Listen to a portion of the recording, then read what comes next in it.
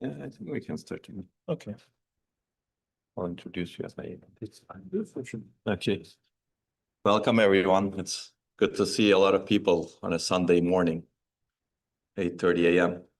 It's hard to be here, I think, especially in the nice weather outside, although it's a bit too warm. It's great to have you here. My name is Onur Mutlu. I'm a professor at ETH Zurich. We've been organizing the memory-centric computing workshops for a while. Ismail has been leading them for the last several editions. This is the sixth one. Before this, we had the real processing in memory tutorials and workshops, and then we renamed it to be more memory-centric. Today, we're going to have a full day of exciting talks and different things. So hopefully people will be quite engaged. I'll let Ismail do the introduction and describe who will talk and also who has been organizing. I think our goal with these workshops is really to build a community for memory-centric computing. If you look at how processor or systems evolution has happened over the last 80 years, it's been extremely processor-centric. Everything we do assumes that we bring the data to a processing unit that's far away from where the data is stored or sensed. And a lot of the system decisions, including the theory of computation, is based on that. And it's very difficult to challenge the system unless there's a substantial effort, substantial number of new results and new researchers coming into the field and working on these across the stack, showing benefits, and eventually, let's say, eroding this processor-centric approach so that you can actually have a much better system overall, because it's, as you will see in this workshop, and it's probably you've seen in many papers, processor-centric architectures is not really a good way of designing systems because they waste a lot of energy by moving data. And today, we really should waste no energy. We should be actually gaining energy if there's a way to do that when doing computation. It's good to think about that also. I think there could be potential computational methods that gain energy while you're also expending some energy. So that's the purpose of these workshops, and hopefully you'll interact. We'd like to certainly get contributions from folks. We do a lot of open sourcing as part of these workshops. And if you're interested in doing research, please talk to us as well. Okay, I'll leave it to Ismail now. Thank you. Thank you. Thank you for the great introduction, Onur. Okay. So welcome, everyone. This is the 6th edition of Memory-Centric Computing workshop. I think this is the 3rd or 4th one this year. And in every one of the iterations, we have many different talks, and this is very exciting, actually. And today we will have, I think, around 13 or 14 talks, so it will be quite packed. So I'm Ismail. I'm a PhD student in software research group. And as you may guess, I work on processing in memory systems, and broadly computer architecture. And here's the website and agenda if you haven't seen it. You can find it in the HOA chat as well if you would like to check it. And if you are remote or attendees, we will also release the materials after the workshop, after we get all the materials from the speakers. So you can check it out after the workshop. And this is live stream right now in YouTube. So you can also go and watch again. So we have 4 organizers, me, Nisa, and Ataberk. They're organizing another workshop over there. So that's why they're not here, and Professor Onur, of course. And today, the first session is, I'm gonna give a broad overview of recent advances in processing using DRAM. I'll first start with a quick introduction to motivate why we need memory-centric systems, and then I'll be focusing on the processing using DRAM, especially the recent works that we did and other folks did. And after that, we have a quite interesting talks. This is a bit quite focused to AI and ML session, as you can see here. First, Professor Lilu, and then Dr. Zhu, and then Pei-Ming will give talks about processing in memory in LLMs, or in general, AI and ML. And then third session is even, I guess, bulkier. First, we will have Nika. It will be online.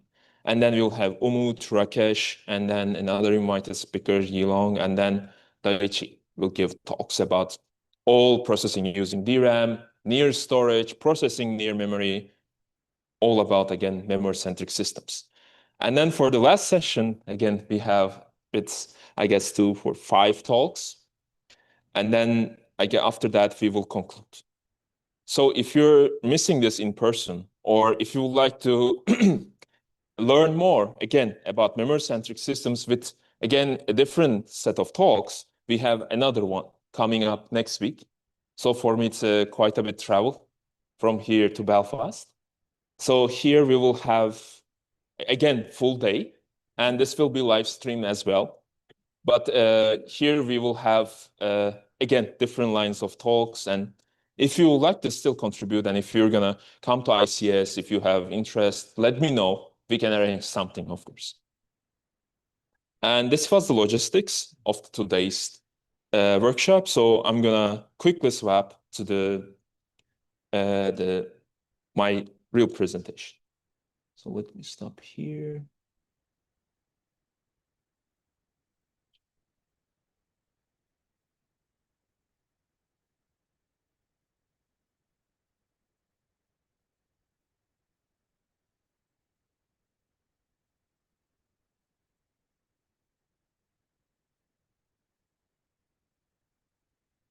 All right, so this will be about processing using memory, the specific focus on real DRAM chips. But before that, I'll try to convince you why do we need memory-centric systems. So we already seen this slide. I'm Ismail, and let me start quickly. So the key problem is computing is bottlenecked by data. All the many important workloads such as AI, ML, genomics are data intensive, and they require rapid and efficient processing of large amounts of data. And this data is not going to decrease, and it's increasing. We generate more than we can process, and we need to perform more sophisticated analysis on more data. One example, of course, of artificial intelligence neural network. As you can see from this is, I think, one of the talks from Grok, and they show that, as you can see, in just 2 years, we have almost 2,000 times more compute that we need to do because of the trainings and inference for the LLMs. And it's just not LLMs. There are also genomics that requires more and more data. And because of the developments of the health technologies, we will need more and more data to process. And we would like to do it more efficiently to make it possible for everyone. So the problem, again, is that data access, we need to access the data to process, and is the major performance and energy bottleneck. And our current design principles cause great energy waste and great performance loss. And why this happened? This is because the data moment bottleneck. Today's computing systems are processor-centric. In order to process, in order to do something with the data, we need to get them from the memory to processing units, such as here. In order to get this data, do a computation on this data, we need to first get them to the computing unit. And then in order to process another data, before we need to go back and write them. It's happening in everywhere, starting from the register file, and you can go to the storage and even more. And there are multiple works showing that this is a really energy waste. And more than, for example, 60% of total energy spent on data movement. And it's not just energy. As you can see, this is one of the works from Google from 2025 at ISCA.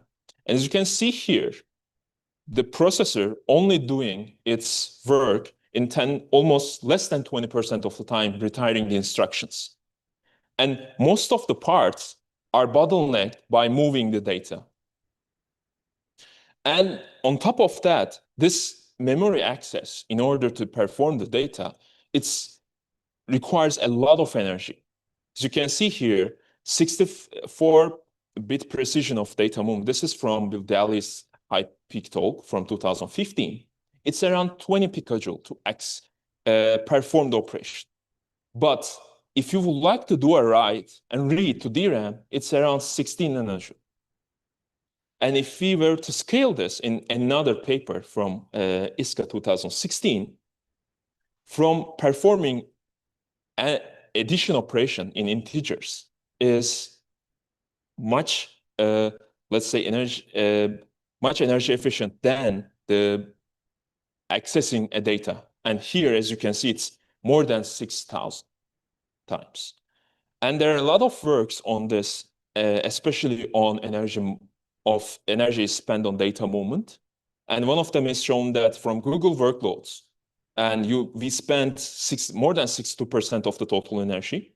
And in some large ML models, we spend 90% of total energy, total system energy to this memory. And the problem, again, I would like to emphasize is that the data is processed far away from where it's stored. So we need a paradigm shift from processor-centric to memory-centric paradigm.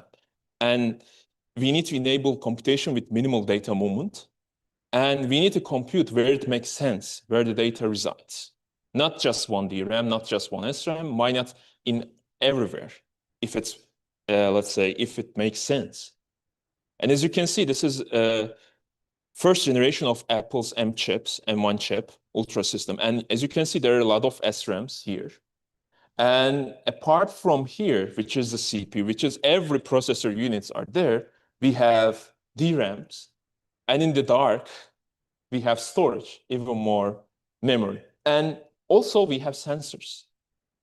So we need some mindset shift to perform these operations, not just in here, but in everywhere, if possible. So one of the approaches that we can think the memory as an accelerator, we can put some specialized computational capability near memory, and then which is very similar to the conventional accelerator. And even doing that requires to solve many issues, such as like processors or communication units. How are we going to perform, as Onur said, in a theory perspective as well? What are we going to do with algorithms and theoretical foundations that is suitable for memory-centric systems, not just processor-centric systems? So I think this approach, this shift requires much more thinking than what is happening right now. And we will need more and more works on this every stack of the computation. And this is not a new idea. One of the earlier works, as you can see here, Cellular Logic in Memory Arrays, is published in 1969. I guess it's 57 years ago.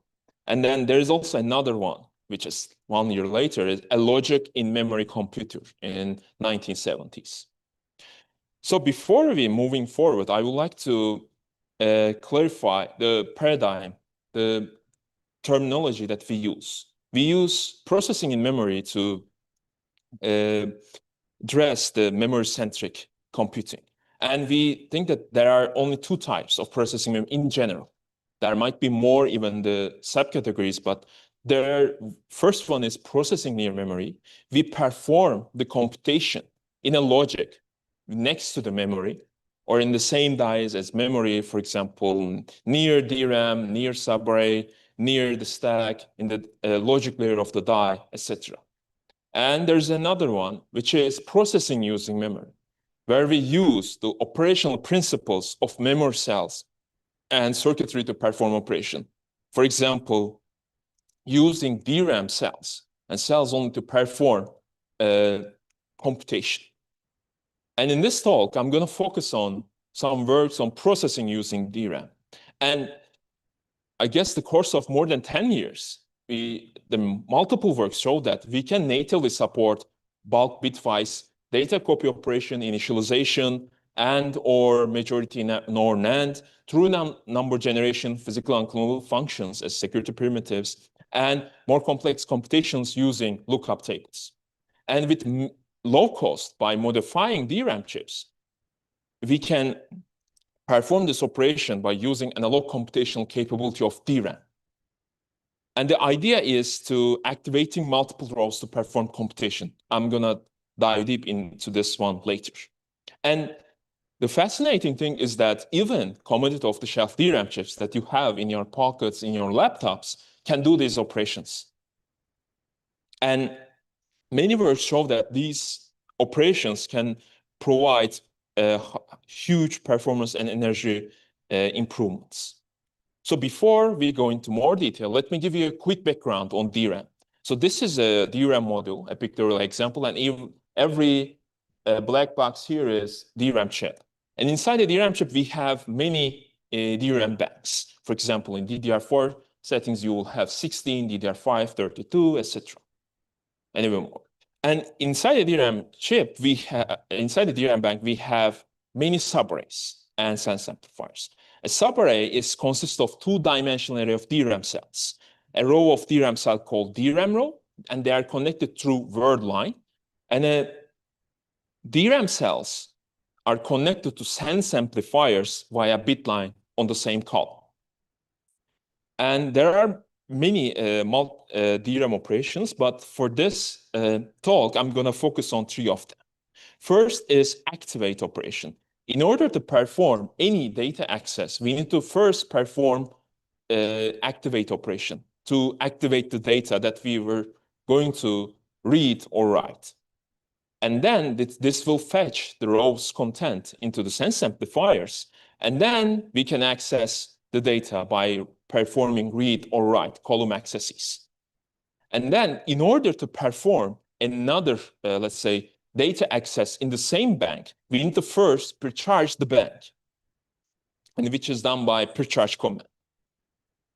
And then let's take a closer look to DRAM cell, how these operate. So here we have word line, capacitors, and access transistors. This is a typical one transistor, one capacitor DRAM chip, DRAM cell.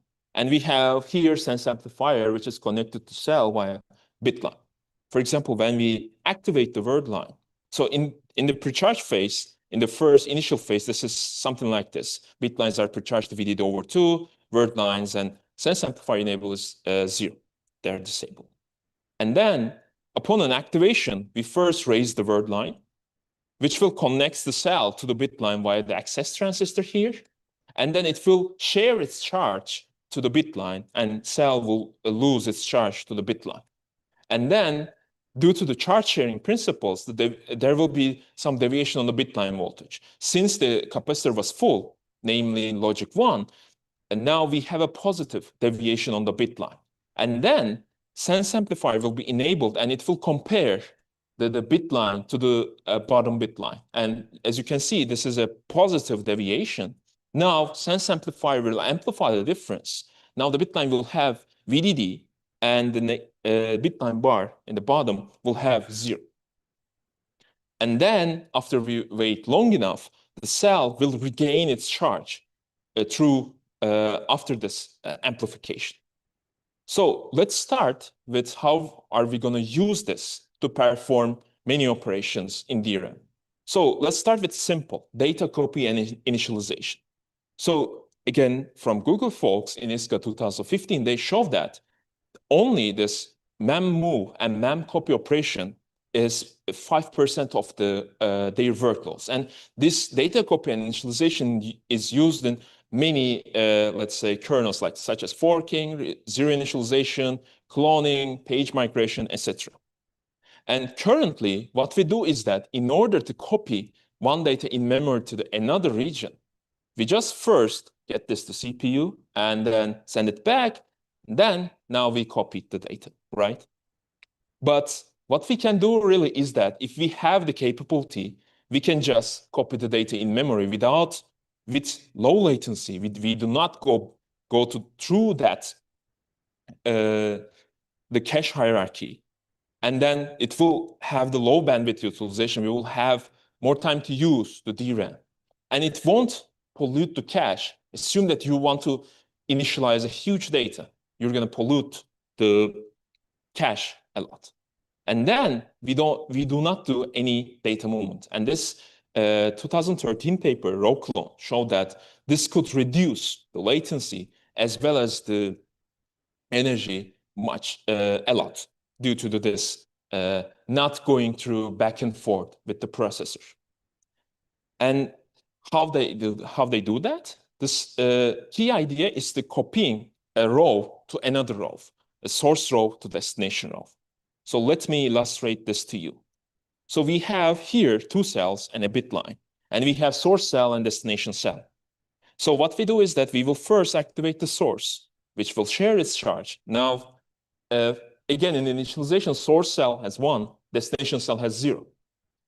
And then it will perturb the bit line because it has a positive charge, right? And then if we will enable sense amplifier, which will make the bit line to VDD, and it will regain its charge. So normally, what we will do is that in order to access the destination, remember, we needed to perform pre-charge operation to close the row and disable the sense amplifier. But what if we activate the destination without pre-charging the circuitry fully, without disabling the sense amplifier, without pre-charging, making the bit line VDD over 2? What will happen is that, is it as if there's a charge restoration happening after the charge, basically after the deviation amplification. So as a result, after activating this destination, now, since we have the VDD on the bit line and sense amplifier still enabled, now we drive the VDD to destination cell. As a result, now we copy the data. As you can see, there is no change in the circuitry. There is only, what we need to do is that we need to somehow allow DRAM to perform such operation, basically a consecutive row activation while keeping the sense amplifier enabled. And then in this 2013 original paper showed that we can actually gain a lot, more than 10 times. And for the energy, especially, we gain more than 70 times. And there are more results in the row clone paper.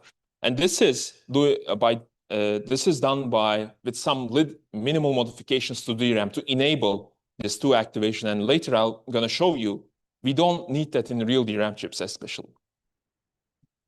So there's another one which is fascinating and you can build on top of it to perform a lot of operations, is that majority function. So here now we have 3 cells, as you can see, 0, 1, and 1. What we're going to do is that we're going to activate 3 of them simultaneously.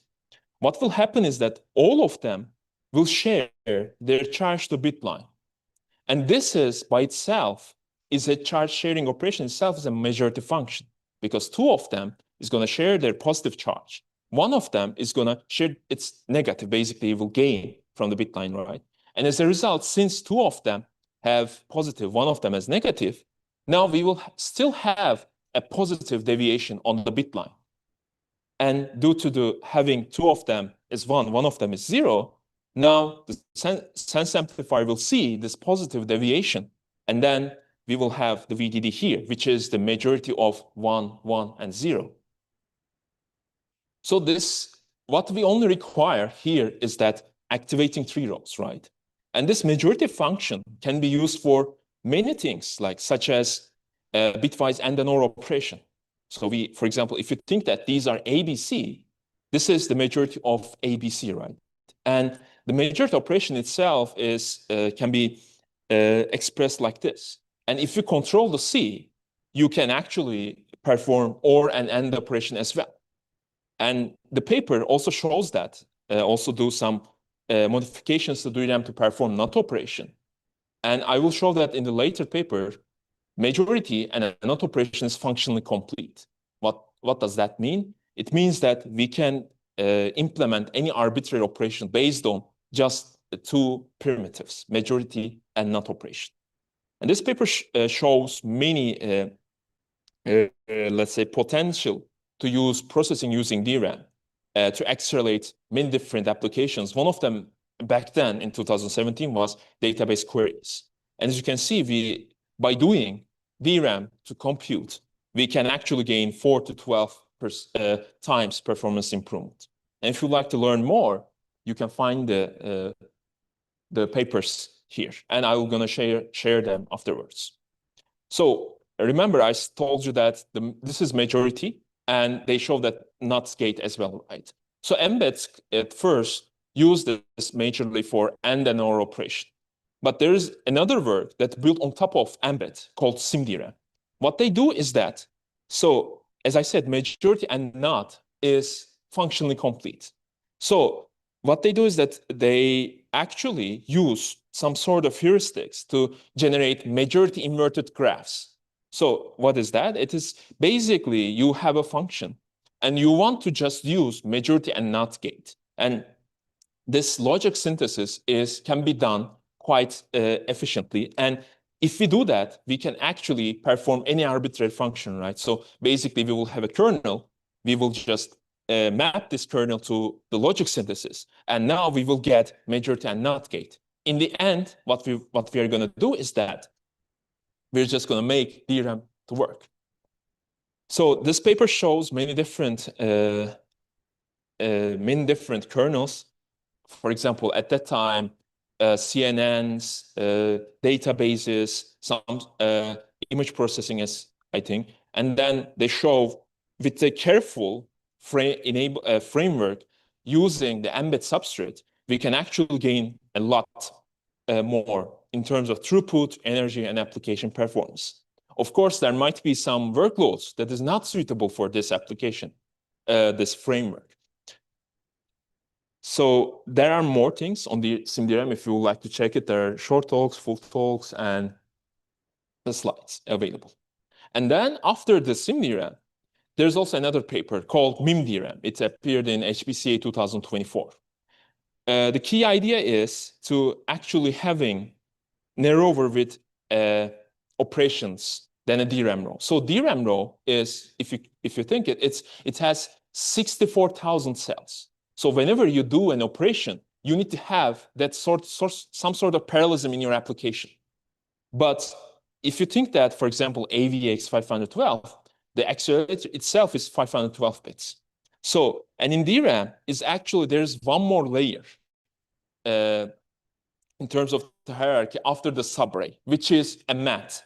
A mat usually consists of 512 sets in a row, as you can see. And there are works that shows that if you add some sort of logic, quick logic, there's some sort of transistors, etc., we can actually have a fine-grained access to DRAM.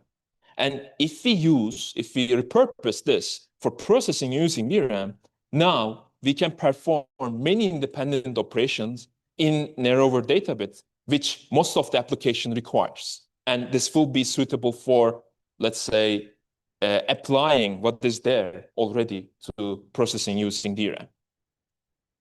So as I said, there are many papers that does this for energy efficient DRAM access. That their goal was that accessing a DRAM row is energy consuming.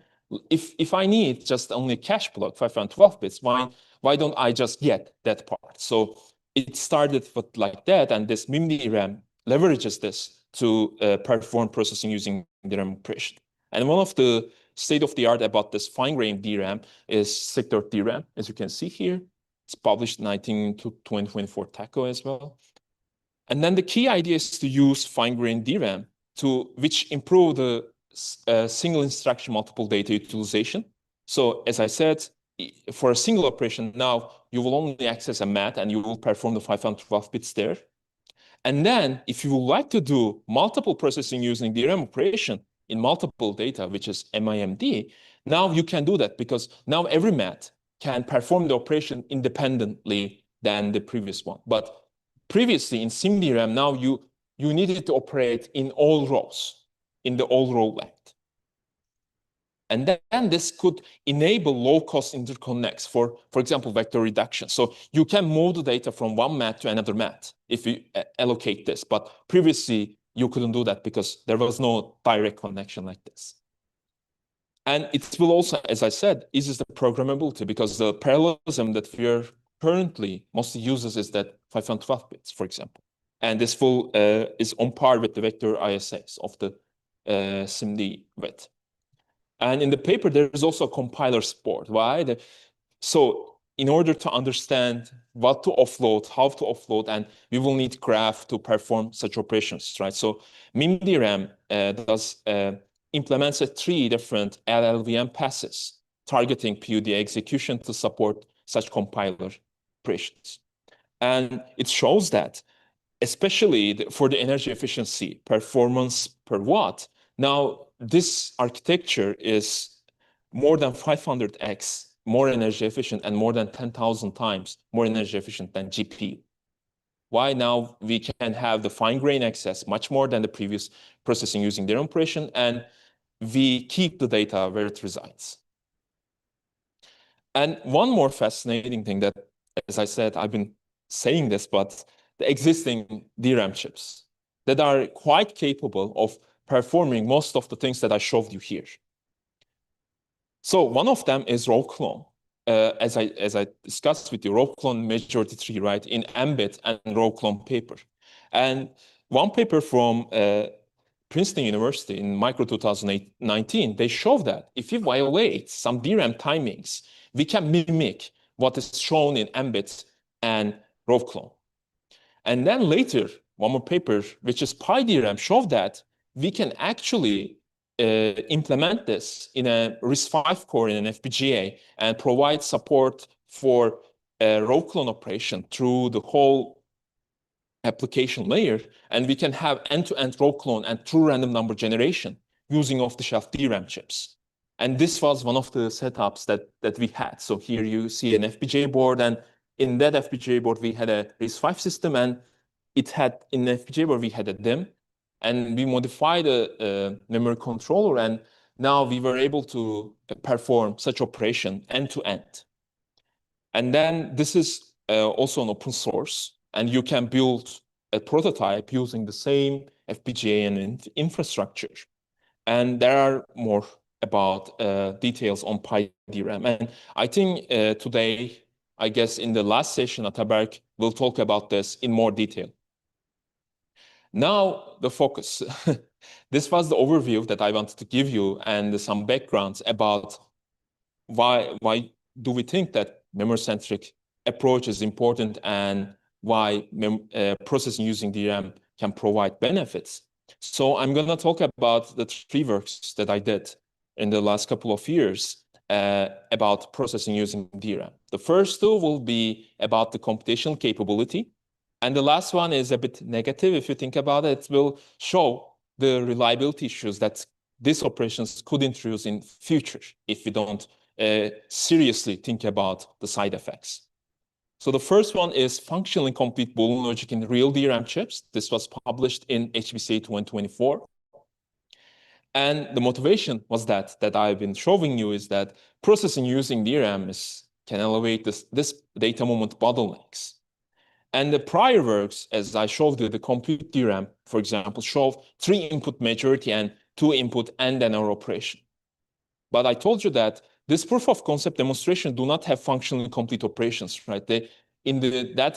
Previously, before this paper, nobody showed the NOT operation in real DRAM chips or any other functionally complete operations, and such as NOT operation. And also, they were limited by the number of operands. They were about to perform AND and OR operations with just 2 inputs. And then in this work, we did an experimental study on 256 DDR4 chips from 2 major manufacturers, real commodity off-the-shelf DRAM chips. And we observed that this commodity off-the-shelf DRAM chips can perform NOT and 2, 4, 8, and 16 input AND, NAND, OR, and NOR operations. And if you think about with very high reliability, I will explain the metric later. And we observe that the data pattern and temperature only slightly affect the reliability of such operations, less than 2% of the reliability metric that we use. And this was DRAM to show you again. One more important thing that I want to show you that we leverage in this study is the modern DRAM's architecture, which is DRAM open bitline architecture. So what is that? To achieve high-density DRAM chip, open bitline architecture is widely adopted. And in this architecture, each subarray's bit lines are connected to 2 rows of sense amplifiers, one above and one below of the subarray. And this results in neighboring subarrays to share a common component, which is sense amplifier. So during an activation, what happens really is that another bit line that I've been showing you, you remember in the bottom, actually serves as the reference of the sense amplifier, which is bitline bar. And then after a successful activation, bitline and bitline bar have a complementary voltage. You remember one of them was VDD, one of them is 0. Why? Because the sense amplifier consists of two back-to-back inverters. Now, I think you might get the idea how we perform the NOT operation. We're going to use this NOT gate to get the negated operation in real DRAM chips. And then we discussed this. I'm going to skip that. And to summarize what we did here is that we demonstrate the off-the-shelf DRAM chips can simultaneously activate up to 48 rows in two neighboring subarrays and can perform NOT operation with up to 32 output operands if you need it. And they can perform up to 16 input AND, NAND, or a NOR operation. So how do we test this? We use an FPGA-based DDR4 testing infrastructure called DRAM Bender. There was a tutorial yesterday. You can find it online in YouTube. That this infrastructure gives us a fine-grained control over DRAM commands, timings, and temperature. We can issue any of the DRAM commands that you see whenever we want. Basically, we have a soft memory controller over there to issue, write, read in the much flexibility. So in order to test many DRAM chips, we have a laboratory for understanding the memory. And in order to perform such operations, we use our laboratory. And we test a total of 256 DDR4 chips from two major manufacturers, and we cover different die divisions and chip densities. Now, let's move on to the results and how we demonstrate them. So first one is activating multiple rows in real DRAM chips in two neighboring subarrays. So the key idea is to activating two rows in quick succession. And this will simultaneously activate multiple rows, either in same subarray, in neighboring subarrays. So think about this pictorial example. We have subarray X and subarray Y, and they share the sense amplifier here, and assume that row A is in subarray X and row B is in subarray Y. So if we perform nominal DRAM operations, which is you activate row A, you do your job, you read, you write, and then you issue precharge. And in between, the nominal timing parameter is TRAS, which you wait around 36 nanoseconds. And then you can issue precharge. And then now you wait the DRAM circuitry to settle, and then which is around 14 nanoseconds, and then you can activate another row. In this example, now we activate a single row at a time. But what we observe is that if you violate these timings greatly, for example, instead of 36 nanoseconds, if you wait for 3 nanoseconds, if you instead of 14, you wait 3, 2, you can activate multiple rows in real DRAM chips. So why? In another study, we show that this is because of the row decoder circuitry, the hierarchical organization of row decoder circuitry. So this is a DRAM subarray, right? So what happens normally is that when you issue and activate, you send that row address. And this goes through a row decoder. And then it finds the word line that this corresponds to and activates that word line. But in order to serve this activation operation very quickly, a DRAM chip have a hierarchical word line, a hierarchical row decoder circuitry, which means that there are multiple stages of the decoder, and each part of the row addresses goes to different decoder, and then they will be, let's say, decoded, and then using some sort of functions to find the real word line. So I would like to show this to you as a tree example. Here, we have the row decoder circuitry. For example, the outputs are word lines. Here, for example, the first one's word line A and the last one's word line B. And each of the trees level is a stage decoder. And each of the nodes here is the decoder output, sorry. And then normally when we activate a row A, what happens is that we decode the row addresses, something like this. There will be many intermediate signals that are activated. And then the DRAM row decoder circuitry will follow an asserted nodes. And here, as you can see, there's only one path that goes through fully to word line A. You can think of that these are the end operations, basically. So, and then we can assert the word line, in this case is word line A. And then when we issue precharge, what we do is that we disable all the intermediate signals as well as the word lines signal. And then when we do back-to-back ACT operation, now we will assert many more signals. So think about this. This was activation of row A. And then now we violate the timings, issue back-to-back activations. So one thing that maybe I would like to clarify here is that why do we need precharge here?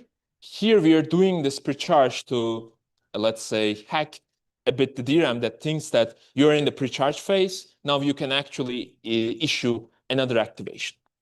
So what happens is that if you violate these timings and do not let DRAM to close that intermediate signals, now we have the signals are asserted still, and now DRAM will decode the next activation, right? Which is the row B, and it will decode, it will assert new intermediate signals here. And then as a result, now there will be many more paths that is fully, let's say, asserted. And then because of that, now we activate many rows simultaneously.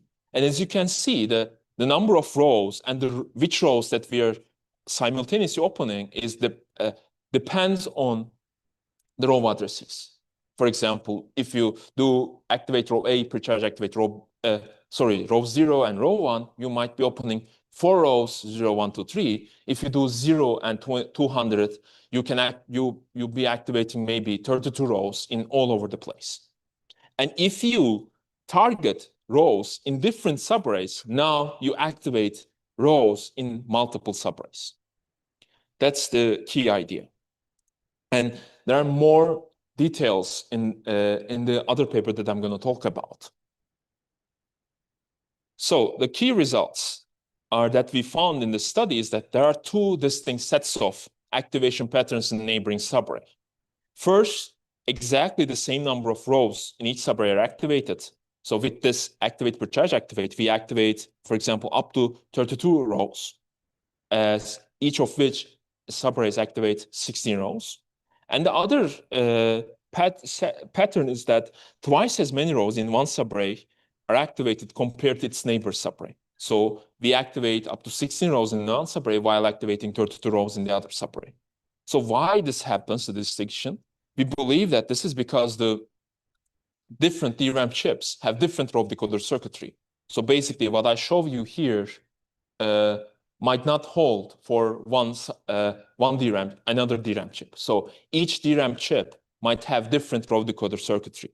What I observe is that if they have the same die division and die density, basically the same model, you will be getting the same row decoder circuitry. But if they change the die division, which is some sort of modifications to the DRAM circuitry, not necessarily the DRAM core, you might be getting different row decoder circuitry, which makes sense. Are there any questions about this part first? Okay, then I'm gonna continue with the second one, how we do NOT operation. So the key idea is to leverage the NOT gate that is available on the sense amplifier already that neighboring subarrays share. So here we have source in the one subarray, and in its neighbor we have destination DST. What we do is that if we activate the source, now it will share its charge. If it's VDD, it becomes VDD, and then negated. The next subarray, the bitline bar will have the negated value, right? So the idea is the same.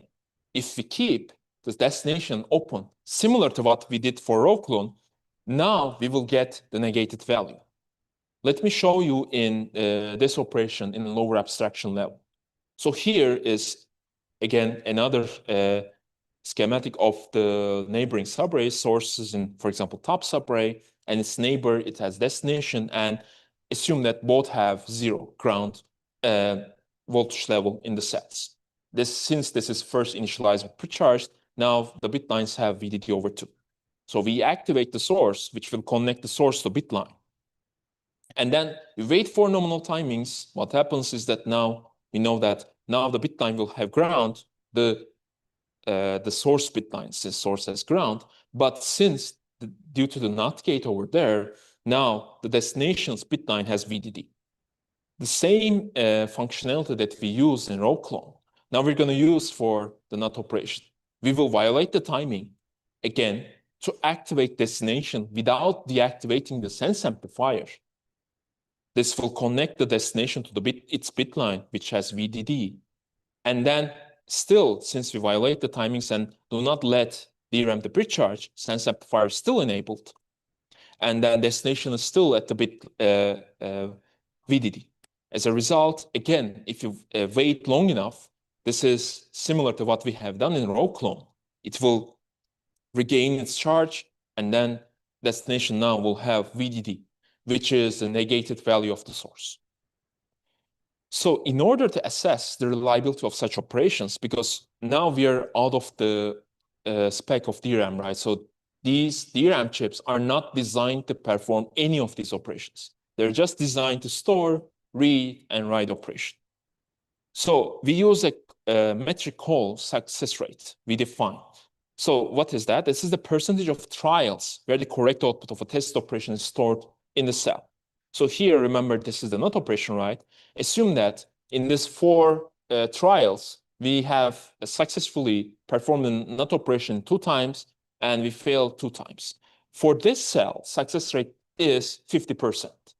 And in our study, we performed total of 10,000 trials. So the key takeaways from this study on real DRAM chips are, first, off-the-shelf DRAM chips can perform NOT operations in 32 with up to 32 destination rows. And the temperature has a small effect on the reliability of NOT operations. Now let's take a look at the first result here. So in the x-axis, we have the number of destination rows. Remember, destination rows are the rows that we, let's say, perform a negation operation, NOT operation. And the x-axis is the success rate. So here we see 1, 2, 4, 8, and 16, and 32. This is a box plot. And each circle dot here, the white dot for each x-axis, shows the average. And the first observation that we make here is that there is at least one DRAM cell, that's actually many DRAM cells, that can perform the NOT operation with 100% success rate across 10,000 iterations, basically performing these operations fully reliably across 10,000 times. And then we conclude that DRAM chips can perform NOT operations up to 32 destination rows. As you can see, once we increase the number of destination rows, success rate decreases very significant, as you can see, from 4 to 8, and then 16 and 32. We hypothesize that this is because now, normally, these sense amplifiers, this circuitry is designed for, remember, to just activate, restore the charge of 1 DRAM cell per bit line.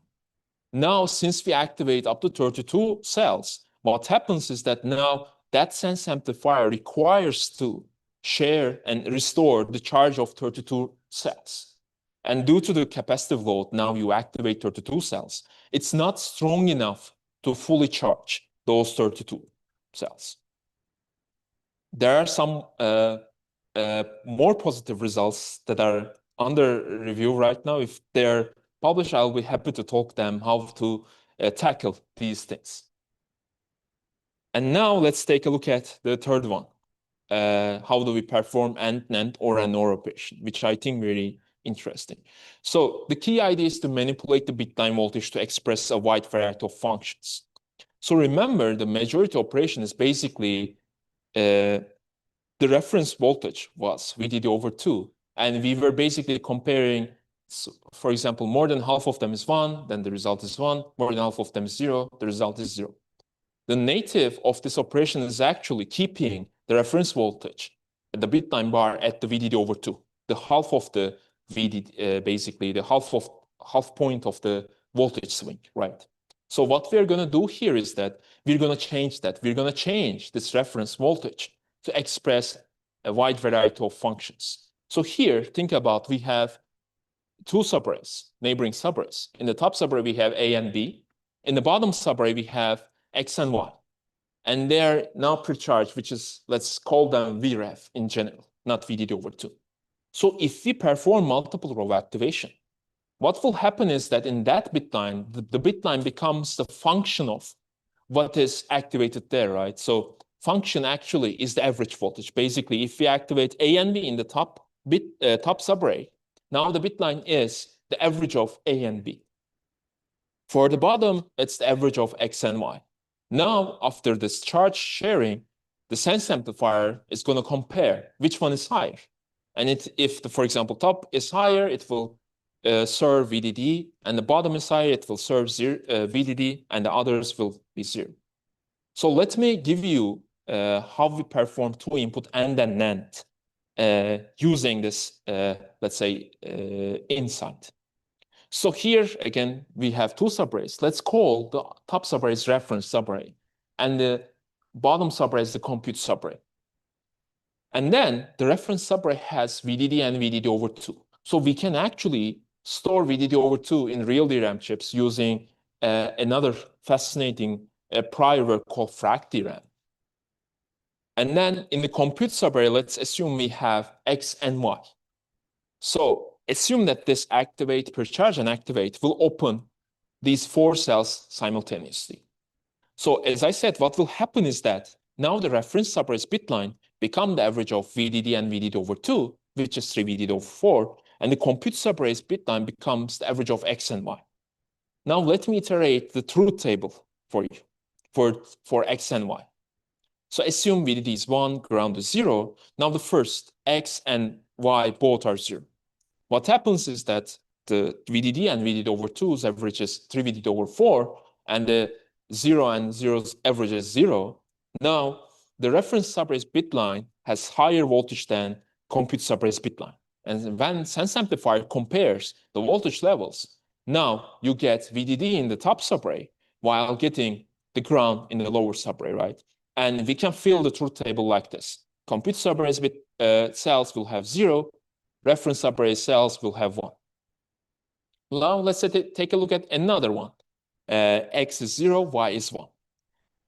Again, the top subarray, nothing changed, 3 VDD over 4. In the bottom subarray, now 0 and 1, we have the average voltage of VDD over 2. And now still, the reference subarray's bit line has higher voltage than compute subarray's bit line, right? And now again, the compute subarray will have 0, reference subarray will have 1. And 1 and 0, it's the same story. Still, we have VDD over 2 in the compute subarray's bit line, 3 VDD over 4 over there, and now again, 0 and 1. Now, things are changing for 1 and 1. So, if X and Y are both 1, now the average voltage is VDD, which is higher than the reference subarray's bit line, 3 VDD over 4. Now, the compute subarray will have VDD, and the reference subarray will have 0. And if you take a closer look to this truth table, now this is actually an AND operation of X and Y, right? And due to the native of this NOT gate over there, now we have the NAND operation of X and Y in the reference subarray. This is how we perform these operations. So we can perform also OR operation as well using this, let's say, technique, but we cannot perform XOR.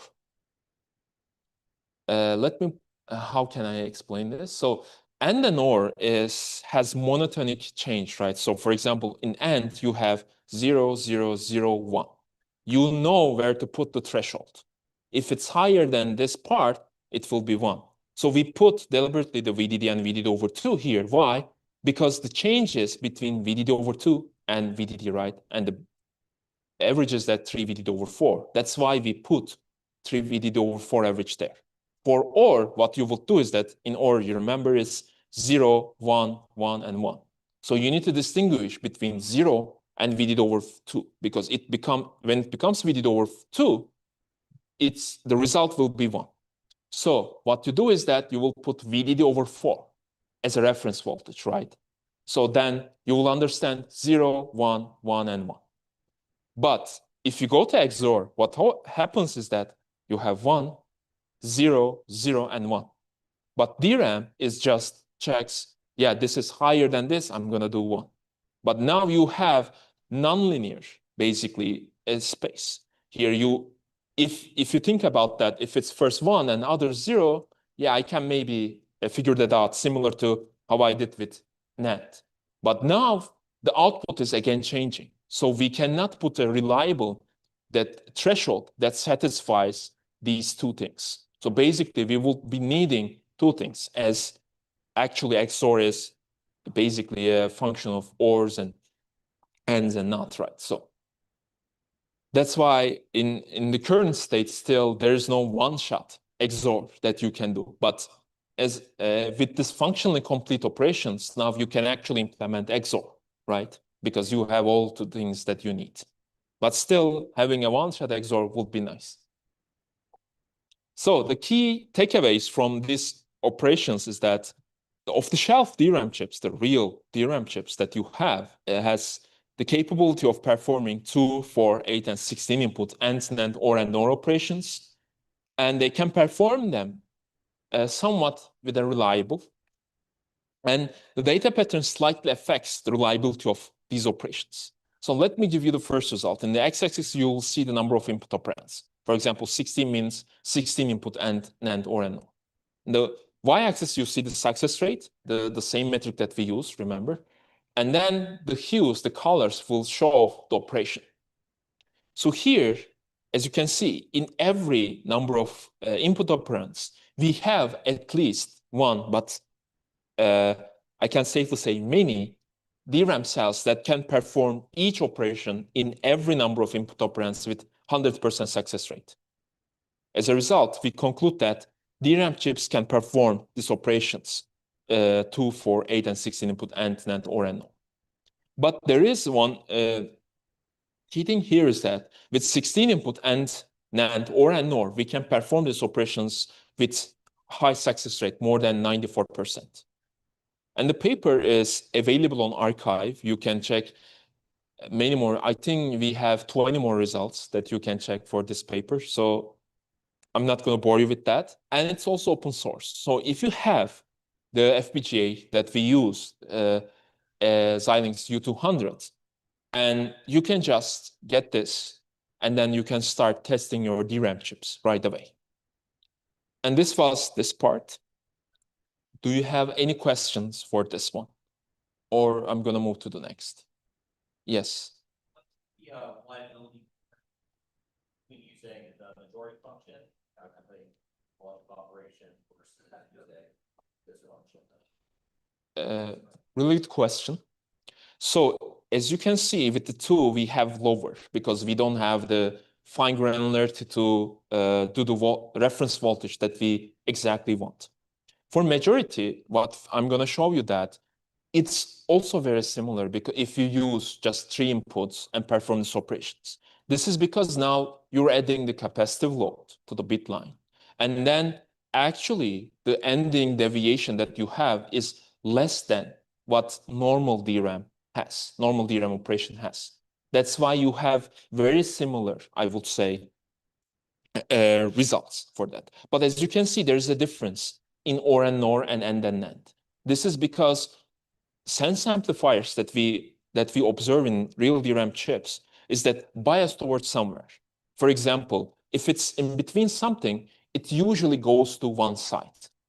Some of them are metastable, they're random, that we also use for true random number generations and physical unclonable functions actually, but they're biased towards the somewhere. And this changes from DRAM chip even in different DRAM subarrays, that probably the things that they use in the circuitry. Yes.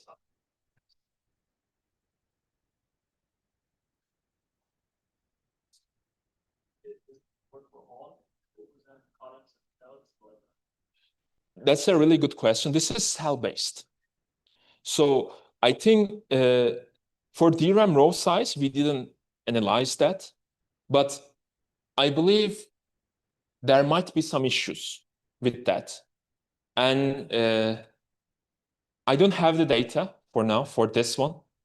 As I said, maybe in the next generation of memory-centric systems, if everything goes well, I can give more details because of some under review projects. But what I can say is that I think in every row, you will find some columns that are problematic, and they're actually data dependent. So basically, there will be a paper in ISCA called PodGhost. I think tomorrow, it will show that the columns are affecting each other. So actually not there's not directly one bad column. There is also one bad column, yes, but you can make the columns worse by putting different data on the next to it. Basically, the bitline to bitline coupling will result, let's say, affect your reliability. That is one of the issues here also that we need to tackle. Hope that answers your question. She's bringing the microphone. Yeah. So you can do a lot of parallelism this way. Mhm. And of course, anything you do is basically operations on bits. So what can't you do in memory, or what would be hardest to do in memory of all the operations that GPUs now do? So the hardest thing, in a sense, that the hardest in the operations by itself. So I think the complex operations right now, I mean, we cannot do XOR, and we are, let's actually rely on multiple operations, right? So to perform XOR, for example, and NOR, blah, blah. And as you can see, this is, for example, if you use a bad row, assume that it's 75% of success rate. In order to do the XOR, you need to chain the operations. Now you will be accumulating the errors. And this is actually true for all the things that you do. If you have a, let's say, huge data dependency chain, basically, for example, the depth is huge, you will be propagating errors more and more. I think that's one of the challenges. In order to use, I think these papers, what they show is that you can do this to some reliability in the real DRAM chips. If we want to use this in maybe even in the error-tolerant applications, I think we need a reliable substrate to perform this. Even if you think that if it's 99% success rate, think about 0.01 error rate, right? If you accumulate it 10 times, now you have 0.1 error rate. And now it's going to increase because current, let's say, in order to 32-bit addition with these logic gates, you will need a huge data dependency chain.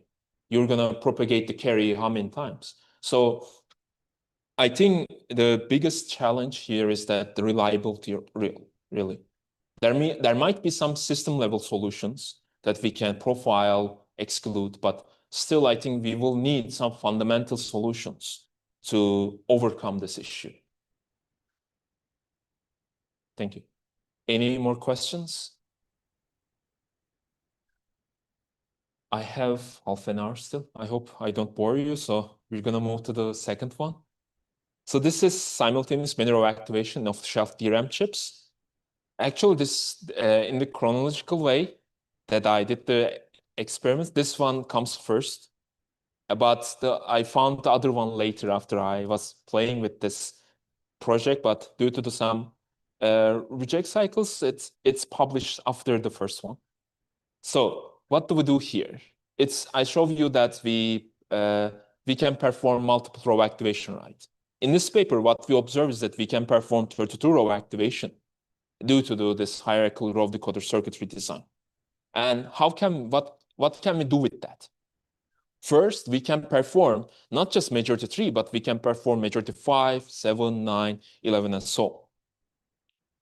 And I think one of the most interesting and promising thing here is that we can increase the reliability, the robustness of processing using their operations by activating many rows. And the third one is we can copy one row's content to multiple rows. So let me start with the first one, the majority of X. So the key idea is very simple. So as if we are doing majority 3, now we can do majority 5. If we activate 5 rows. If we activate 7 rows, we can do majority 7. The issue in real DRAM chips is that we observe 2, 4, 8, 16, and 32 row activation. So you don't activate 3 rows, you don't activate 5 rows. It's always even. So the question, how do we perform these operations while we're activating more than this X rows, is that the prior work, again, the frac DRAM, making some rows neutral during the majority X operation. So this is, for example, majority 5 in ideal case. But in real DRAM chips, what you will do is that you will be activating 8 rows while keeping the 3 rows neutral, basically VDD over 2, the same as the bitline voltage, so that they don't contribute the charge sharing in an ideal case. Unfortunately, they are due to the processing variations. That's the key idea of perform majority X. I think that's a bit more straightforward. So the interesting thing here is that the robust increasing the reliability of these operations. So how do we increase it? We call it input replication, which is storing multiple copies of the input operands to increase the robustness. So basically, this is how you do majority tree. In theory, assume that you activate 3 rows. Now you have A, B, and P. But due to some, as I said, column-to-column interference and non-idealities, now you get an incorrect result here. But if you have multiple copies of the same input, what happens is that you increase the deviation, basically. So instead of putting the burden on just 3 rows which have the same thing, now you will be putting 6 rows and you will be amplifying the deviation that we have on the bit line. As a result, now you can perform more reliable operations. So for example, if you have 32 rows to activate, and if you want to perform majority tree, what you will be doing is that you will be copying each input 10 times, 10A, 10B, and 10C. Now the remaining 2 will be the neutral rows, as if you were doing majority 30, but in the logical way, you will be doing majority 3 with the increased inputs. And this also helps with the case that you're increasing the differences, right? For example, you have 2 ones, 1 0. It's actually 2 over 3, right? But if you have, let's say, 20 ones, 10 zeros, it's actually the difference is higher between each input operands. Instead of 1 over 2, you have 10. So we sweep many parameters here, the timings, temperature, even the voltage. So we reduce the voltage to see if there's any effect. And there are key takeaways are that off-the-shelf DRAM chips are capable of doing such operations, majority 5, 7, and 9. But after 9, it's less than 1%, the success rate, because now everything is, let's say, affected each other. Everything is basically racing towards each other. Some of them are pulling down, some of them are pulling up, and then they're more affected to each other. And the second key takeaway is that, again, this storing multiple copies significantly increases the measured success rate, and voltage and temperature, from what we observed, that they slightly affect the success rate, but data pattern affects significantly. As I told you, that this data-dependent failures plays a role here. So let's take a look at the results. So each subplot is a different majority operation, majority 3, 5, 7, and 9. And here we have number of simultaneously activated rows. So for example, as I said, 32 for majority 3 means that we have 10A, 10B, and 10C, basically 10 copies. So let's take a look at one data pattern here. So as you can see, if you're checking from the 10 copies, off-the-shelf DRAM chips are capable of doing up to 9. But as you can see, if we increase the majority operations, input operands, now we get very low accuracy in the majority 9. Still, majority 5 is doable. And then, if we focus on the input replication, so previously, now with no input replication, basically you have A, B, C, and neutral row. You're doing majority 3, you get around 70%, less than maybe 68% or something success rate. But now you increase it 10A, 10B, and 10C. Now you get, on average, almost 31% increase in the success rate. This is the absolute number is 99.8 or something. So you can get this much reliability with this operation. But still, remember, this is not 100%. 99.8 and 99.9 are very different if you think about the other way around in the bit error rate perspective. And this increase is actually consistent across all tested majority operations. So, okay, I have the number here. For example, the final average success rate for majority 3 now became 99.68 instead of, I guess, 68% or something. So there's a strong, I guess, conclusion that we can really increase the reliability of such operations by up to the point it's more than 99%. But there's also a drawback, as you can think. Now we have 30 almost, so it was 4 rows, now it's 32 rows. Now we have 28 more rows to initialize. What we were doing previously is that, for example, in Ambit or SimDRAM, you will be copying the rows, right? Now you will be doing it just 3 times or 4 times. Now you need to do it 32 times. So it's a huge performance drawback, right? But there is one thing to rescue to some extent, which is what we observe here is that multi-row copy, copying one row's content to multiple rows.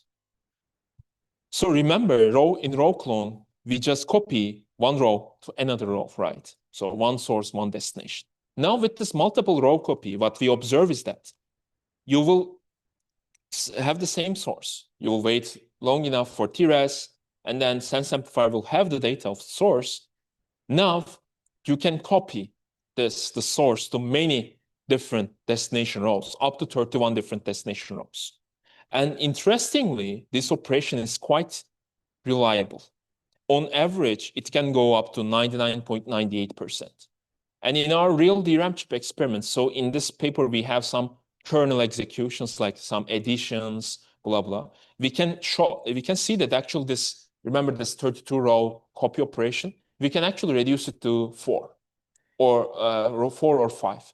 Because we can find the subset of activated rows in this, for example, in 32 row activation, we can just copy A, for example, 16 times, and B 16 times while overlapping the 6 of it. Basically, you will be having 10A, 16B.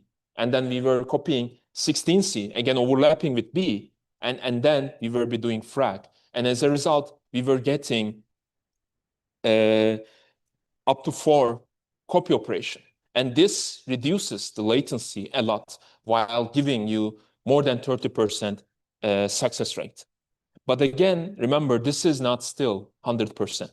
On average, it's more than 99.98, but if you find some parts, as you can see here, it's around maybe 95 or even less. So if you do copy and back-to-back copy, you will be getting less and less success rate. So again, it's important to make this reliable.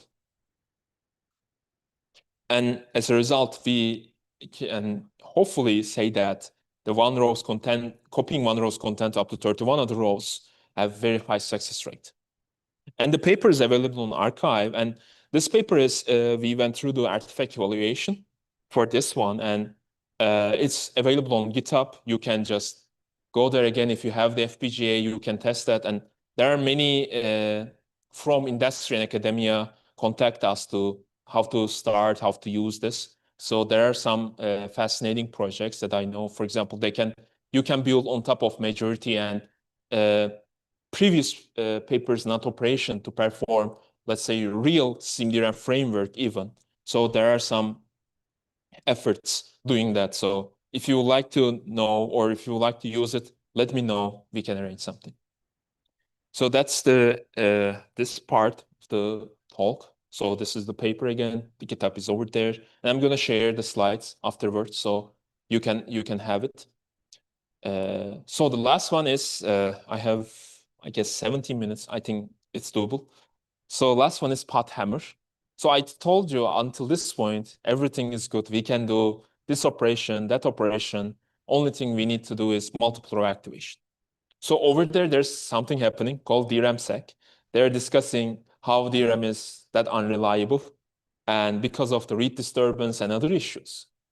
And then in this study, we checked that what will happen in DRAM, because now we are activating multiple rows. Previously, DRAM was able to just activate a single row in a bank.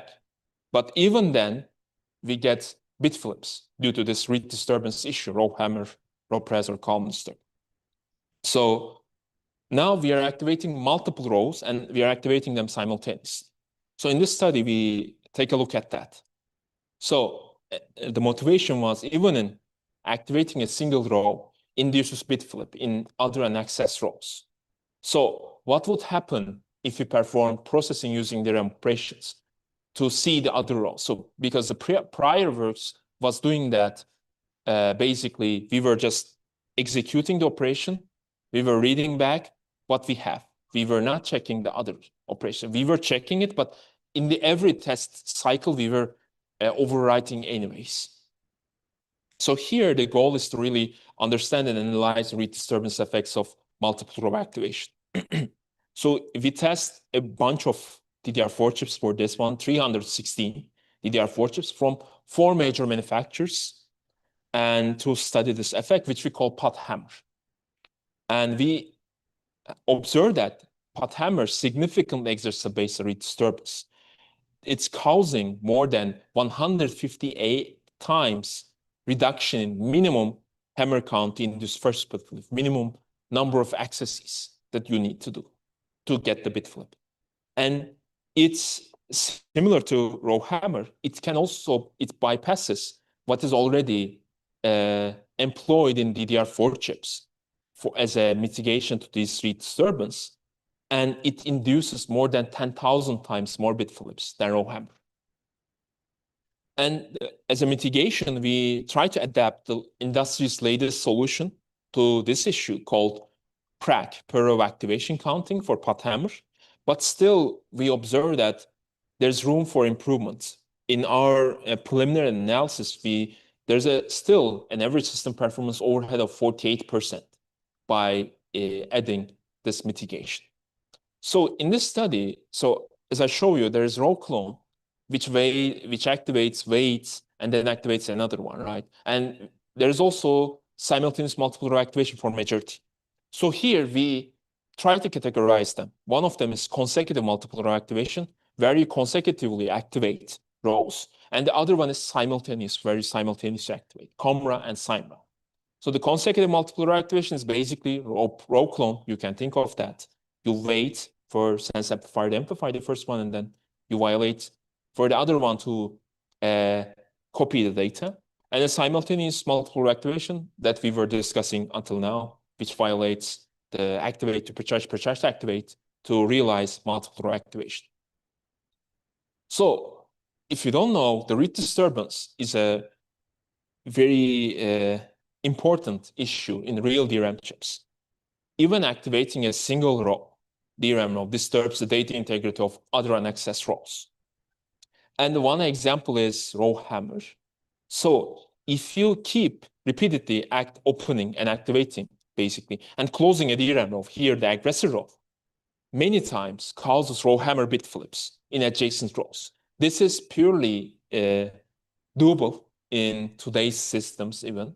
And there are people showing that you can do this bit flips in GPU.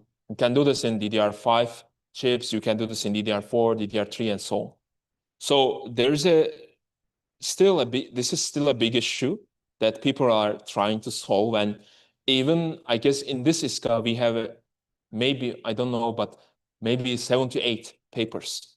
Even this is about this. And there's also, as I said, in the next slide, there's a workshop about this.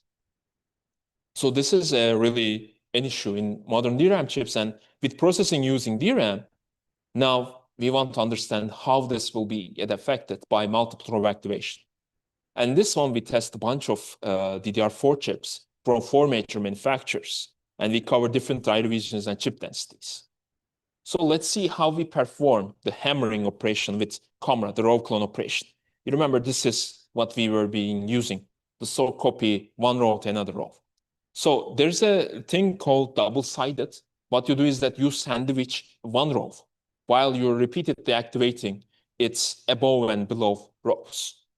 And here what we do is that we copy one source row to destination row while sandwiching one row, which is the victim here. And there's also other thing called single-sided, where you're just hammering one row while not sandwiching any other row to see the effect.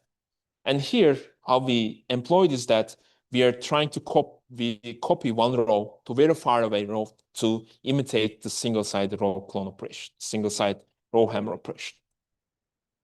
And the vulnerability metric that we use is HC first, hammer count first, which is the minimum hammer count required to induce the first bit flip. And here, lower is worse. So again, here, for example, we have aggressor and destination And in one hammer constitutes of one copy operation. And in between, we are obeying the time parameters, of course. And then we record the bit flips in the victim row after a successful pot hammer operation. So let's see the first results. Here in the x-axis, you see the manufacturers that we test. On the y-axis, you see the lowest HC-first observed for all tested DRAM chips. So the color will indicate which operation is that, row hammer or camera. And as you can see, for example, in ISCA Hynix, we observe that double-sided camera copying one row to another row while sandwiching an access row, the lowest HC-first decreases by 14 times. So normally in real DRAM chips, when you do this row hammer operation, you will need to do it 6,000 times. Now you can do it in 400 times to get the bit flip there. And copy operation is much needed for real DRAM chips because the real DRAM chips operations are destructive. You need to copy the data in order to get the, let's say, in order not to destroy the data. And this is also consistent across all the other manufacturers. So not as drastic as SK Hynix, probably it's because of the DRAM chips that we test, and they're the most capable ones doing these some sort of operations. The reduction trend is consistent across all test manufacturers. And if we think about not just one, the extreme point, if we think about all the rows that we test, here in the x-axis, you see the DRAM rows that are ordered by their HC first change compared to row hammer. So for example, P1 to P100 represents 99% of tested victim rows. P50 to P100 also represents 50% of tested victim rows. And HC first change, the negative part means that the camera operation, the row clone, reduces the HC first compared to double-sided row hammer. So for example, here, minus 50 means that row hammer, for example, HC first was 100. Now the camera's HC first is 50. What we observe is that more than 99% of tested victim rows, which are about probably more than 10 million rows, are experience lower HC first than conventional double-sided row hammer. And remember, there's another one, simultaneous multiple row activation, which we use for all the Boolean logic operations. So here on the x-axis, you see the simultaneously activated rows. Remember, I was saying that we can activate 2, 4, 8, 16, and 32. So here, one correlates to row hammer, the others are simultaneous multiple row activation, SIMRA. And again, the lowest HC first is obtained by the models that we get the lowest HC first. And here, what we observe is that the lowest that we get for row hammer across all test models was 4,000. But now with the SIMRA, it's 26. If you do 26 SIMRA operation, you will get a bit flip. So this is this shows that how severe the operation can be because of the read disturbance issues in the real DRAM chips. And this trend, not just in one, let's say, a pattern or row, it's consistent across all activation patterns. And if you take a look at the HC first change that I show you, now it looks like there's something wrong with it, but directly, as you can see, more than 25% of tested victim rows experience more than 99% of HC first reduction. So if you think, you can think that if row hammer HC first was 100, now the SIMRA HC first is 1. So this is not just one extreme point, it's the point in almost all DRAM rows that we tested. So this operation requires some sort of care when it's deployed in the future generations if you're going to deploy it. So there are ways to mitigate it. So we first analyze the effectiveness of existing row hammer mitigations that is deployed in DDR4. Now your current DDR4 chips already have this mitigation, which is called target row refresh. What happens is that the key idea is to refresh nearby rows to gain their charge back before you experience a bit flip. So what they do is that you have a memory controller here.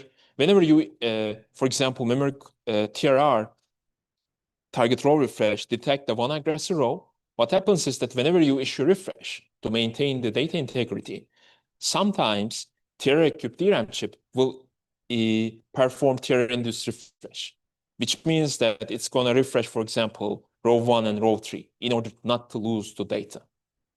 So what we observe is that here you see the row hammer, and the x-axis is number of aggressors, because in order to bypass this mitigation, you need to trick the mitigation a bit. You need to use multiple number of row aggressors so that it will detect something incorrectly so that you can freely perform this attack. And this is without TRR right now.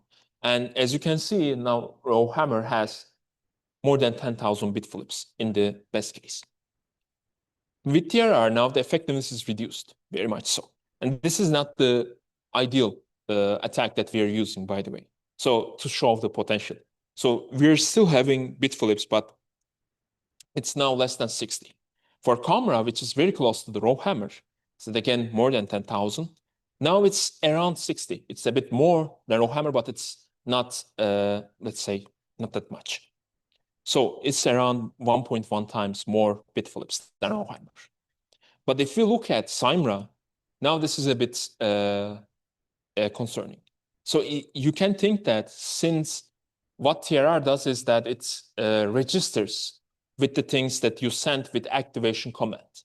But internally, now with 2 activation command, activate, precharge, and activate, actually you activate 32 rows, right? So there is no, I mean, it makes sense. There is no mechanism to detect that because it's not in the specification.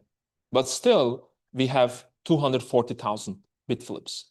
So this is also shows that no, for example, how severe it is compared to row hammer, even without TRR.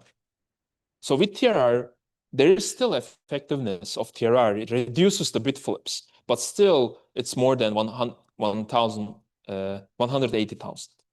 So overall, Cymra induces 11,000 more bit flips than row hammer in the presence of TRR. But so are we doomed, or are we not going to use processing using DRAM anymore, or shouldn't we use it? So I think there's a way to adapt the mitigations to account for path hammer, or there's actually, so this is not deployed, right? So I believe there's a way to design DRAM chips while keeping this in mind. I don't think this is all bad news that, we cannot use processing using DRAM or we shouldn't use it. I think this is only to convey the message that there is this issue that is known already. If we're gonna implement processing using DRAM-capable DRAM chips, we need to take this into account while we're doing it. For example, you can have compute row blocks that has isolated rows to the storage rows so that it cannot hammer other rows. So in the paper, we discuss many DRAM chip design points that could help those things. And here we just wanted to show what if we just be lazy and straightforward and adapt what is there already. So we adapt the latest industry solutions to row hammer, which called PRAG again. So we took 2 approaches. One approach is naive. What we did is that, row hammer threshold was 4,000. Let me reduce the threshold to 20. And the other one is that there is normal DRAM activation. There is multiple row activation. So normal activation counts as 1, but multiple row activation counts as 200, so that I can balance and weight things, that I will have hybrid results. So for this one, we use Remulator 2, a cycle-accurate DRAM simulator, and we evaluate 65-core multi-program workload mixes. So what we did is that one of the issues is that there is no direct, as I said, processing using DRAM substrate, right? There are still, but there is no, let's say, scheduling policies. How should we collocate processing using DRAM with normal activations? Here, what we do is that we create a synthetic PIM core that issues periodically multiple row activation or processing using DRAM operation. This also shows that there's also need for scheduling policies for processing using DRAM to provide, let's say, quality of life, or to prevent QoS issues. So here is the weighted speed up results. Now the first one is naive, the second one is weighted counting. On the y-axis, we have the core, that PIM core, let's say intensity, how much it issues the processing using DRAM command. For example, 125 means that it issues so much DRAM performs processing using DRAM operation in every 125 milliseconds, which is too much. And the 16,000 is the other end. And we normalize this to no row hammer mitigation, no PRAC mitigation.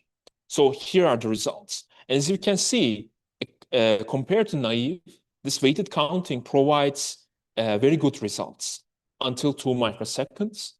And then after 2 microseconds, now even the weighted counting incurs an average performance overhead of 48%.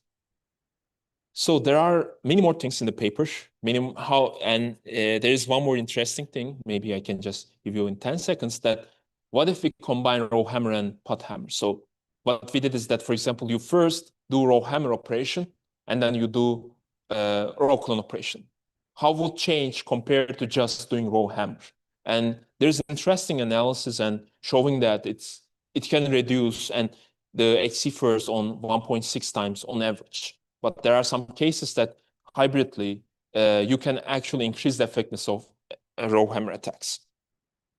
As I said, there are much more details and analysis on how to mitigate things. And I think one of the ways, the promising ways to go is that we should modify DRAM chips while we're going into feature if we're going to support this processing using DRAM operations. And there are more details on PRAC adaptation that I didn't discuss and challenges, etc. And the paper is also available in archive. And this was the last paper. I think I'm on time, and thank you very much for your attention. If you have any questions, I'll be happy to answer.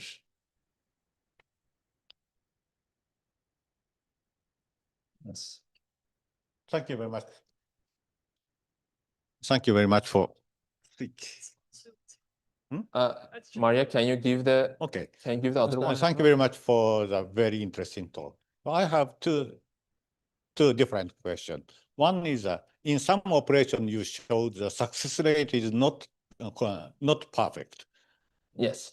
So what is the application field of such a low success rate operation? Why is the case that? What is application field? So that's low success rates, I think, is because of this. So we are doing this in real DRAM chips, and the DRAM chips, the success rate is 99.9999999%. Yes. Yeah. But in your case, 99.8 or something like that. Yes. So this is considered as very low as a computer architect. Yes, I agree. So how to use such a kind of operation? So I think right now, so maybe I can discuss a bit. So there are ways to make it more reliable. As far as I'm concerned, I discovered a bit. So this is to show, the first to show we can do this with a low success rate. In order to use it, as you said, we need to have 99999. Ideally, zero, right? Zero errors. Yeah. So I think going forward, we should have some sort of maybe, there is still none, but there should be maybe error corrections or some mitigation mechanisms for that. Or as I showed you, there's a way to, so it was first 68%, now it's 99.6%.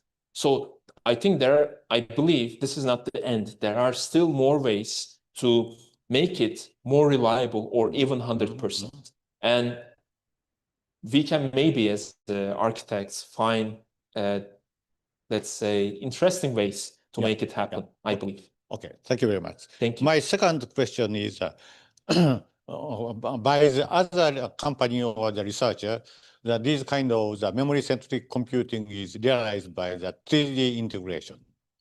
Like the Samsung or ISCA, or even our company is now designing the 3D integration for the vertically memory-centric computing. So what do you compare this kind of memory-centric computing and 3D memory-centric operation? So I think what is usually been employed is that, as you said, is Hynix, Samsung, and even the previous attempts of Micron. I think those are adding logics near to memory or using that 3D stacked, right? So that you will give, for example, near bank computation capability. But here, I think they shouldn't be fighting each other. These 3D approaches can be there. And we can also include this to make it better because there are many things that this fallbacks, right? So what if you don't have that much? For example, if you want to have reduction, you cannot do it there. But it's just a simple logic that you can use in your 3D integration, right? So I believe that there is a complete synergy here with this processing using memory and processing near memory, what is employed there. And I think we shouldn't choose sides and we should choose both sides to perform these operations because I think both of them have their positives and negatives. And with the both approaches using together, we might be getting somewhere better than using just one. Okay, I agree. But Mhm. as an architect, we are now building the AI accelerator using the near memory computing. Yeah. And the central operation of the AI acceleration is a matrix multiply. Yes. So how to implement the matrix multiply by these memory-centric computing? So this is a big question. Yes, I think that's a great question that we should answer. And there's also a paper on archive called MVDRAM that is actually showing with low bit quantization that we can employ some of it to perform these operations. And I believe it's this emerging 1-bit, 1.5-bit neural network LLMs. Now, as I showed you, that's this majority not operation. Now we can build full adders. With using these full adders, now we can build multiplications. I believe that this is still not the direct way to go. It's very early, I think, and for this, and it's not mature enough for now. But I think we might find some other, for example, why do we need to go with binary? We can go some other numerical representations or other things to make it more reliable because those were for the processor-centric systems. Now, for this to work, I agree that we should be doing much more, not just maybe even changing the algorithms that we are using for processor-centric systems. That's what I think. In some sense, we and you collaborate in some future. Yeah, Yes. This is a different approach and must be combined. I totally agree. Yes, I totally agree. Thank you. Thank you for the great questions. Any other questions in the audience? Thank you very much for your attention for this, I don't know, 1.5 hour long talk.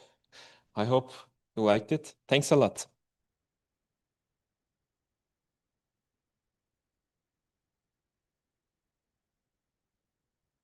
So we will be having a break. I guess, hope this 20 minutes is enough for you. And then we will be back at 10:30.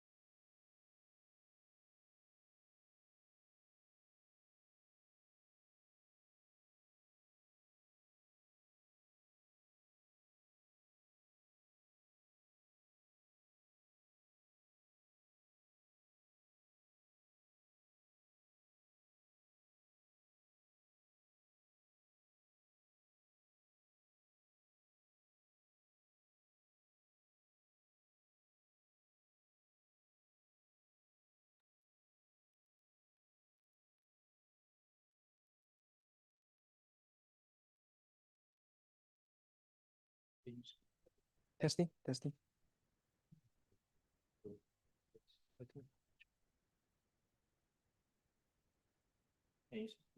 Testing, testing. Can you hear me?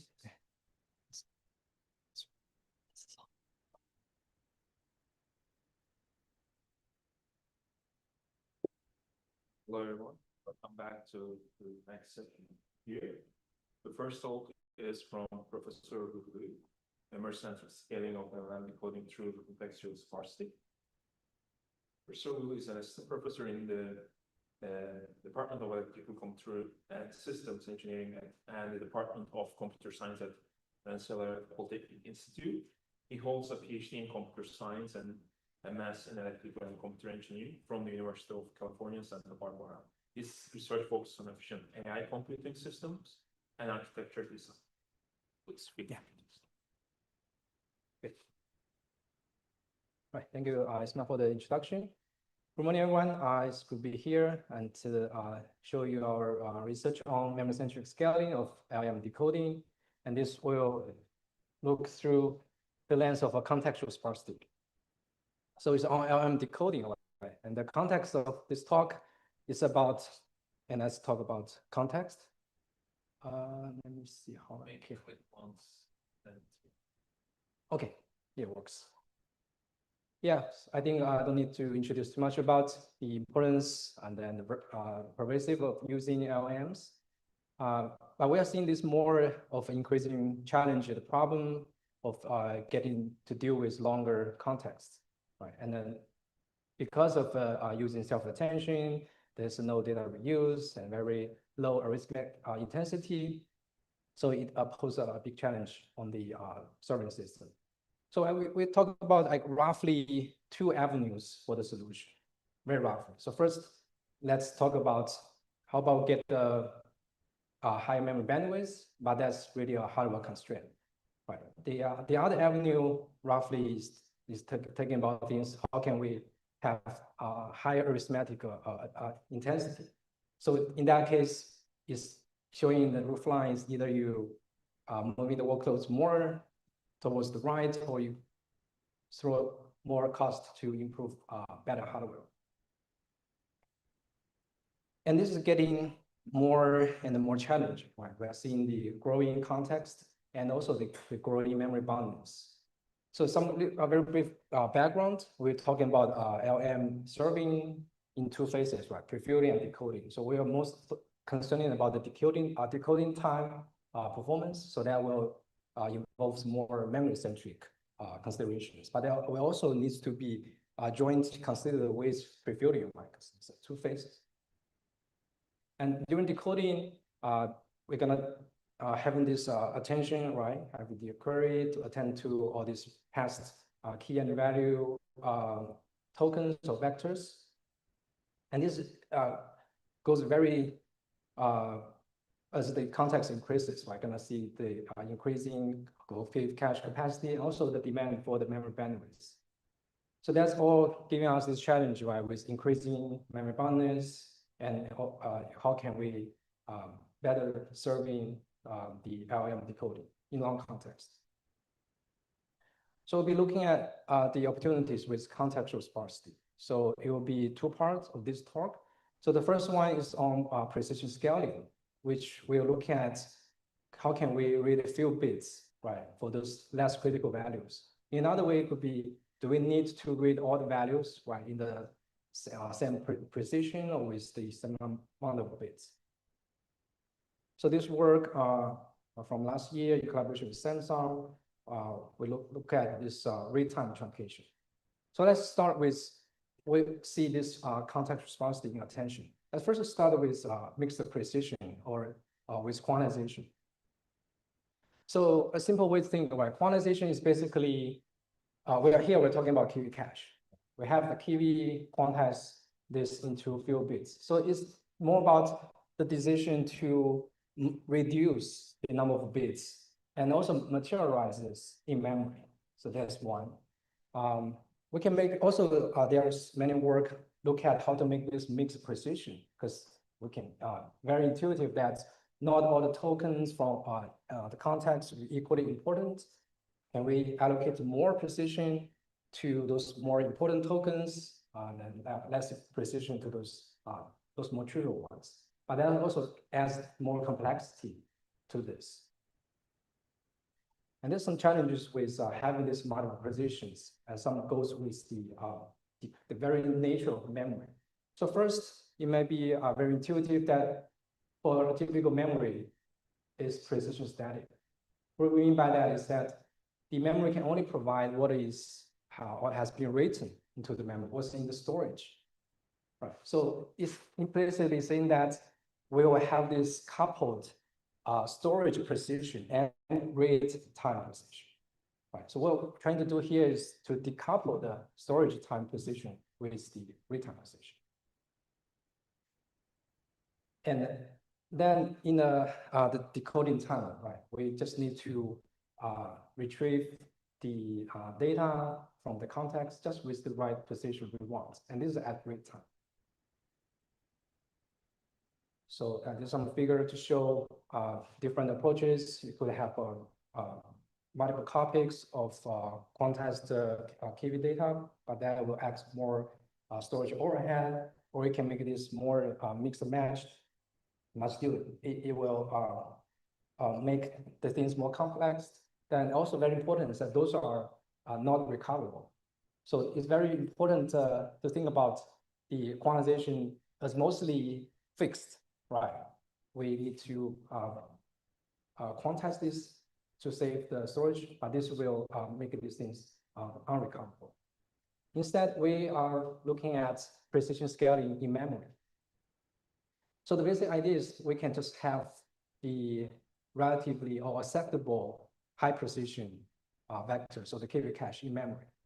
And at inference time, decoding time, just access what we need in terms of the precision from memory. And this is also can be viewed as a dynamic process. So it's input dependent, depends on the data, depends on the query. It could be in different tasks, different scenario, at different contexts. Gonna give this. So this is from the memory support perspective. Right. So in this work, we show a couple of aspects to accelerate this. Right. So first, we came up with in-memory truncation algorithm. I'm going to show a bit on that. And then also we need the very lightweight, but some hardware support to enable that. There's also a mechanism to recover the accuracy. Right. And in the last part, we're going to show some insights from the trade-off analysis. So very basically on the truncation in memory, right? So the limit that we start with is we do not want to modify the memory architecture. We want like keep the architecture as it is. Right? The solution is that we just modify how data is stored, right, to enable truncation.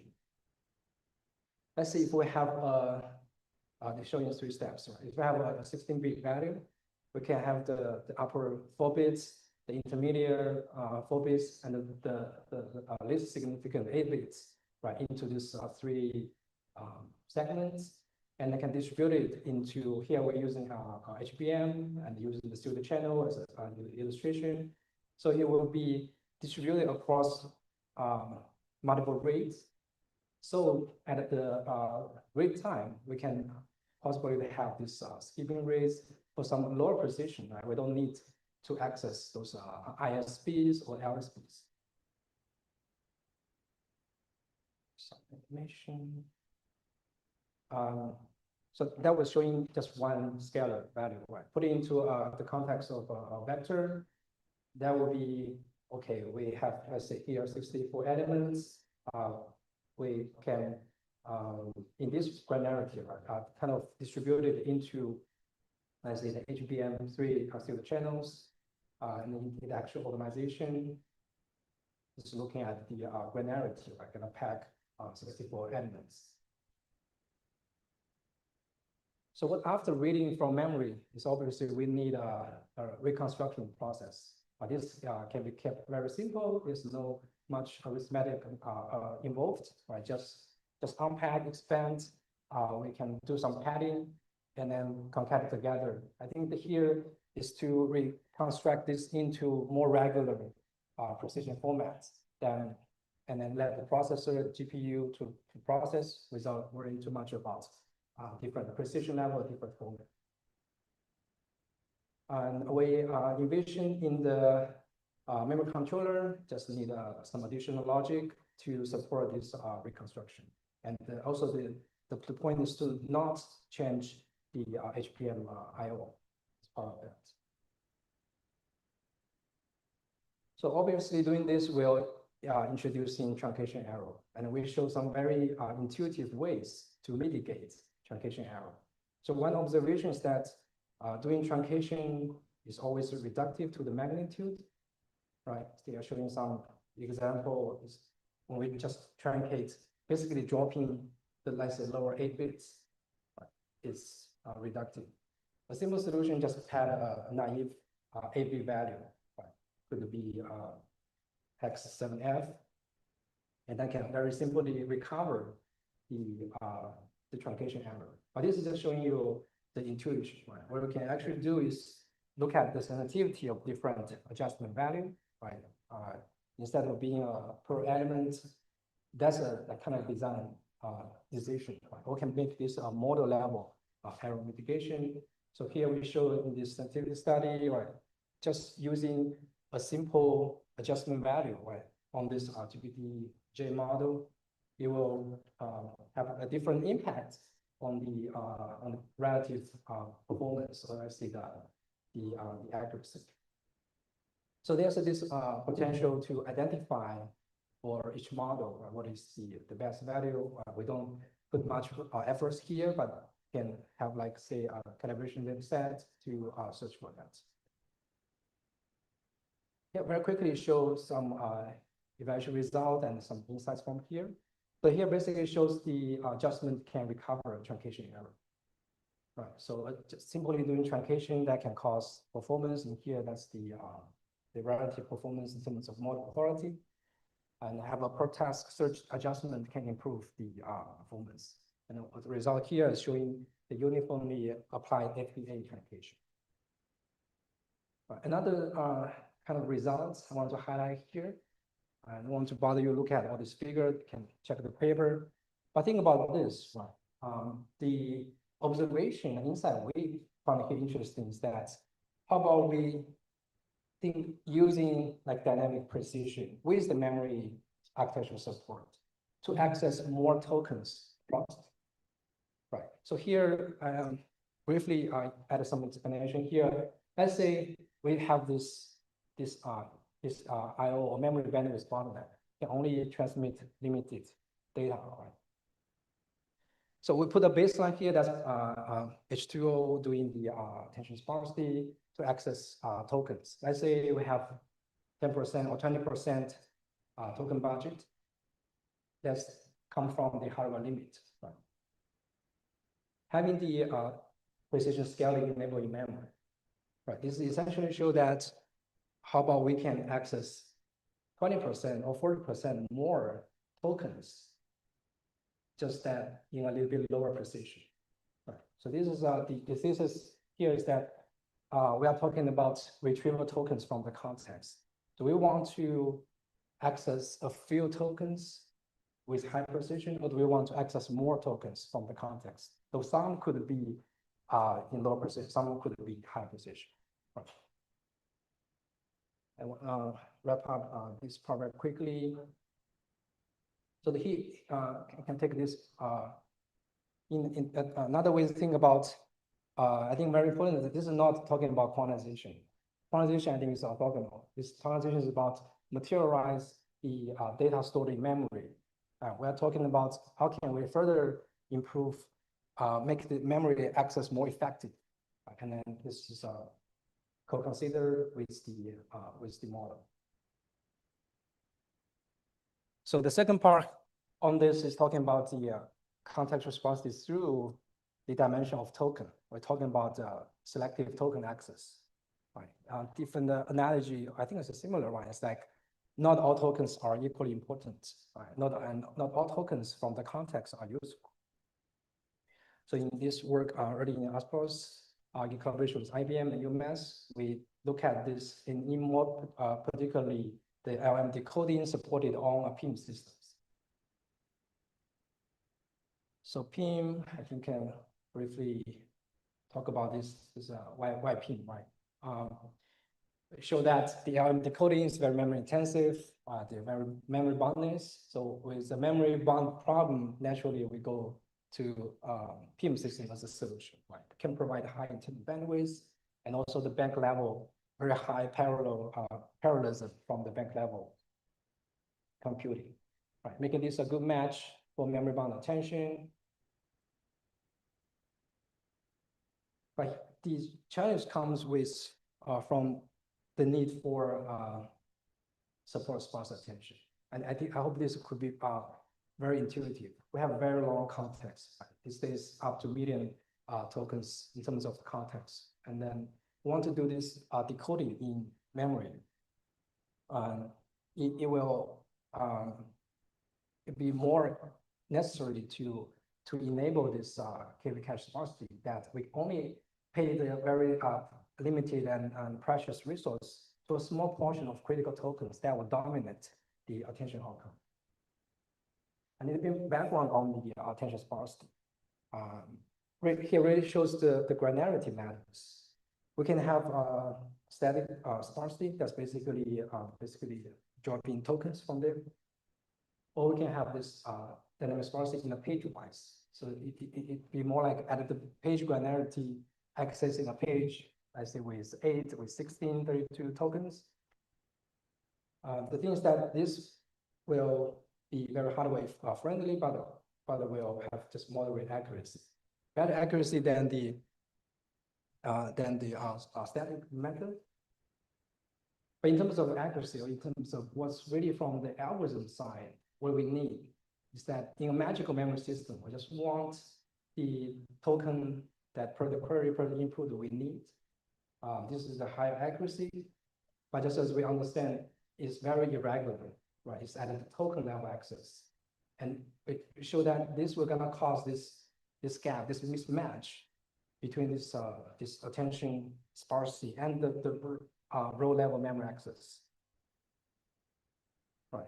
So here shows you a simple example.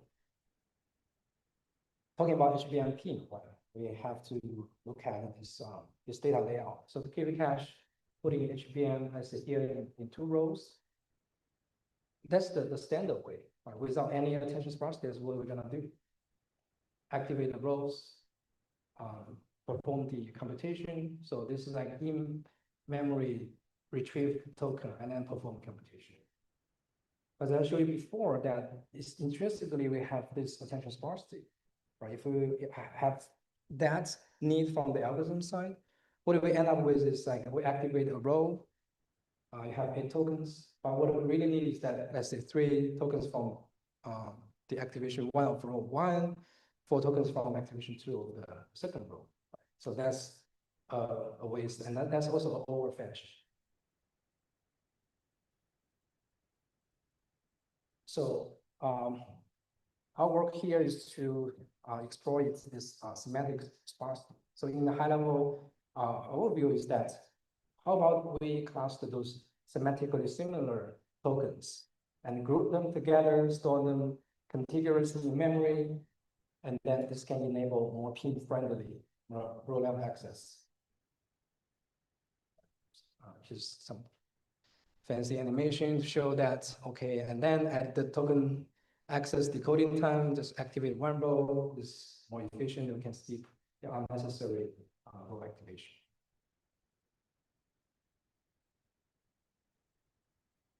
I think this is a bit, just a slightly different view.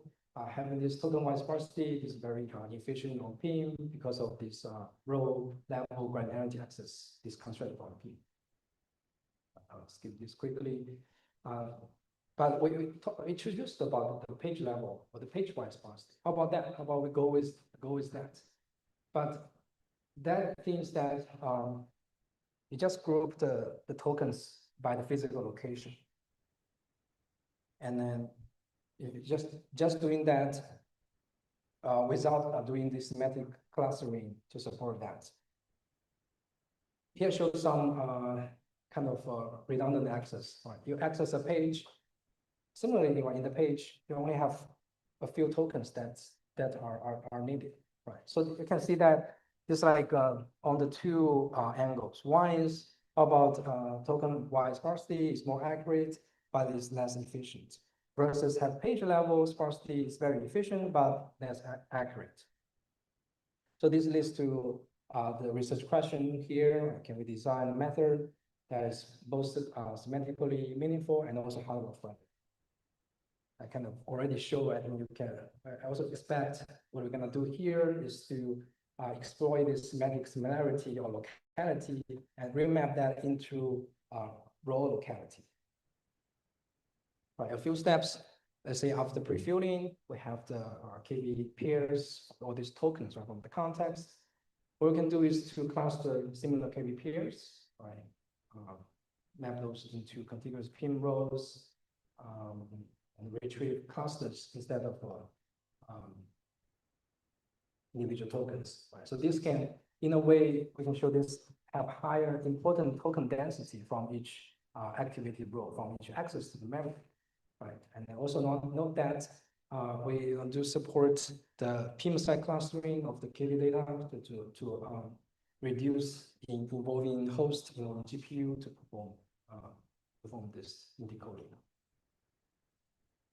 But some additional detail on here, because we're talking about decoding, right? It's not like we have all the data here, we do the clustering. So you gotta make this more incremental. So we have this incremental semantic clustering. So let's say we have the tokens from preview, can perform this into blocks, partition into blocks, and then do the local clustering, and then store it. At the decoding time to retrieve, we can just have query and using the centuries of each cluster and using that to pick which clusters to use. Right, since this during decoding, right, this newly generated token, we also need to consider that, right? So very simple, just like having an interval of, here we use the same 64 tokens, right, to kind of repeat, do the clustering and just append to the clusters. Right, so in a way, it's not like an optimal clustering, just as good as we want. Right, and just repeat this every every decoding steps. So I guess we'll quickly show some of the evaluation here. So look at across different benchmarks, and then basically to look at this multi-methods, right? Having the token-wise and the page-wise.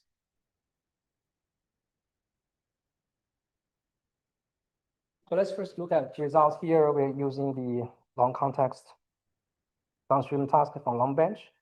So just evaluate different long context tasks. So the key takeaway that is we have this work start, can outperform page-wise sparsity, right? And then I can achieve the accuracy-wise, right? Comparable with the token-wise like SparkQ or Infinity Chain. And they also show very effective, especially on the GQA models. Right, next is look at the ultra long context benchmarks like Ruler. I think here is using more context or 32K. And we'll set the KV budget 1K. I can see that it will, the average accuracy job, right, keep close to the full KV and the SparkQ, and way better than other methods. So this shows the effectiveness and the robustness on the ultra long context. I think also we'll quickly look at, this is talking about retrieval tokens from the context, right? It's important to look at the important token recall. So we show here, and you can just look at one case. We have the page level access request. The recall is relatively low. Our work achieved acceptable, but the token level, as another way to look at it, it has higher recall that contributes to the higher or the quality or the accuracy. But again, for those are quite inefficient, right? And remember the gap, the mismatch on, let's say, any hardware system or PIM computing system. Also, they're showing that. And also on the, I think here's PG19, that's to show how like our method compared with others holds as the decoding goes.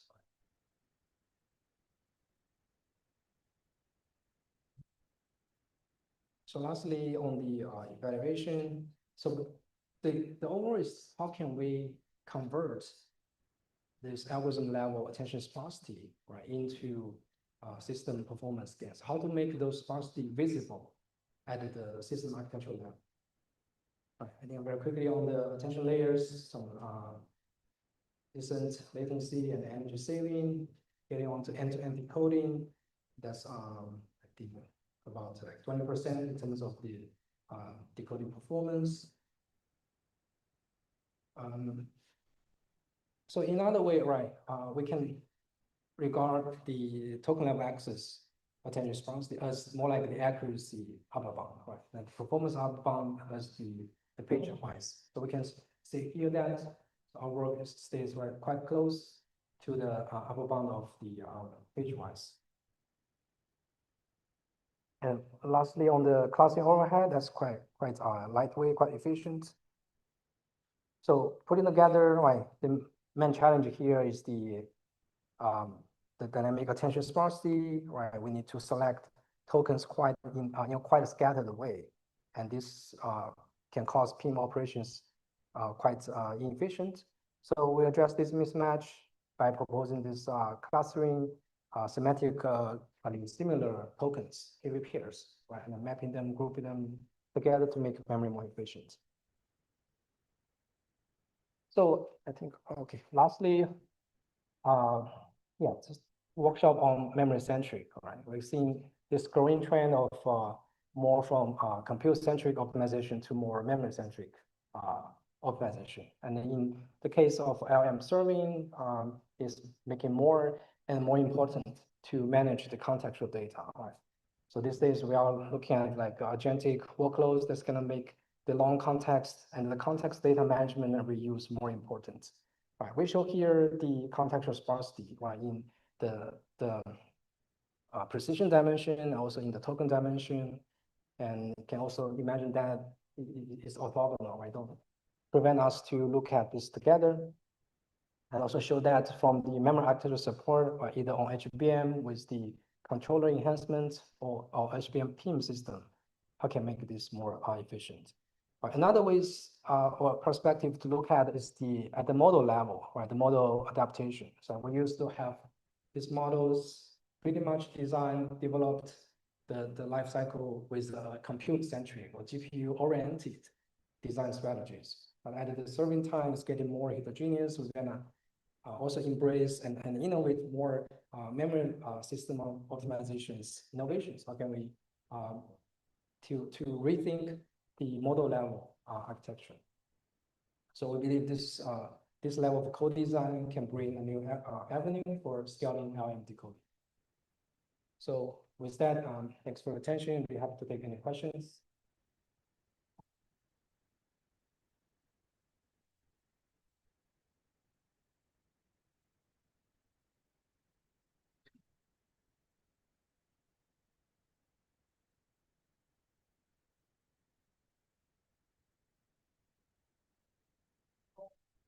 Thank you very much for really interesting work. I know we can talk about this, but I do think you should elaborate a bit more on. Thank you. So when you're in the decoding stage, the decode stage, and you get new output tokens and you need to append them to the sparse KV cache, how exactly do you do that in order to keep the clustering, with the same properties, and also what's the overhead associated with that? So clustering here, like I said, is quite suboptimal, right? Just do whatever we need to perform. And certainly there will be better ways, continue to make this, if you're referring to this. Yeah. So the preview context, right, from previewing the tokens after the first round of clustering, just stay there because we're gonna access from there, right? And then continuously or incrementally you have more tokens spawned during decoding. We just add this because it's generally right there when you either way we're gonna place this in HBM PIM, right? So that will just you can just append, add more and more. Right. We didn't take too much this low level detail consideration. I think conceptually I would address the question on that. Yeah, okay, thank you. Do you expect that maybe with more work on that stage, the results would be even better in terms of accuracy, or? You mean like how? Like more if effective grouping tokens? yeah. Together? Yeah, I would think so. I think this does just apply limited to QE cache. I think if you look at AI models in general, if we find opportunities to use, here it's just using PIM, but it doesn't really couple with PIM, right? Just on HBM, how to store, let's say, contextual data, some parameters. Like we have this kind of sparsity and mismatch with the regularity, and we appreciate it from the hardware perspective. I think that would be more opportunities from there. Okay, thank you. Again, really interesting work. Thank you. Thank you. So I have a question. So maybe I missed it. The clustering, where in the hierarchy does it happen? Is it also near DRAM? You can put it here. Yeah, I thought about showing this. So yeah, on top of prior work, that's this DRAM stack. Yeah, the thing is that in this work, we just we can consider having the native support from the PIM there, right? Have the GMV units. So what we did is to do the incremental semantic clustering by sort of extend the instructions based on this, right? So it's happening right within the PIM system. Does that answer the question? So it happens in the DRAM die. In the DRAM, if we can, like a stack, the queue. Yeah. Oh, okay. I get it. And then to simulate it, I saw that you were Yes. modeling a GPU and also like a memory backend HBM3. Is that with an in-house simulator or? So I believe this work is the prior work is built up on top of a regulator. Okay. So yeah, we also mostly just take a reference and then mostly just extend the regulator to this. Okay. Yeah. Thank you. Okay. Thank you.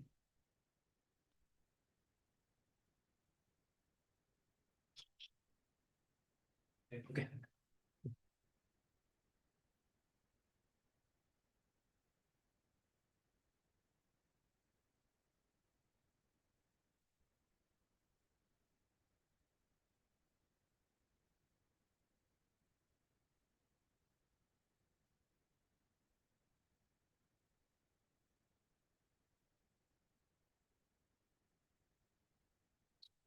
Yeah.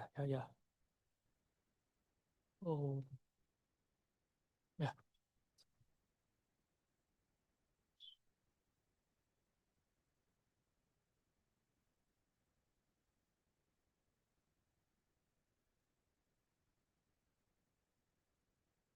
You can use this if you want. Okay. Yeah. Okay. So the next speaker is Senhozu. He's going to present simulation, completion, and deployment optimization for near-DRAM processing architectures. Dr. Zhu is an assistant professor at Tsinghua San International Graduate School, Yeah. and a visiting scholar at HKUST. He received his PhD and bachelor degrees from the Department of Electronic Engineering in Tsinghua University in 2024 and 18, respectively. His research interests include processing in memory, near memory computing, and domain-specific computer architectures. Yeah. Thank you for your kind introduction. So good morning, everyone. My name is Zhenhua from Tsinghua University. It's my great honor to be here to introduce our work about the compiler and simulator for the near data processing architectures. And I'm also a visiting scholar from HKUST under the supervision of Professor Yuan Xie. So here is the outline of my talk. I think I can go through the background very quickly because all of us here is talk about the big data and the memory wall problem. And for the LLM inference part, especially for the LLM decoding, we notice that the memory wall problems will limit the end-to-end performance for the decoding part. And this figure from NVIDIA gives a very interesting phenomenon.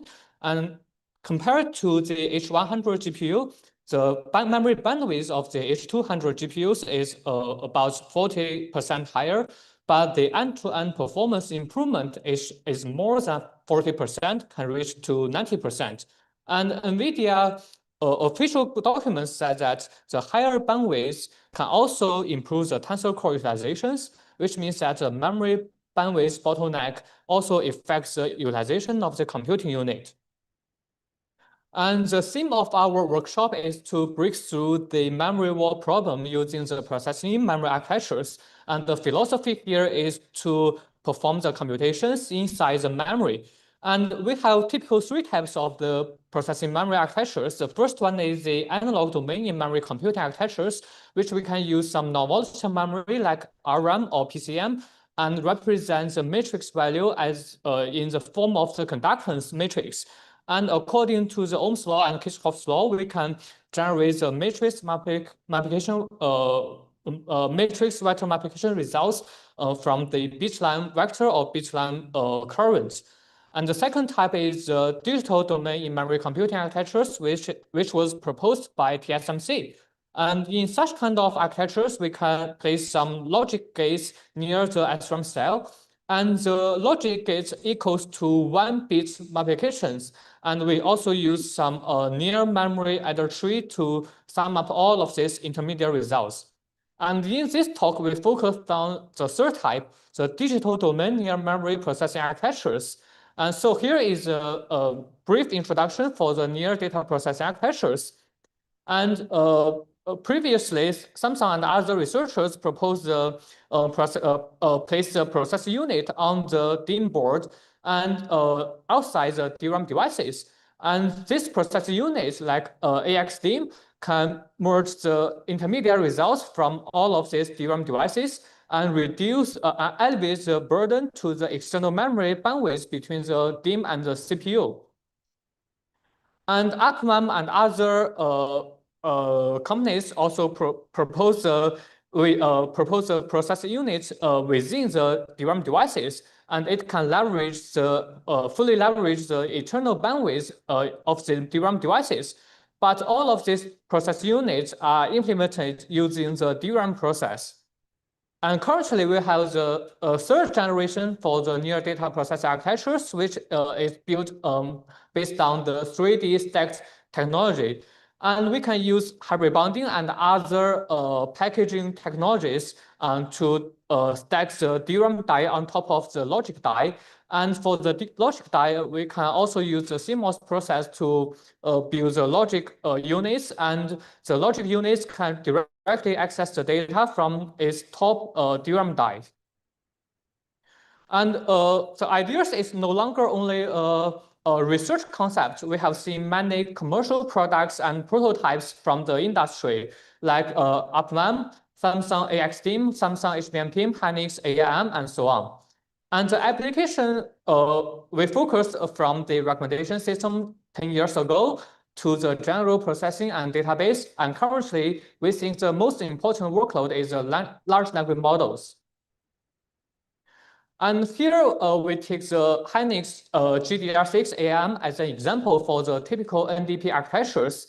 And in this kind of GDDR6 AAM architectures, we have 16 GDDR bank. And near each bank, we place a processor unit. And this processor unit can directly access the data from its own DRAM bank or from its neighbor banks. And Hynix also places a SRAM buffer here. And the SRAM buffer can broadcast the intermediate data through the bus to all of these banks. So these PUs can work together to read one operand from its own bank and another common operand from the SRAM buffer. And this slide shows the data organizations more concretely. And for each PU, it contains 16 multipliers and the adder tree. As a result, it can execute the inner product of two 16x1 vectors. And for each ARM device, it has 16 banks, so we can perform the matrix vector multiplications. And one ARM card has typical 8 ARM devices. The key point here is that the architecture exposes different levels of the parallelisms, but the parallelisms is also constrained by the data placement and the data layout among the different GDDR devices and different DRAM banks. So our target here is to push the NDP performance to the limit. So we use a simplified Uslan models to illustrate our idea. So the architectural innovations can reach the upper bound of the memory bandwidth and the performance. And given the specific architecture and specific operators, we can also achieve different performance because we can use some different compilation strategies. By designing an optimal compilation strategies, we can improve the utilization rate of the memory bandwidth and the compute capabilities of the process units. So our target is to propose an optimal NDP compilation flow. And because the matrix size is usually larger than the capacity of one DRAM bank, so during the NDP computations, we need to split the large matrices into multiple parts. And for each part, we need to assign the specific DRAM address to this submatrix. And among different submatrices, we need to decide the computation order and determine the loop tiling strategies among these submatrices. And finally, we generate the instructions about how to use the internal limited buffer size to buffer some intermediate data and how to fully utilize the process units to improve the performance. Here we use a simple example. When we run the same GEM operator on the same NDP architectures, we can generate different compilation strategies. And among different compilation strategies, we found that the best one and the worst one has about 3 times performance gap. And that is to say the compiler is quite important for the PIM architectures, even if the hardware architecture is determined. So I will introduce our work about how to optimize the compilation strategies for the NDP architectures. The first one is UniNDP, which was published at HPC last year. And you can also find our code at this GitHub link. And in this work, we focused on the different NDP architectures. The different NDP architectures usually vary in 3 important aspects. The first one is the DRAM devices. For different DRAM devices, we can have different read and write latency, DRAM timing parameters, and different bandwidths. And the second one is the process unit. Besides the hardware structure of the process unit, we can also place the PU in the different memory levels. And when we put the PUs in different memory hierarchies, each PU can have different effective bandwidths and the different local memory space it can witness. And the third one is the data flow. The data flow and the buffer design decide how the operands are read from the memory bank and from the buffer and how to read the intermediate results inside the buffer. So our target is to build a unified compilation tool for different NDP architectures to support the compilation for different NDP architectures and find the optimal compilation strategies for different architectures. For NDP parts, the most key point and key feature for the compilation stage is that the storage and the computation are tightly coupled within the DRAM devices. And therefore, the performance depends not only on the process unit part, but also depends heavily on the location of the data storage, that is data layout. So my PhD advisor is an EDA guy. So for EDA guy, they like to describe different optimization problems as design space exploration problems. So we also model the compilation process as DSE problems. So we construct an entire compilation strategy design space. And for the design space, each point represents how to map a given operator to the DRAM devices and how to generate the instruction sequence. And during the DSE process, we sample some good candidates from the entire design space, and we use a simulator to evaluate the performance for the sampled strategies and generate some latency, occupancy, and other performance evaluation metrics. And using this performance evaluation metrics, we can get the iteration of the DSE process. So to improve the compilation efficiency, we can reduce the evaluation time to minimize the performance evaluation costs. And we can reduce the third step, that is more efficient DSE strategies. So our framework contains 3 parts. The first part is how to support different NDP architectures and how to describe different data flows. To solve these problems, we propose a unified architecture abstraction for various kinds of the NDP architectures and the corresponding NDP ISA.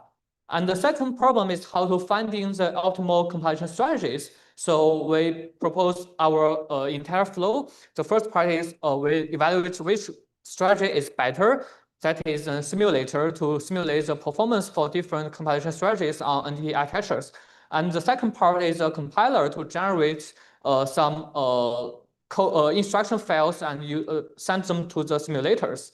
So given the operator graph, we first use the UniNDP compiler to find some instruction files with top K performance. And for this top K instruction files, we use a cycle-accurate simulator to estimate and model the performance for a lot of these instruction files and find the best instruction file and generate the instruction sequence according to the output instruction files. First, for the unified abstraction, we propose a tree-based architecture abstraction for different NDP architectures. So the idea is very simple. The first part is a memory node, which we build some memory node with parameters like the memory capacity, timing parameters, column width, and burst length, and other parameters. And the second is the central node. The central node will connect different memory nodes, and it can represent the memory hierarchy by nesting the central node with other central node, and we can use the central node to describe the bank, device, rank channel, and other memory hierarchies. And the third type is a compute node. For examples, we can set a compute node under the same central node, and it can directly read the data from the memory node, but it cannot access the data from other memory bank. And we can also set the PO node under this central node, and under this central node, it can directly read the data from 2 memory banks. And the fourth type is a buffer node, and we add some local buffer and global buffer node under the tree structures. And using this tree-based architecture abstraction, we can describe different types of the NDP architectures. And based on this, we also propose the unified NDP ISA. And the ISA contains 3 types of instructions. The first one is the compute instructions. And we assume that one operand of the compute instructions is from DRAM bank, and another operand may be from the local buffer, global buffer, or other DRAM banks. So we have 3 types of the compute instructions. And the second type is data movements between memory structures, like from the DRAM bank to the local buffer or to the global buffer. And the third type is host commands, because we still need some hosts to control the data layout among the memory devices. So we also set some host commands for the input and weight distributions and collect the output. And the next step is how to evaluate the performance for the compilation strategies. So we propose an instruction-driven cycle-accurate PIM simulator. And this PIM simulator, the key idea is also very simple. Within the PIM simulator, we build hardware state space, and we track the hardware working status for different memory banks and other units. For example, the memory bank is busy or is pre-charged or is idle.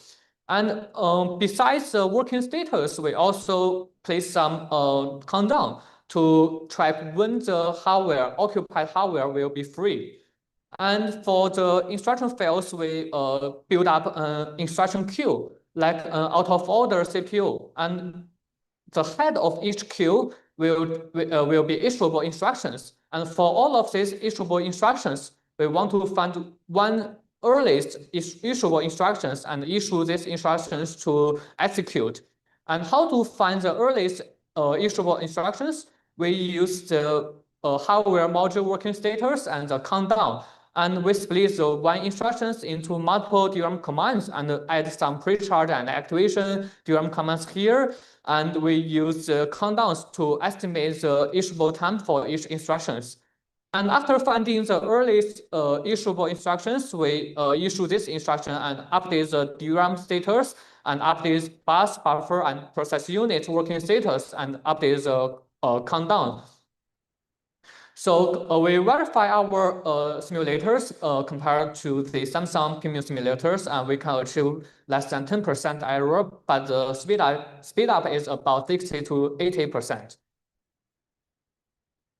And the second step is to search the compilation space for the NDP architecture. So what's new about the PIM compilation? That is data layout. So compared to the traditional volume architectures, we just use some simple data layout like the row first or the column first. That's enough for most cases.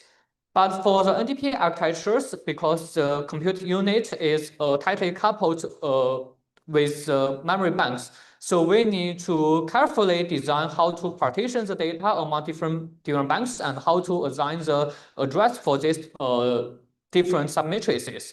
So the compiler has to decide the data partitioning and data mapping, and the full search space can be very large. So instead of exploring every possible points, we just focus on some parameters that are mostly likely to affect the performance under the current hardware constraints, such as partitioning across the channels and banks and different DRAM hierarchies and allocation of the DRAM address under the hardware constraints. And to further prune the search space, we propose some indicators to prune the search space. As the figure shown here, we have lots of design space points, and what we only care about is the red ones, which means they have the highest performance. So we can use the hardware utilizations to prune the search space. For example, given one specific compilation strategies, if we find that the utilization rate for this compilation strategies is less than 50%, then we can see that this compilation strategy is not a good one. So we can prune the strategy among the search space. And the pruning results can reduce the search time from 4,000 seconds to 35 seconds. And further, because the cycle accurate simulators is very slow, we further propose a performance predictor. And this performance predictor is machine learning models using this profiled workload matrix and the profiled memory matrix, and together with the DRAM timing parameters to predict the performance given specific compilation strategies. And we use the predictor to predict which top K instruction files is the best. And then we use a simulator to evaluate the absolute cycle-by-cycle performance. And here is our experiment setup. We use different kinds of NDP architectures, and we use CNN workload and large language model workloads to evaluate the compilation strategies. And we can achieve up to 3 times performance improvement, even we didn't modify the architectural hardware itself. And more experimental results and insights can be found in our paper. And next, I will briefly introduce another work. This work is about how to map the low-bit floating point operators onto the NDP architectures. And this work will also be appeared in ISCA this year. And the algorithm trend is very clear. Currently, we have many different low-bit floating point data formats like NVFP4 and MXFP. And for this low-bit floating point, it usually relies on the fine-grained quantizations. The values are grouped, and each group has its own scaling factors. And the bit weights become lower, and the grouping becomes more and more finer. And which means that during the computations, we need to first use the fine-grained data formats to perform the computations, and then we dequantize the intermediate results using the scaling factors. And for the baseline compilation on the NDP flow, if we want to support the low bit of floating point operators, the compiler must map both the values and scale data inside the DRAM bank. And we also need to allocate the limited buffer size besides the value to the metadata scale factors. And here we consider two types of the quantization strategies. So first one is a weight activation quantization strategies, which means that we just need to dequantize the intermediate results after multiplication using the low bit weight and activations. And the second type is the weight only quantizations. And here we need to dequantize the weight before being multiplied with this activation data.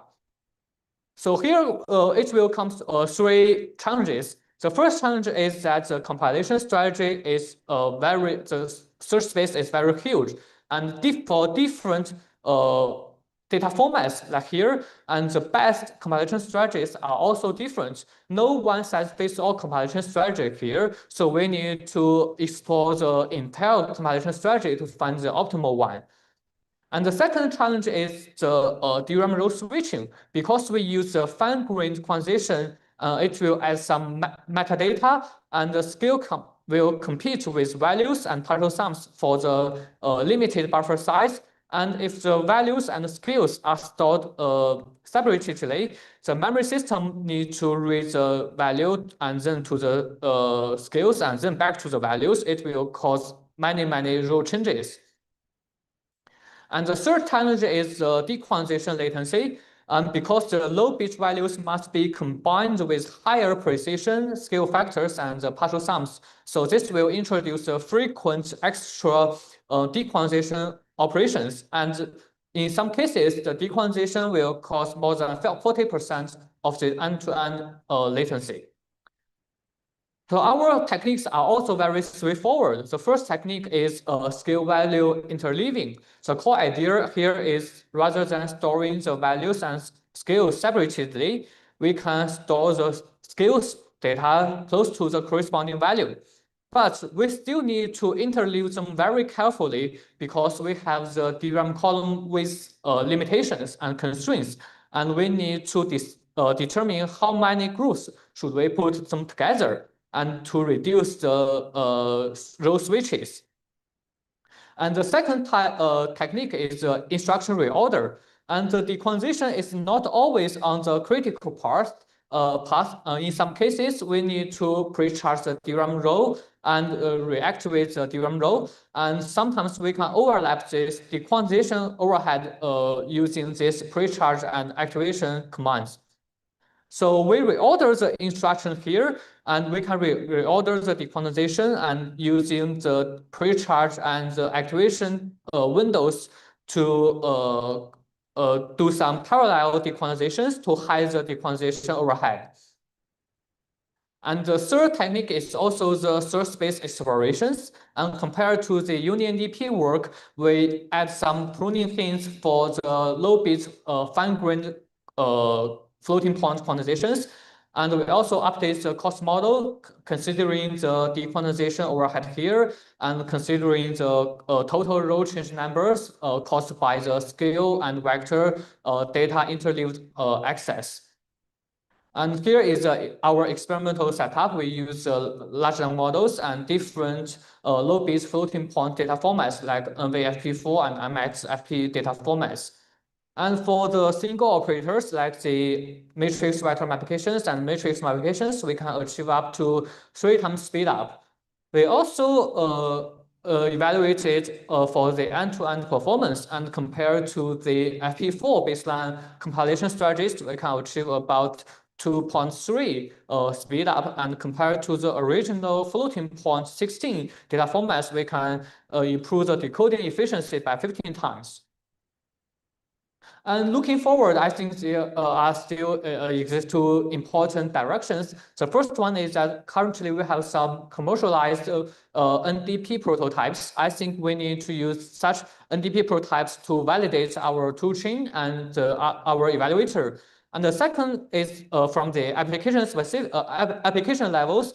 The application is moved from the dialogue large language models to the agentic AI workflows. And the agentic AI workflows contain some different types of the memory data, like the retrieval data, database, and other embedding data. So how to use the NDP architecture together with other GPU and LPU architectures to build up heterogeneous systems for the agentic workload, I think is very interesting and important research topics. So here is my talk, and if you are interested in our work, you can find the QR code here to find our papers and our codes. Thank you all, and welcome to the questions.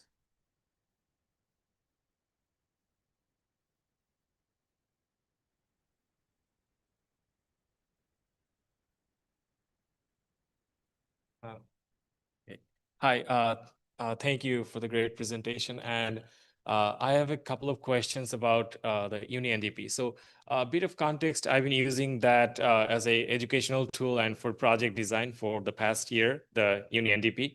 And one question that came up from my students multiple times is that, is there a way to add control flow, or like, for example, like say UpMem PIM versus Hynix PIM, these have very distinct differences. For example, the Hynix PIM is controlled by the DRAM controller, whereas UpMem PIM is controlled by the ISA of the DPU. So, like, is there a way to include the control architecture ISA on top of the DRAM state machine in this simulator? That's a very good question. So actually, we do not use a specific instruction set architecture for the of the UniNDP of the UpMem and the Hynix AM. We just roughly extract their instructions and use our interface, which only contains 3 types of the commands. But we can use, for example, for the UpMem, we can when we want to access another bank's data, we need to use a host to transfer the data from the bank to the destination bank. So to simulate this kind of scenarios, we use our host instruction here, but the instruction is generated by our own ISA, but we can model the behaviors for the up memory, the specific behaviors. So actually, we do not use their SDK, we just use our own ISA abstraction. Yeah, I can see that that's because it's a generalized platform where you are emulating all the different devices. So the second question, is there like any plan for future enhancement or any upgrade to UniNDP as the one that is on top of the current version? Yeah, actually, we didn't modify the architecture hardware design. But here, for the simulator part, we add a virtual memory controller here. And the virtual memory controller works like out-of-order CPUs, which means we, for the instruction files, we analyze the data dependencies among these instructions. And we can group the instructions into multiple queues. And and the instructions among different queues have no data dependencies. And we can issue the head of the queue in the out-of-order pattern. So this is a small optimization techniques, and we want to use such out-of-order execution flow to achieve a highest performance for the NDP architectures. Thank you. Thank you.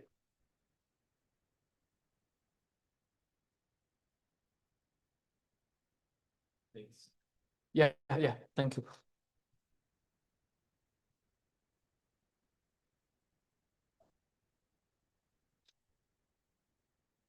Oh, sorry.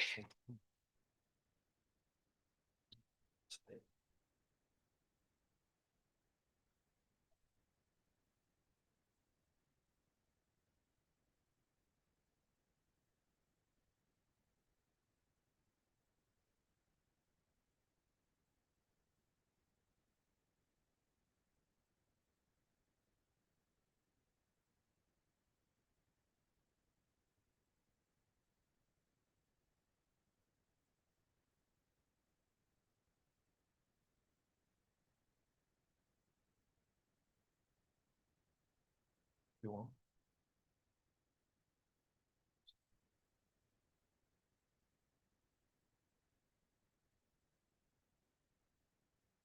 Yeah. Okay. Yeah. If you want. Hello. So next talk is from PIM-friendly. We'll talk about data-centric compilation of machine learning kernels for processing memory architectures. So PIM-friendly is a third-year PhD student in computer science at the University of Toronto, advised by Professor Gennady Bekmenko and Kristina Janova. His research focuses on systems for deep learning, particularly the design of efficient infrastructures for machine learning, training, and inference through system-level optimizations and compilation technologies. His recent research focused on designing an ML compiler for processing memory systems. Thank you. Thanks for the introduction. Hello, everyone. Today, I'm here to present our ISCA paper, DCC, the data-centric compilation of machine learning kernels for the processing in memory systems. Now, first, let me give a short summary. For the processing in memory system, the host processor and the PIM core usually require different data layout, which causing expensive data rearrangement. But the current PIM compilation approach largely ignores this and only design for a single backend or a few kernels. Therefore, we propose DCC, which is the first data-centric machine learning compiler for PIM system that jointly optimizes the data rearrangement and the compute for multiple PIM backends. DCC have 5 key components. The multi-layer PIM abstraction enables support for multiple PIM backends, and the data-centric schedule generator co-optimizes the data and compute loop partitions. The PIM-specific code optimizer perform a PIM-specific performance optimization, and the coupled predictor select the best configurations across joint of the compute loops and the data partitions. And we also use an intermediate representation as the data-centric IR that can lower to multiple PIM backend. DCC offers significant performance improvement for both machine learning kernels and end-to-end large language model inference using various PIM backend. Let's start with some background. I will go through this quickly because I think we know that here are many machine learning kernels. It's bottlenecked by the data movement, like the attention and the fully connect layer. Even the batch size is small. And the processing in memory is solving this by embedding the compute unit right beside the memory banks. And many prior works adopts the near-bank PIM system to accelerate machine learning workloads. The near-bank PIM system usually have 2 major parts. The one part is the high-performance processor, the XPU, like the GPU or TPU, and its own host memory space. And the other part is the PIM devices. Each processing in memory system usually have multiple PIM-enabled memory devices. And each device contains multiple low-power processing units, which usually called PIM cores, close to one or few memory banks. This provides a very high aggregated memory bandwidth and a high-level execution parallelism for PIM system. However, the host XPU and the PIM core usually require different data layouts. Host wants to spread the consecutive data across different memory banks. But for the PIM core, they require all consecutive elements must stay within the one PIM banks, because the PIM core can only access the data inside their local banks. This data layout difference results in explicit software data rearrangement to run a machine learning kernel on PIM cores, resulting in these 3 steps of machine learning kernel execution. First, we need to rearrange the data, the input data to the PIM core's local data layout. Then execute the computation of the PIM core. And finally, rearrange the output data to combine the partial result and restore the host accessible data layout. However, the existing PIM compilation have 2 limitations for such machine learning kernel executions. First, existing compiler, most of the existing compiler only designed for single PIM backend or only optimized for single machine learning kernels.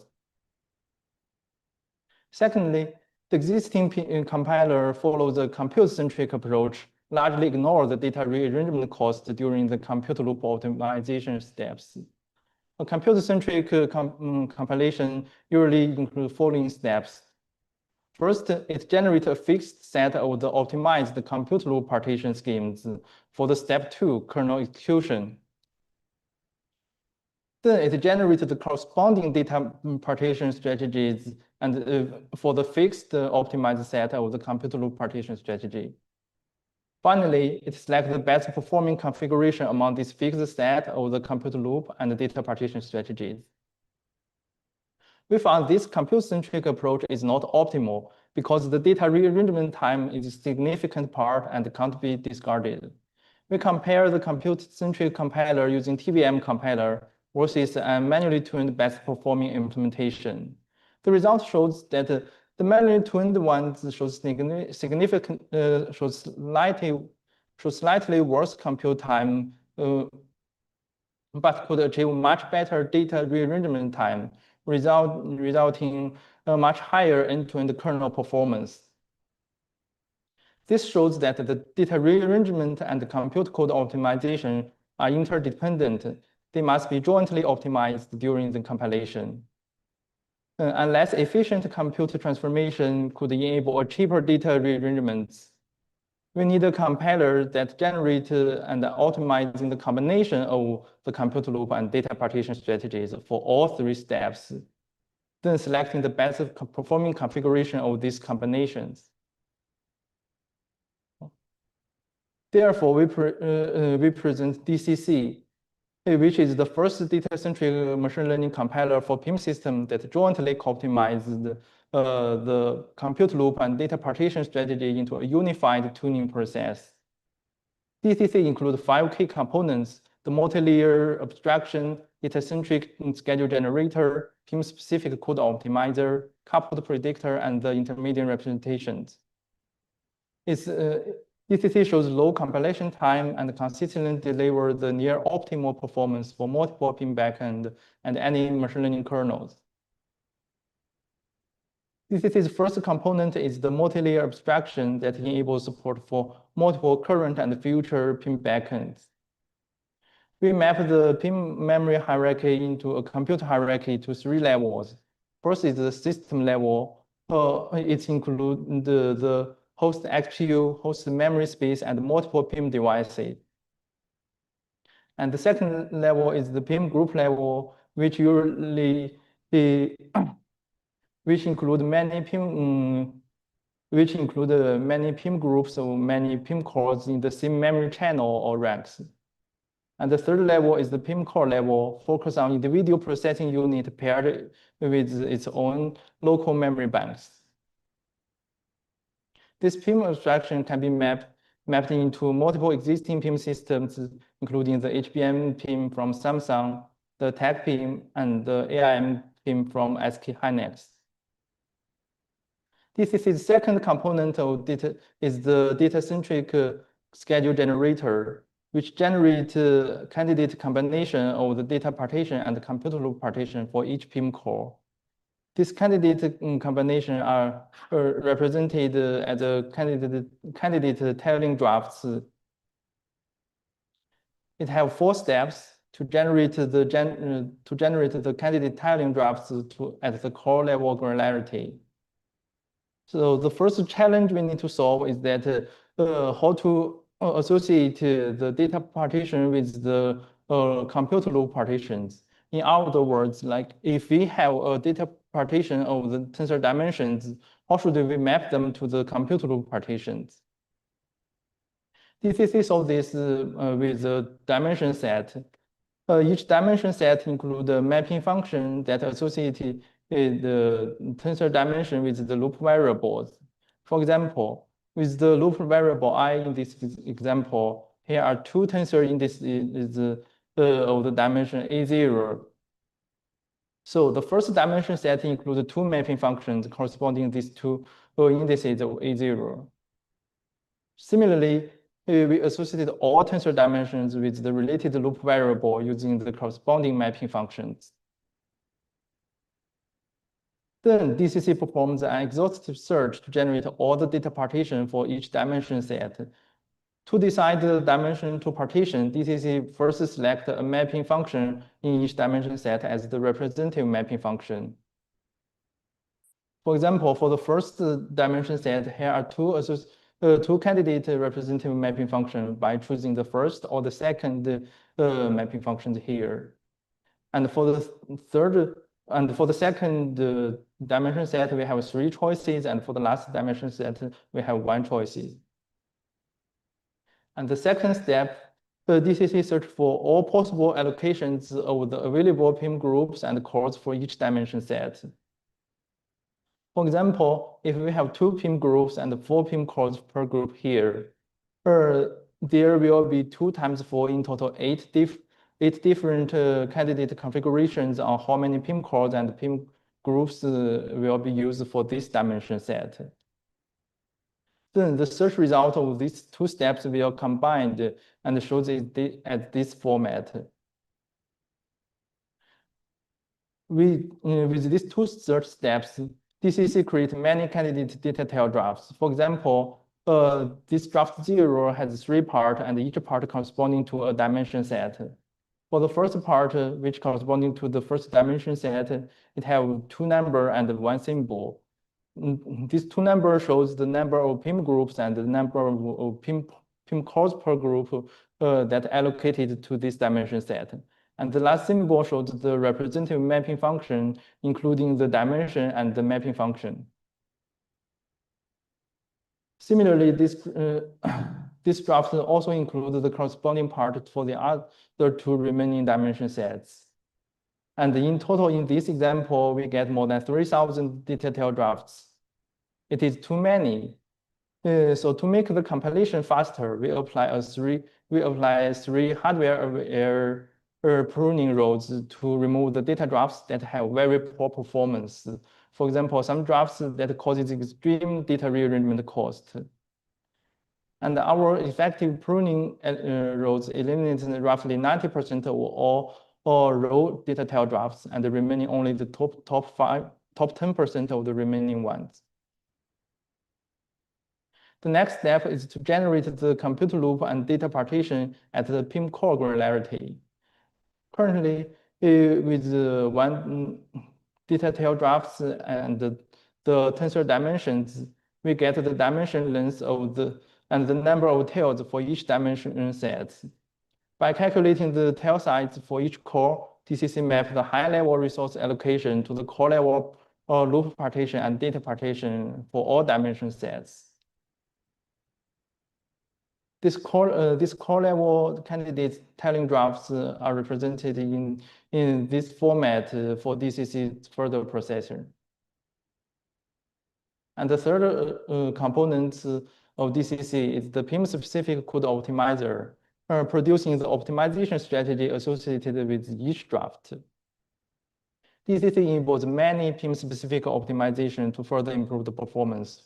For example, this is the group level broadcast command on the optimization. Just imagine here we have 4 cores in a group. If we need to do a MAC operation for each group, we need to send 4 commands to these 4 cores. But DCC enables a group level broadcast command when the backend supports it. These 4 commands are replaced with a single broadcast command at group level that reaches all cores in the same group. This is an example for the PIM-specific optimization, and our optimizer of DCC can easily extend it with further more additional performance optimizations. And to quickly and accurately estimate and select the best performing draft among the candidate drafts, DCC uses a coupled predictor to predict the performance of each draft. It uses a trained XGBoost-based performance predictor. It takes both the optimized tailing draft and the specific PIM backend and the information as the input, and estimate the end-to-end execution time for each candidate draft, and select the one with the faster running time as our final best configuration. Lastly, our data-centric IR can capture the optimized data partition strategy and the compute loop partition schemes and lower them to multiple PIM backend instructions. The best performing configuration token from the coupled predictor is translated to our data-centric DCC IR. This IR contains a core level tiling information and the compute code. For different PIM backend, this IR will be transformed to different backend instructions. For example, this line will be lowered to the attack PIM instruction or the HBM PIM instruction as shown in these two boxes. And at the same time, programmer can easily rewrite a PIM kernel with our Python interface. The kernel is described with the Python loop list.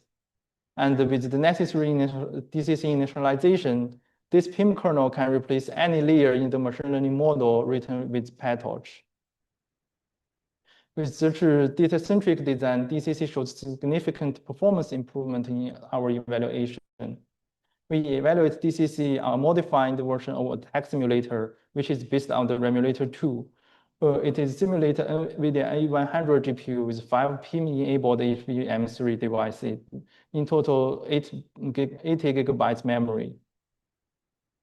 We have tested on 2 PIM backends, 5 individual machine learning kernel, and 3 large language models. We have 5 comparison points here.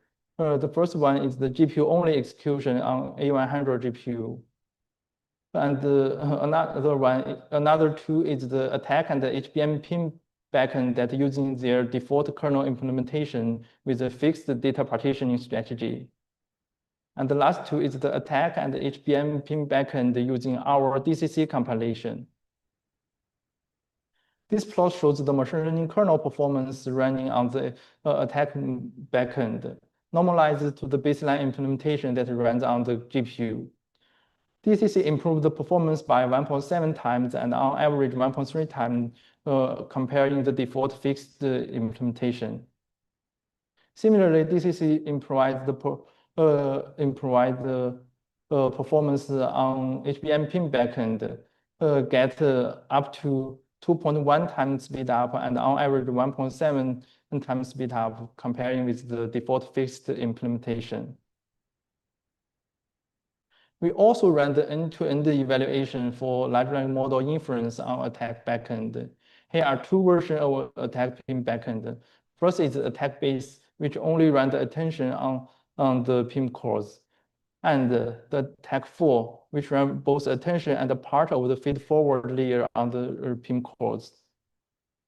Comparing with the attack's default implementation, DCC accelerated the large language model inference by up to 2.7 times, and on average, we get 2 times the speed up. We also showed that the DCC's performance improvement translated to the energy consumption improvement in the large language model inference by up to 1.5 times over GPU-only execution. And we have many more results in our paper, including the large-scale evaluation, pruning efficiency, and compilation time analysis. And our DCC is open sourced on GitHub. To sum up, the DCC is the first data-centric machine learning compiler for PIM system that jointly optimizes the data rearrangement and the compute code in a unified process. DCC support any machine learning tensor kernels and multiple PIM backend with the multi-layer abstraction and the data-centric IR. DCC enables the high performance via the PIM-specific optimization on couple or the compute loop and data partition co-optimization implementations.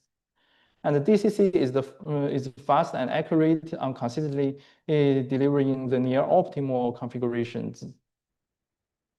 DCC also shows significant performance improvement for both machine learning kernels and end-to-end inference using wireless PIM system and have received all 3 artifact budgets. Our source code and the extended paper is available with this QR code. Thanks for your attention. I'm happy to answer any questions.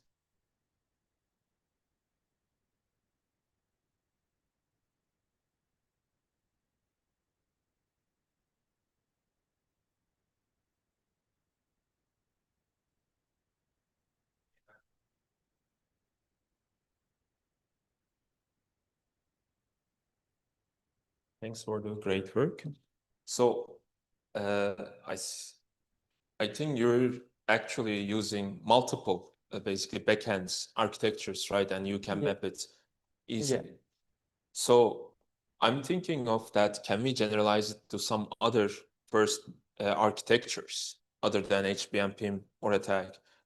And actually, can we generalize it to not just processing near memory, but processing using memory to use such data layout aware and data-centric aware architectures? Yes, absolutely. Like we build a like multi-layer hierarchy. Just we put the core at the last layer. So if you use a processing using memory, you're just combining the like compute unit and the memory banks. So we only need to modify the last step, like which is the CUTGen for different backend, like generated the command for processing using memory system. Then this can be like fully adapted to the processing using memory system.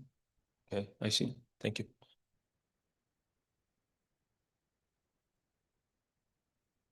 Hi, great presentation. So one quick question is that, so your backend memory is Remulator, right? So Remulator has that, like it has the, let's say in the vanilla design, you have a processor attached to the DRAM via the memory controller. But in this setup, you have near bank processor. So how do you incorporate the processing logic near bank rather than via the memory controller? So like basically we are using the attack simulator. We add some instructions that like to control the core beside the memory banks. So we just send the compute instruction via the memory controller to this core, and then it will fetch the data from the local bank and do the computation. Okay, so you didn't need to do any change to the baseline Remulator for that, right? You mean the baseline attack Remulator? Oh, okay. So the attack model has a modified version of Remulator already? Yeah, we only add a few instructions like that, controlling the cores beside the like memory banks. We not modify the like the memory cell itself. We just add instructions to control the compute unit. Right, makes sense. Thank you. Yeah.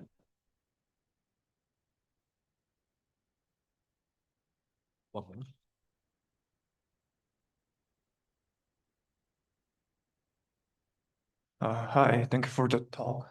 But I'm not fully convinced about the data rearrangement overhead because, as you know, for the weight matrix, the data rearrangement overhead can be amortized, and also for the second, maybe for the potential operation, maybe the host and the PIM device IO boundary is going to be the bottleneck. So can you explain more about it? Why does it really matter? You mean like the background part? I mean, your motivation is the data rearrangement overhead. So I'm not fully convinced about this overhead. Because for the weight, it can be amortized. And also, second, maybe for the cable cache, the host and the memory IO boundary is going to be the bottleneck. Sorry, I didn't get the point. Like, you think the memory rearrangement is not the problem? Yes.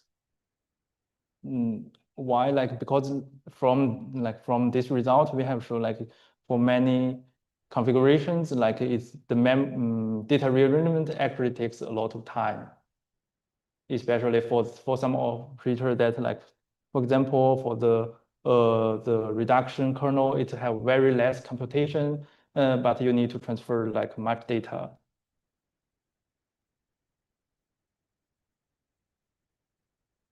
So do you consider the host and the PIM device IO boundaries in your simulator? I think for the PIM system, like the bandwidth between the host and the PIM device is not changing.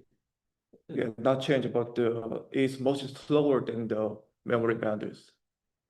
The I/O bandwidth is much slower than the memory bandwidth. In that case, the I/O is going to be the bottleneck, so there's no, yeah. There is no what I, Okay, we can talk about it later. yeah. Yeah, okay, let's we talk this offline.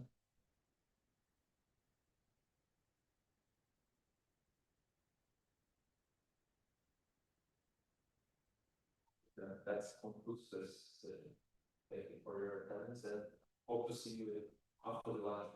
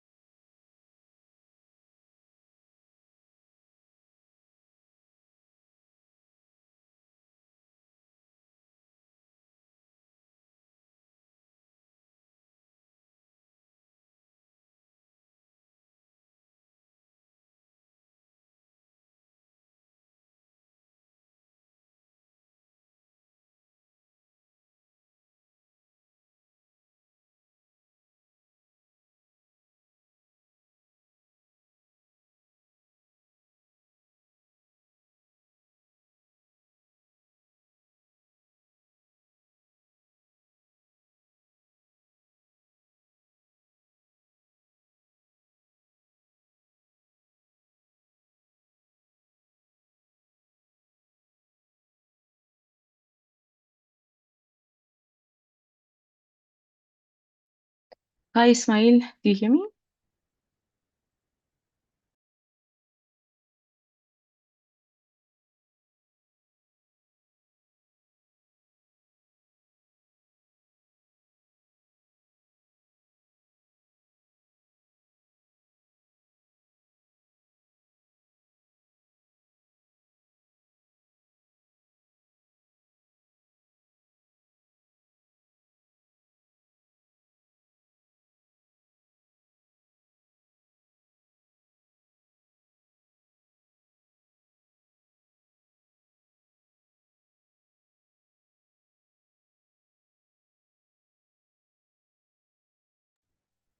Nika, do you hear me?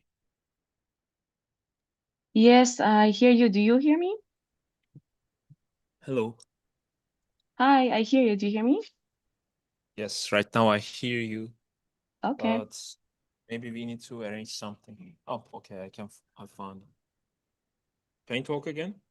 Hello, hello. Yeah, okay. Now it's good. Okay, great. Let me also share my screen. Yeah, let me stop sharing.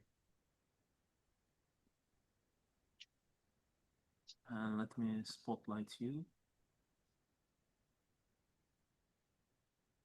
Okay. I need to put you over there.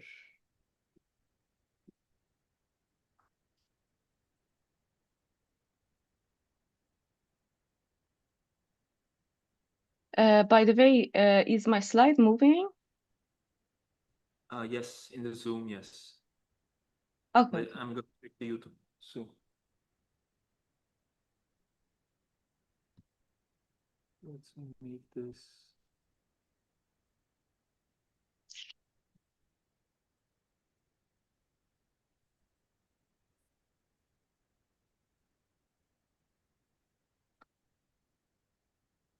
Okay, I'm gonna show you how you look around the conference chat. Wait.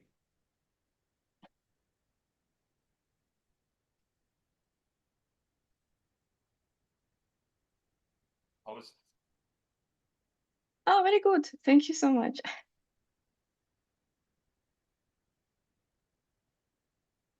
this here? Your spotlight, so should be fine. Thank you so much.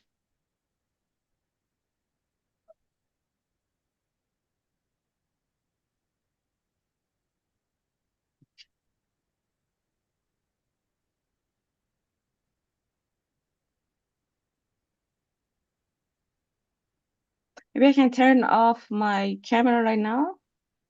Yeah, you can turn off your camera right now. It's fine. Okay, cool.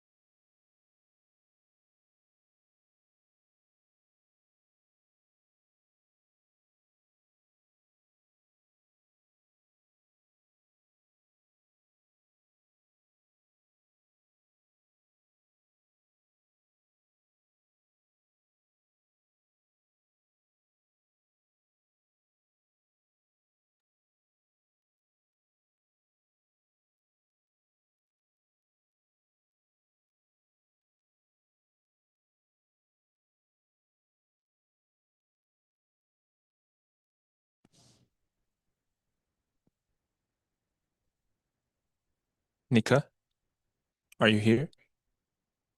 Yes. Do you hear me? Yes, let me quickly check YouTube whether you're visible. Okay.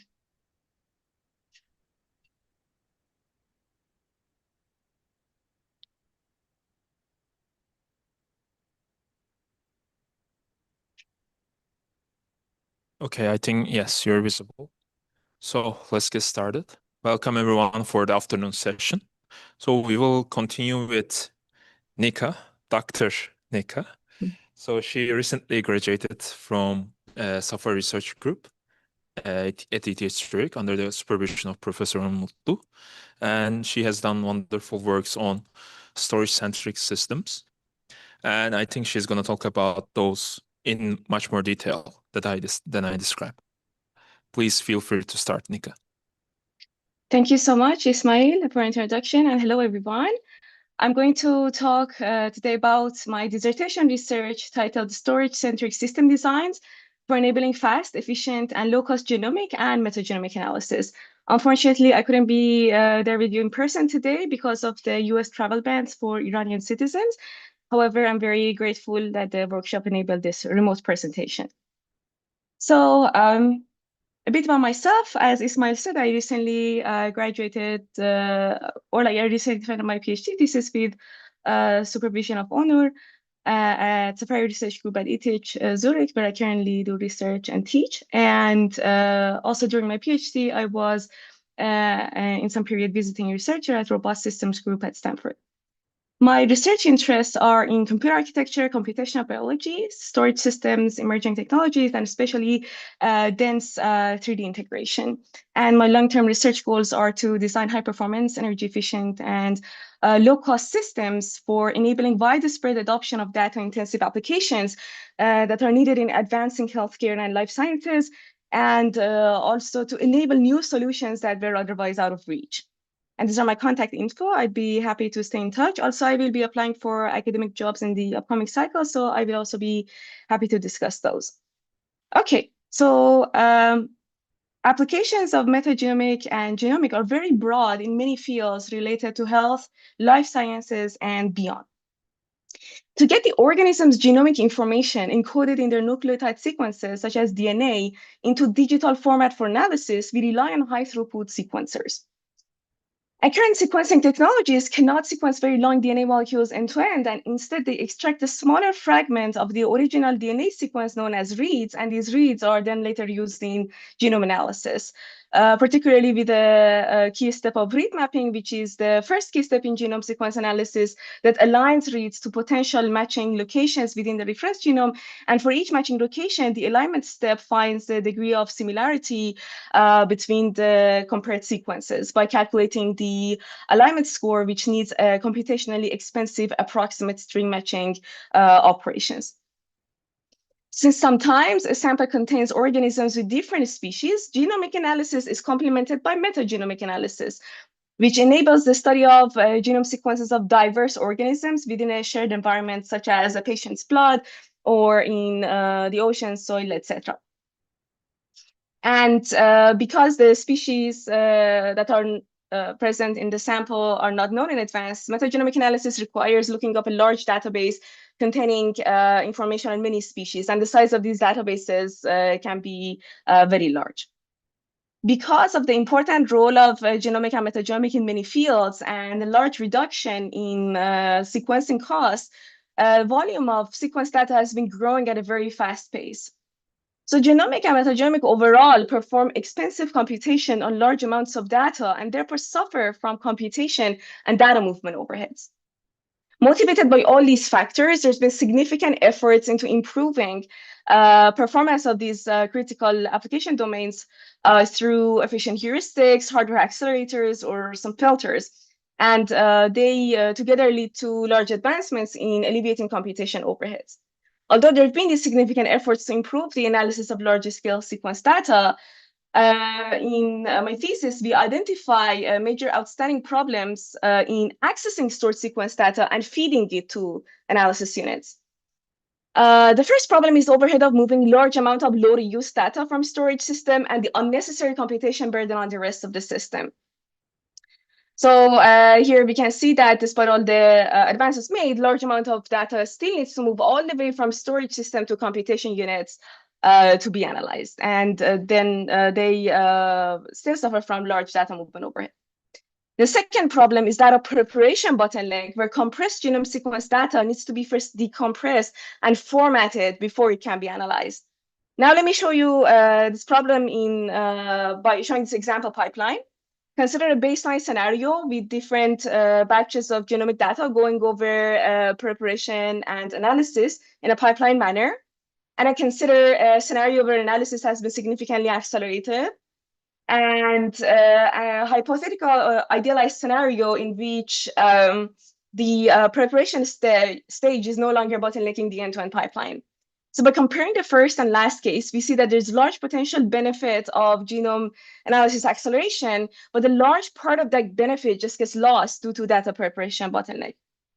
So the thesis statement that we've been having is that by designing customized storage-centric systems that efficiently analyze genomic and metagenomic data inside the storage system and enable highly compressed storage and high performance access of larger scale sequence data, we can alleviate the overheads of data movement, computation, and data preparation, thereby significantly improving performance, energy efficiency, and cost effectiveness. So in our work, we proposed GenStore, which is an storage filtering mechanism for genomic analysis. Second, MEGIS, which is cooperative in storage processing for metagenomic analysis. Third is GRAINS, the storage over algorithm architecture co-design for graph-based genomic and metagenomic analysis. And fourth is SAGE, algorithm architecture co-design for storing and accessing sequence data efficiently. Now, let me tell you a little bit more about GenStore. So the key idea is to filter reads that do not require expensive alignment inside the storage system and only send reads that require more substantial computation outside. And examples of such reads would be exactly matching reads and non-matching reads. So let me give you a little bit of background on what read mapping does. So we want to map the reads to the reference genome, and since the search space in the reference genome can be very large, mappers typically leverage an index structure which encodes k-mers or subsequences of length k extracted from reference genome, along with the corresponding locations of these k-mers in the reference genome. So the first step the mappers typically take is seeding, which determines potential matching locations or seed hits in the reference genome. To do so, they extract k-mers from the reads, look up the k-mers in the reference genome, and mark the corresponding locations as seed hits. Second stage, seed filtering or chaining prunes some of these seed hits in the reference genome based on lighter weight heuristics compared to alignment.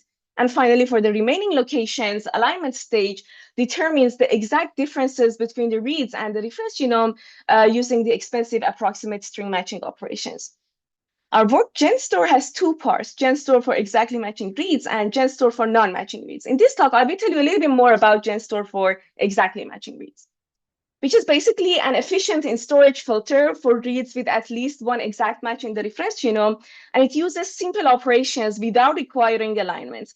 But the challenge is large number of random accesses per read to the reference genome and its index, and that is challenging because of expensive random accesses to the flash chips and limited DRAM capacity that we have inside the SSD. So our idea to address this challenge is twofold here in these data structures. First is read-sized k-mers to reduce the number of accesses per each read. So as opposed to extracting many k-mers per each read, we consider that each read would be one k-mer. So then we have only one index lookup per read. And second is sorted read-sized k-mers to avoid random accesses to the index. And that helps with the sequential scan of the reads and index so that we can more efficiently leverage SSD's internal bandwidth. So despite the key benefits of the sorted read-size k-mer index, this index takes up a large space due to large number of unique read-sized k-mers. So we further reduce the overhead of GenStore for exactly matching reads by replacing the read-size k-mers with a strong hash value, here a cryptographic hash value of each read to act as a sorting criterion and the footprint of each entry. Using these strong hash values instead of the k-mers reduces the size of this index significantly.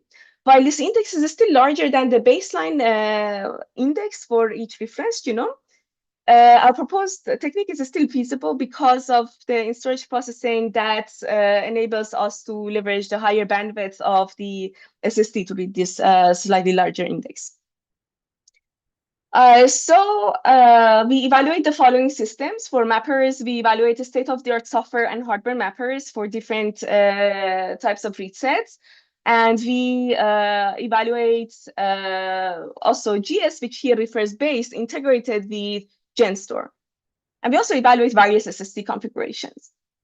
And we show that in here, GenStore for exactly matching reads compared to software and hardware-based read mappers provides large speedups and also large energy reductions. Similarly, in the paper, we also evaluate GenStore for the other use case, filtering non-matching reads, and show that it also provides a very large speedup and energy reduction.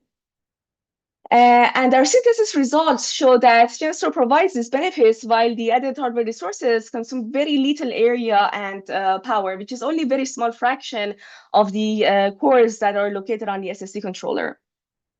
So that was a very brief overview of GenStore. Let me also very briefly tell you about Megis. Again, while performing analysis inside the storage system can provide large benefits for metagenomic analysis, the challenge is that metagenomic analysis as well cannot directly run inside the storage due to SSD's limitations, such as latency of NAND flash chips, limited DRAM capacity inside the SSD, and limited DRAM bandwidth inside the SSD.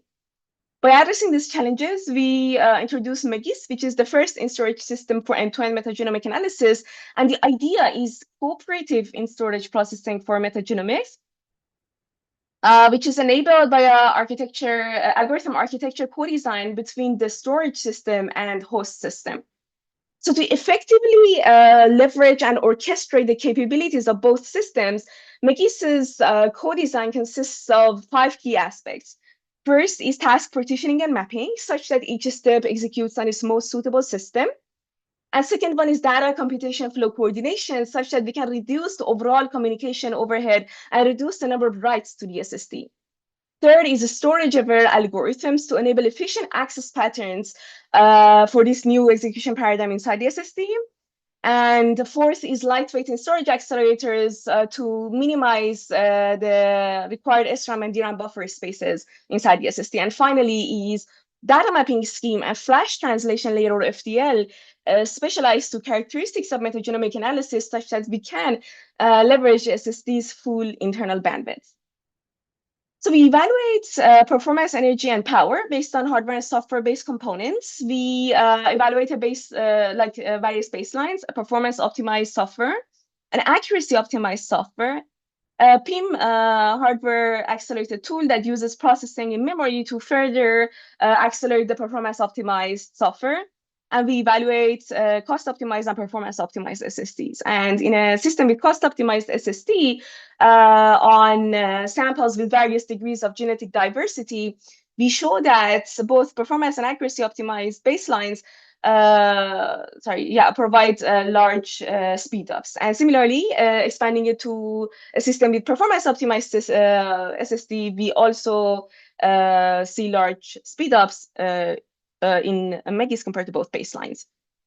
And here we are also showing large speedups compared to the PIM accelerated baseline. Next, I'm here showing a reduction in energy consumption, and we show that Megis compared to all evaluated baselines provides substantial energy reduction. I would also like to emphasize that it does so while achieving same accuracy as the accuracy optimized baseline, which actually is significantly higher than the accuracy of the performance optimized baseline. And we also show that through our synthesis that these added hardware units require very small area and power. I also would like to emphasize the impact of Megis and overall these storage-centric designs for genomic and metagenomic on system cost efficiency. So consider a cost-optimized system with a cost-optimized SSD and 64 gigabytes of DRAM, and performance-optimized system with a performance-optimized SSD and 1 terabyte of DRAM. And we show that when baselines run on the cost-optimized and performance-optimized system, and here Megis evaluated on the cost-optimized system. We show that when evaluated on the same system, MCCSys provides large benefits, but we also show that MCCSys outperforms these baselines even when running on a much less costly system. So that was our overview of MCCSys. Now let's go to grains. By the way, grains will also be in more detail presented tomorrow on session 4C.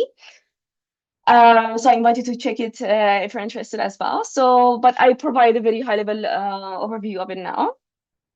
So unlike traditional models, which represent genomic databases as a collection of disjoint linear sequences, sequences in a graph are represented by graph walks. And that's a powerful and efficient representation of genomic sequence data because of great expressive power due to graph topology and the compact representation that it provides.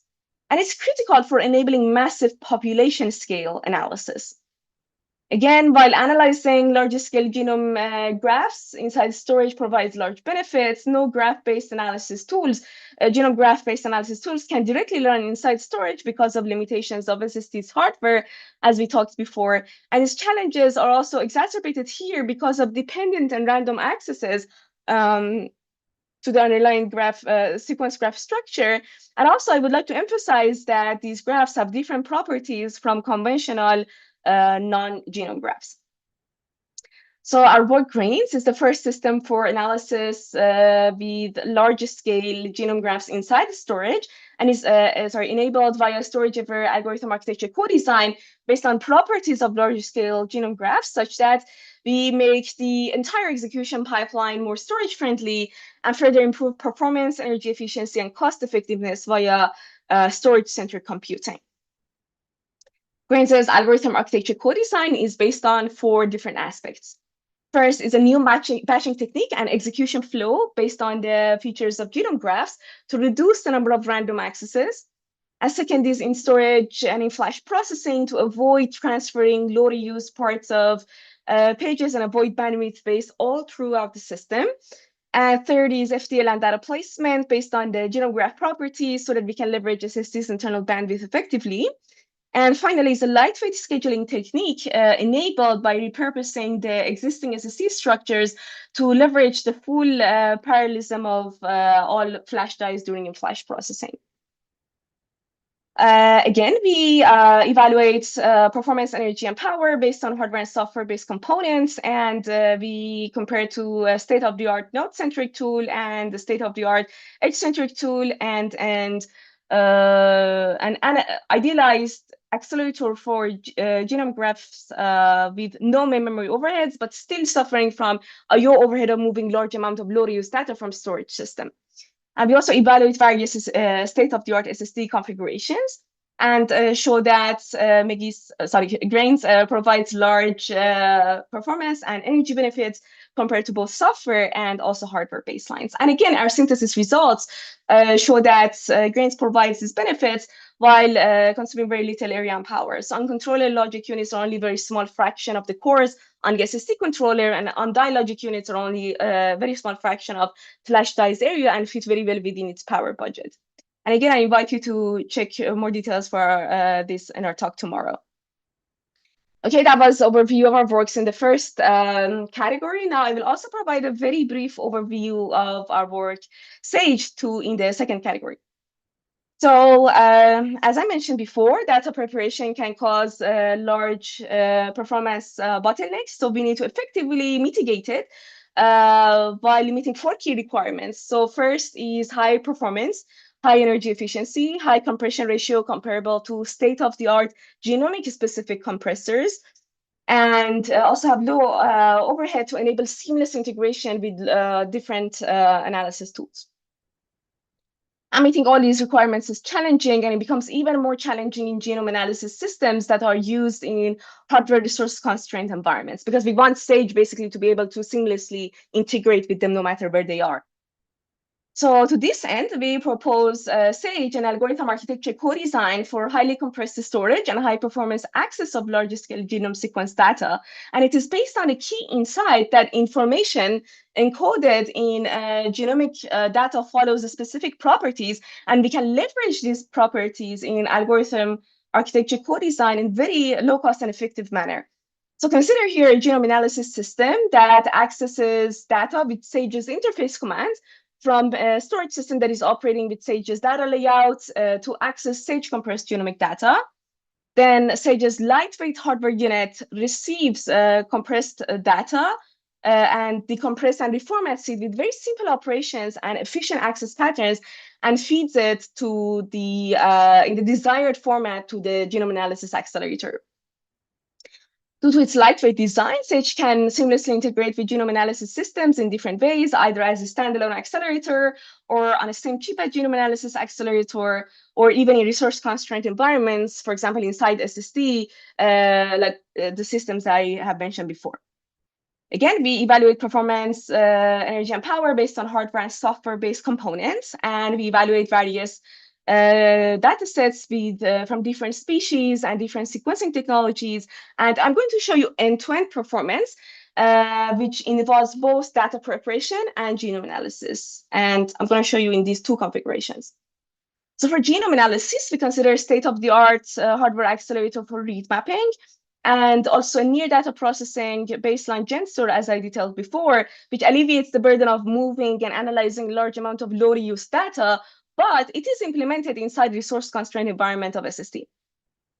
So for data preparation, we show Pixie, like a commonly used general-purpose software, genomic-specific software, genomic-specific hardware, and an idealized decompressor with zero decompression time, but inefficient for integration in resource-constrained environments.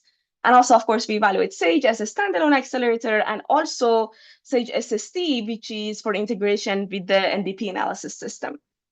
And we show that SAGE provides significant speed up over genomic-specific and general-purpose baselines, and achieving the same speed up as zero-time decompression. And what this basically shows is that SAGE is no longer making data preparation to be in the critical path of the overall execution pipeline.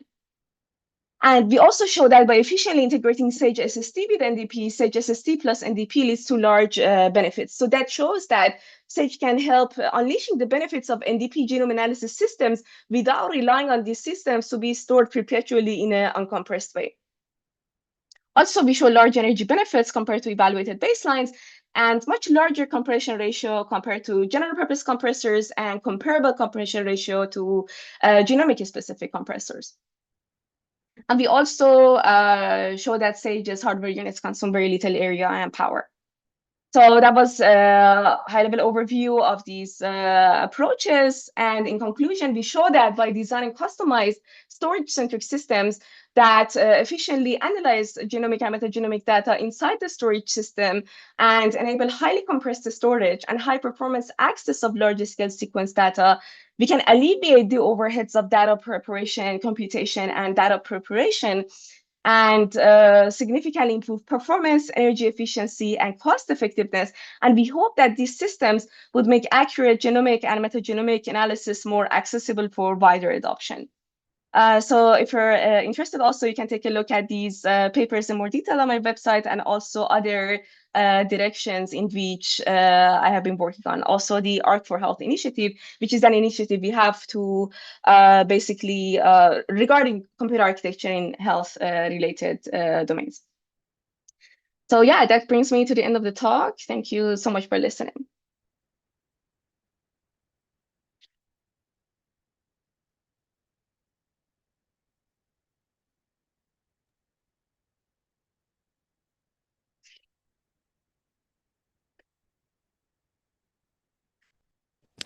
Thanks a lot, Nika.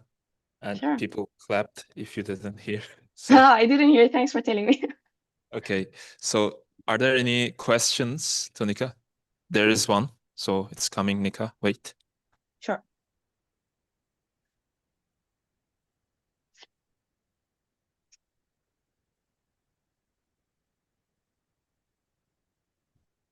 Thank you for the good talk. So Thanks. I think the key factor is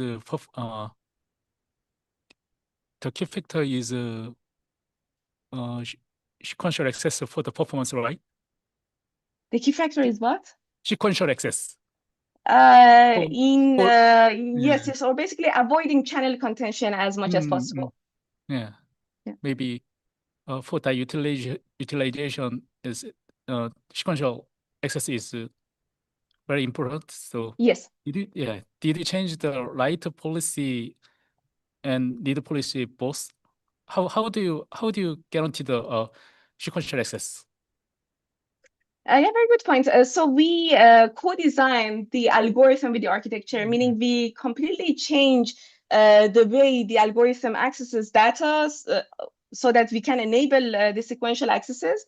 And on the other hand, also for the SSD side, we lay out the data in a round-robin manner across different dies and channels in the SSD by like basically modifying the FDL.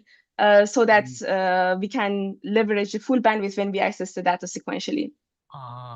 But that you also modify the FTL side?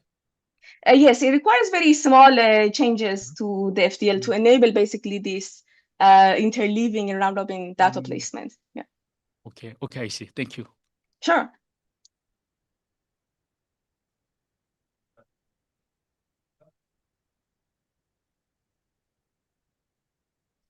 Thanks a lot for your silence.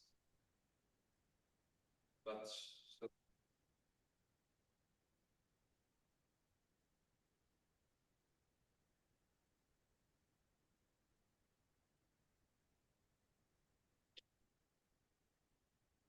Nika, do you hear me now?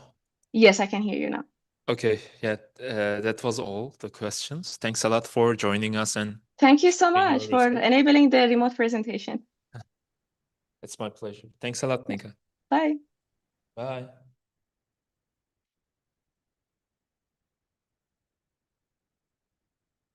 So the next one is Umut, and he's gonna talk about using real DRAM chips to implement physically unclonable functions.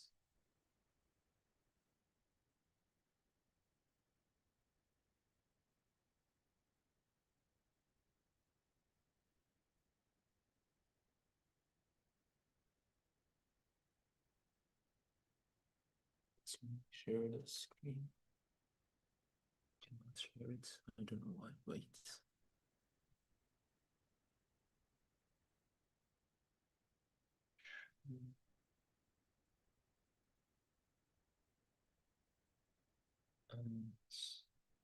Wait a second. Put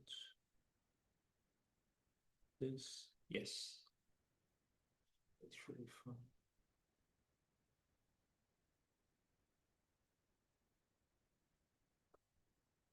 Okay, yeah.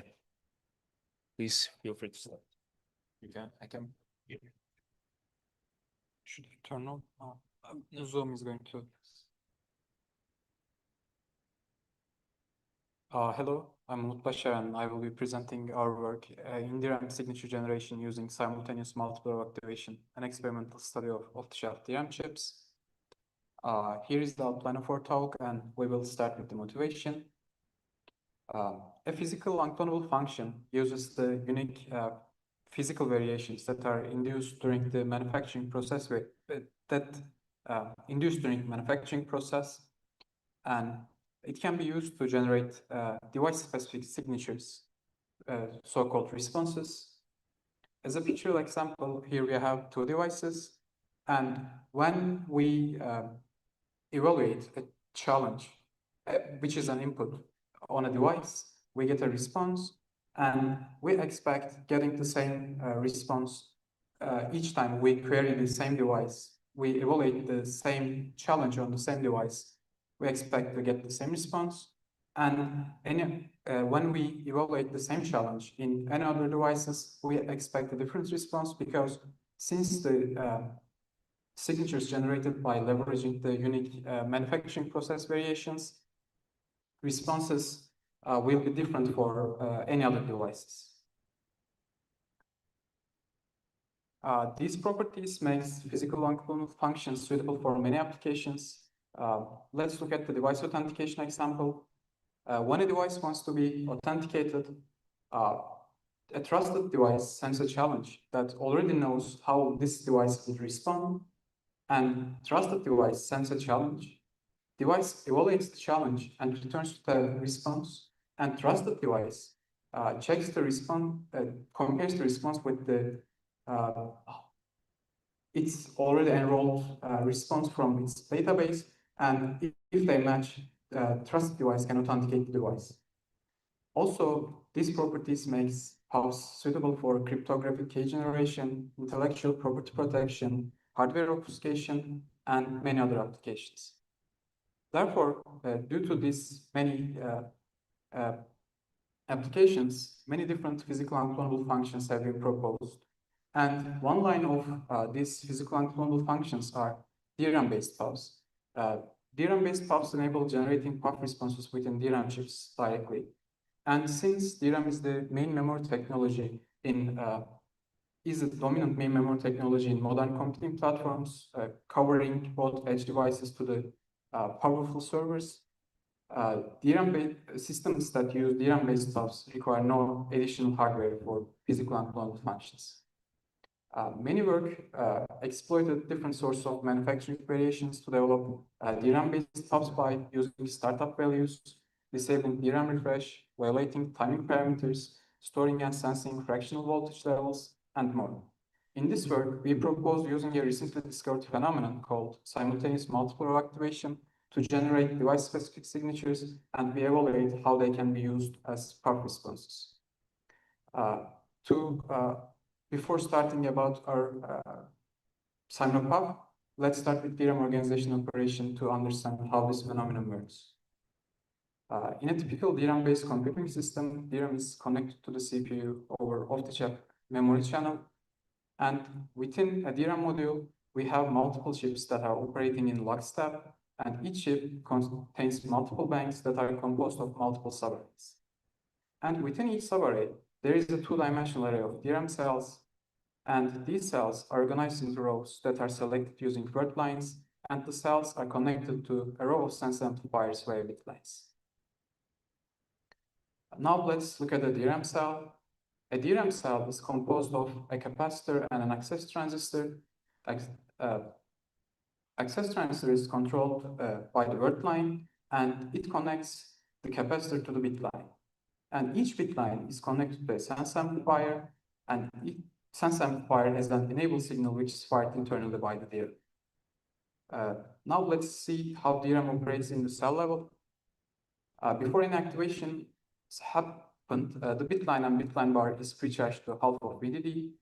Upon we enable word line, access transistor connects cell to the bit line, which starts the charge sharing process. This causes capacitor to lose some charge, and this causes a deviation in the bit line voltage. After sense amplifier enabled, it senses and amplifies this voltage, and in that case, since the capacitor was already charged, the bit line is amplified to VDD, and cell charge is restored. Now let's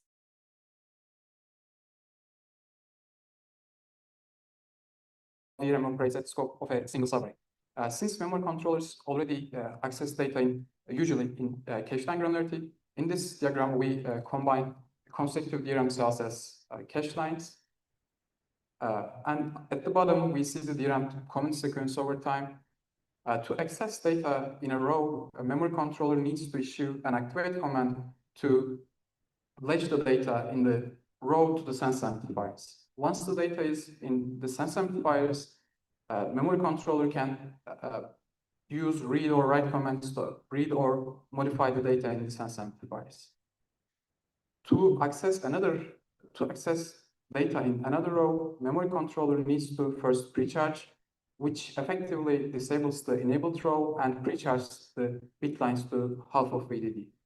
And then memory controller can activate another row to access data in that row. To ensure correct operation, memory controller needs to obey some timing parameters. And in our work, we highlight two key timing parameters. The first one is TRS, activation latency, which determines the time between consecutive activation and pre-charge commands. And the second one is pre-charge latency, TRP, which determines the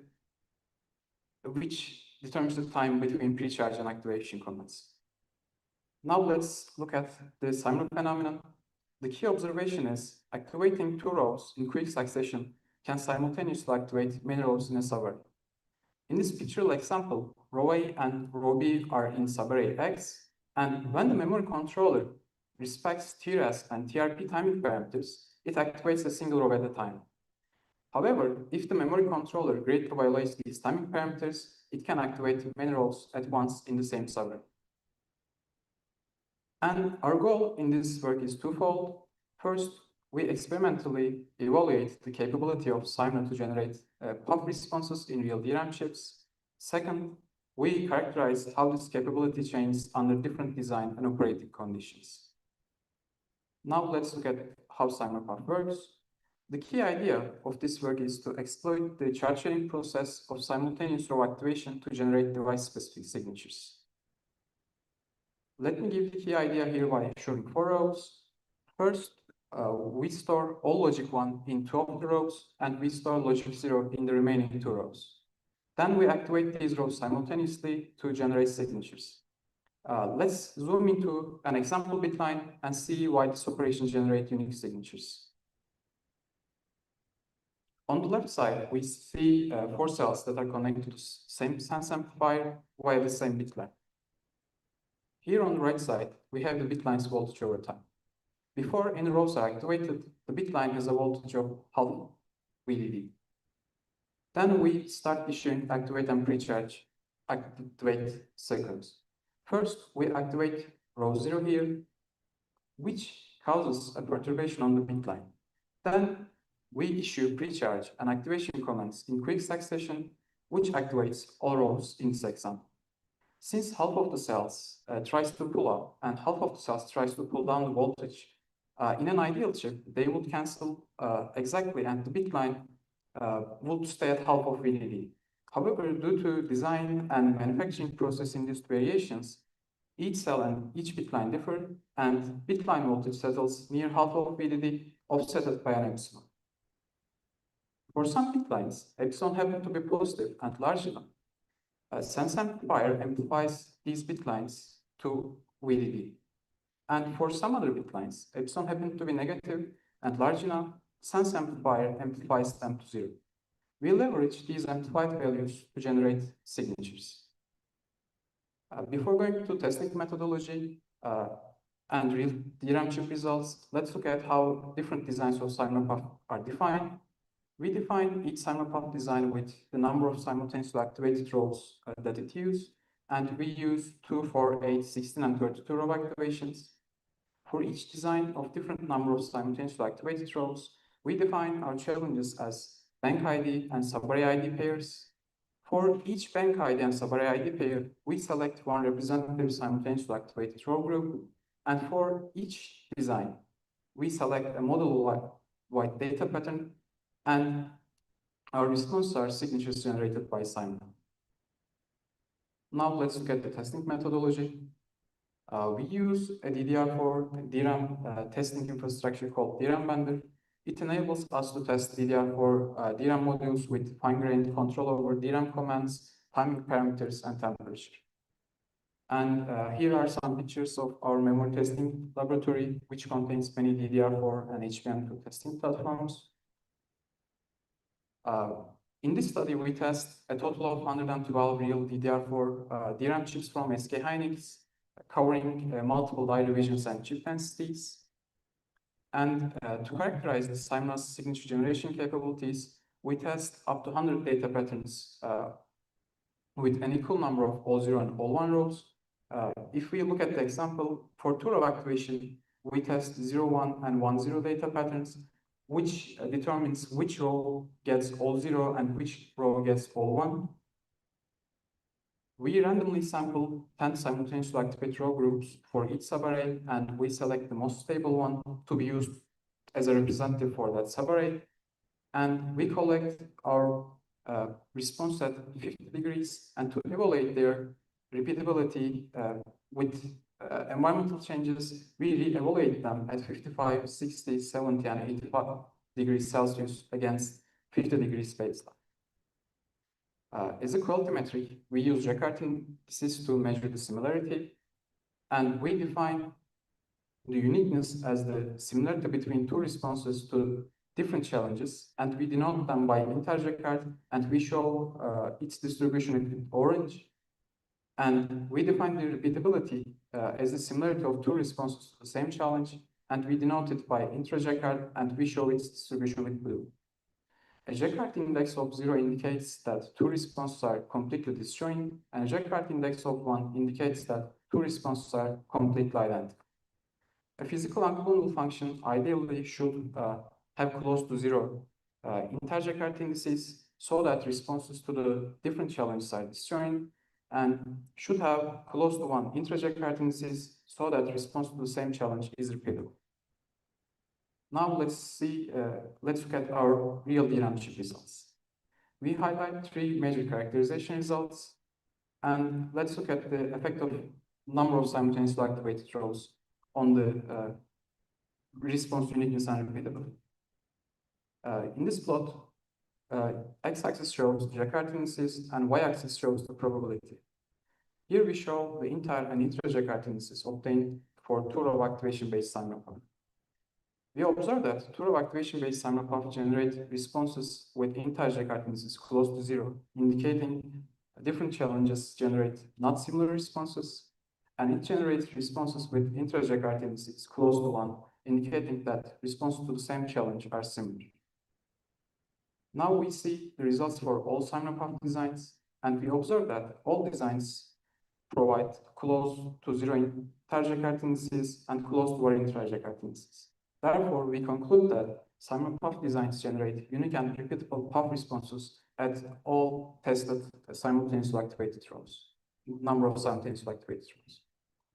When we compare the intra-Jacquard indices of different number of simultaneously activated rows, we observe that increasing the number of simultaneously activated rows increase the Jacquard index. Therefore, we conclude that increasing the number of simultaneously activated rows increase the response repeatability of responses generated by simulpath. Now let's see how DRAM chip density and die revision affects response quality. In this plot, we report the intra-Jacquard distributions observed for 2 example different chip density and die revision pairs for two-row activation-based simulpath. We observe that inter-Jacquard indices observed for 4 gigabit MDI are significantly smaller than those of the 8 gigabyte MDI. Therefore, we conclude that DRAM chip density and die revision significantly affect the simulpath's response similarity to the same challenge. Now, let's look at how temperature changes affect the reliability of path responses. To evaluate how temperature affects simulpath's response repeatability, we generate many responses on the same module at 4 evaluation temperatures, 50, 55, 60, 70, and 85, and compare them against the enrollment baseline collected at 50 degrees Celsius. In this plot, x-axis shows temperature difference between evaluations, and y-axis shows the minimum intra-Jacquard index we observed for each individual challenge across many evaluations of it at different temperature deltas. As the temperature difference grows, the worst-case scenario significantly decreases. And when we look at all tested simulpath designs, we see that the same trend holds for each design. Therefore, we conclude that response similarity strictly decreases as temperature delta increases across all number of simultaneously activated rows. Now let's see how we measure the latency of simulpath. We evaluate it by measuring the 3 time required for 3 steps. Here we show simultaneously activated rows with red boxes, and we show the row of sense amplifiers with the blue box. The first step is initialization. We first perform n-row clone operations for n-row activation to initialize the rows with balanced data pattern. Then the second step is executing the simul operation itself. We measure the latency of DRAM command signals that activate n rows simultaneously. And the third step is reading the response from sense amplifiers. Now let's look at the latency of different simulpath designs and how it is compared to latency-wise state-of-the-art DRAM-based time. Our two-row activation-based Simon-Path design has 5.75% lower latency compared to the state-of-the-art DRAM-based design. And as higher number of row activations require more row ton operations, different number of simultaneously activated row counts increase the latency of Simon-Path. Our paper is available on arXiv. And to conclude our talk, we experimentally demonstrate the potential of simultaneous multiple row activation to generate PUF responses.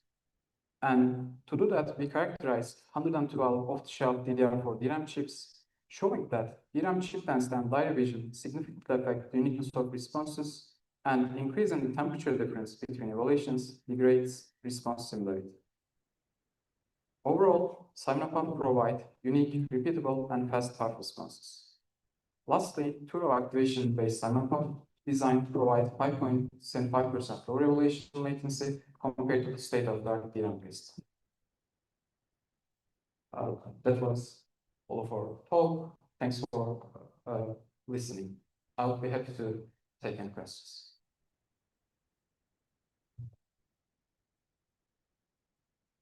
Any questions?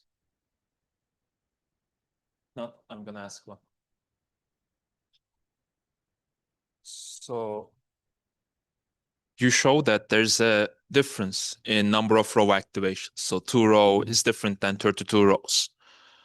And do we have any insights on why is that? Why do we see that much difference in the number of simultaneously activated rows?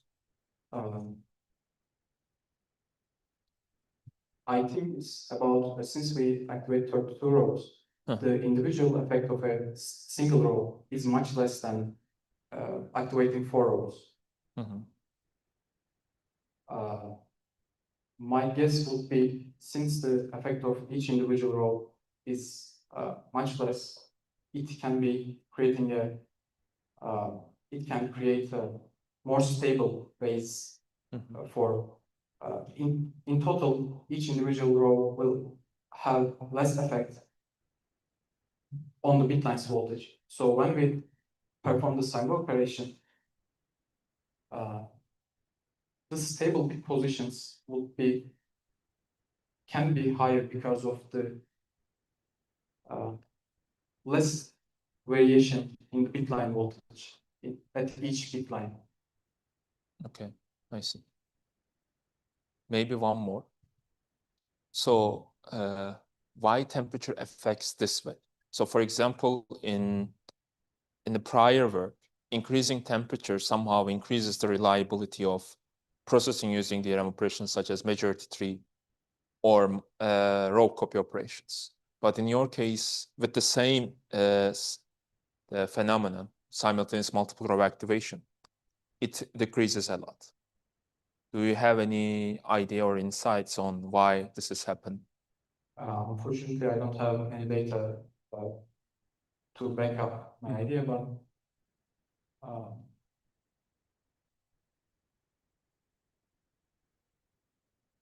unfortunately, I don't have any data that can back me up on this. But my guess would be increasing the temperature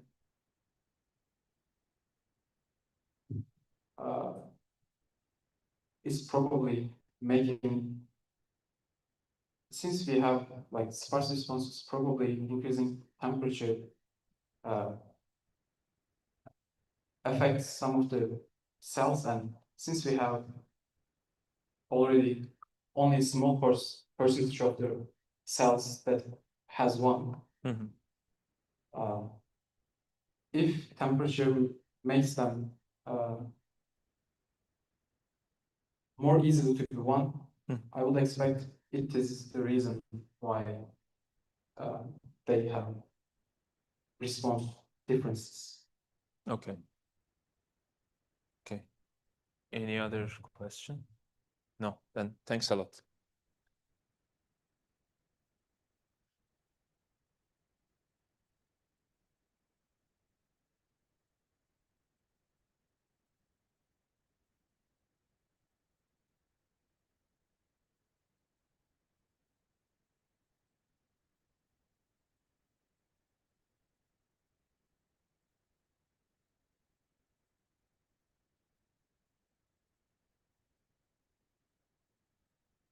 857,993.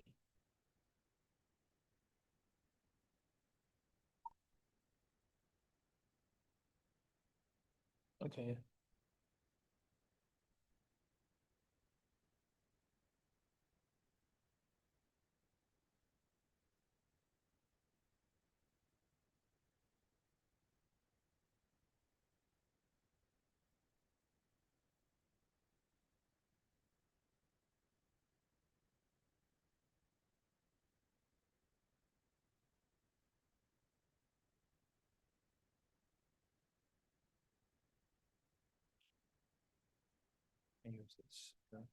So the next speaker is Rakesh. Rakesh is a PhD student in software research group at ETH Zurich under the supervision of Professor Onur Mutlu. And he's going to talk about, I guess, his one of the latest work, programmer transferring near data processing using multiple compute capable resources in solid state drivers.